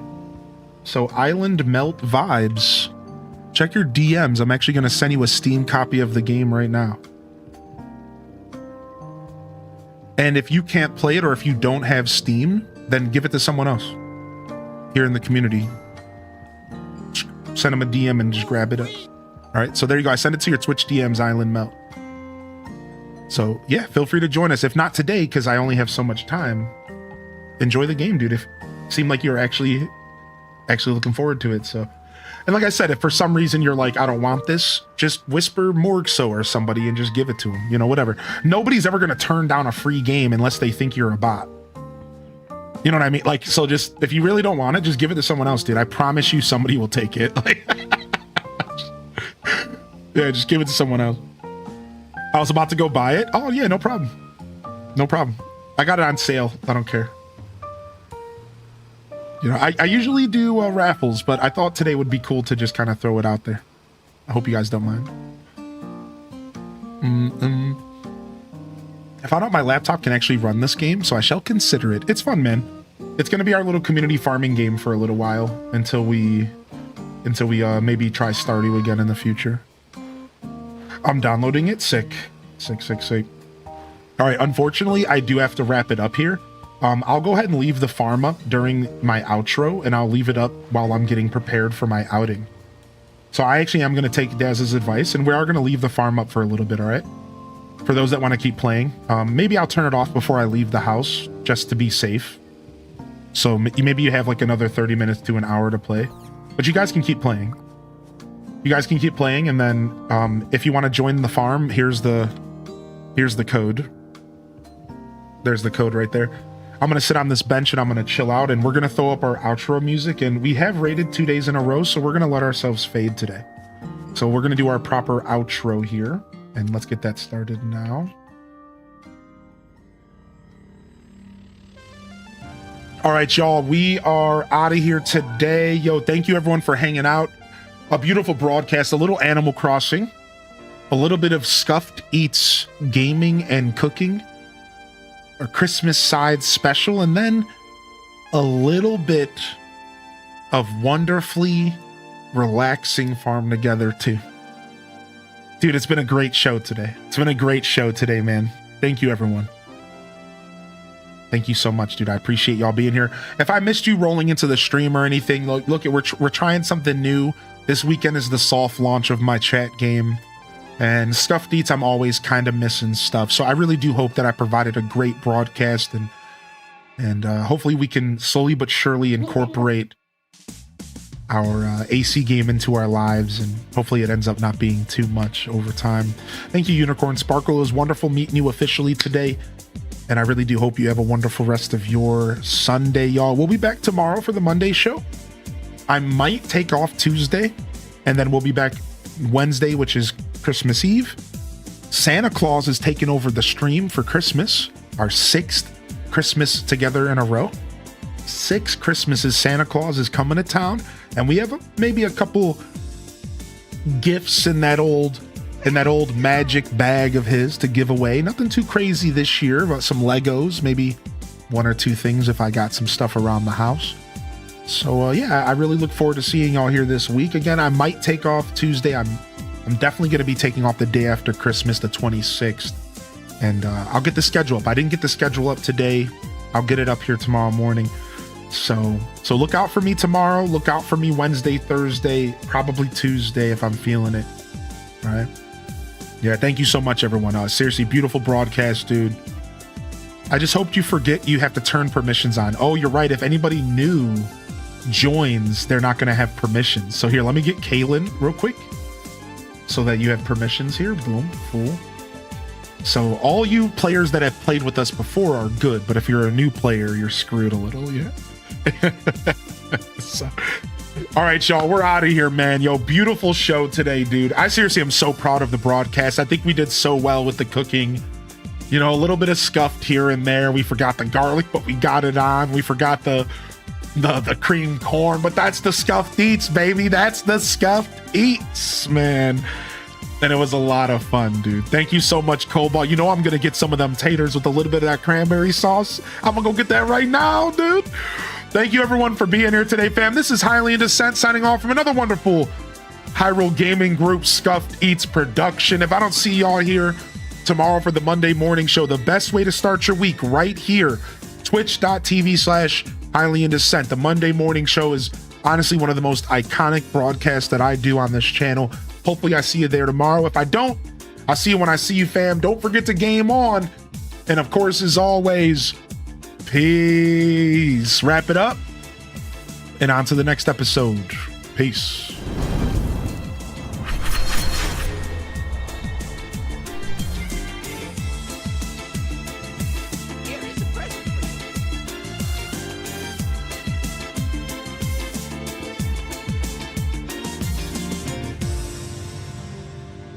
All right, our first fade of the day. Of the week. We're gonna fade. I'm trying to do more raids this year, but we're gonna fade.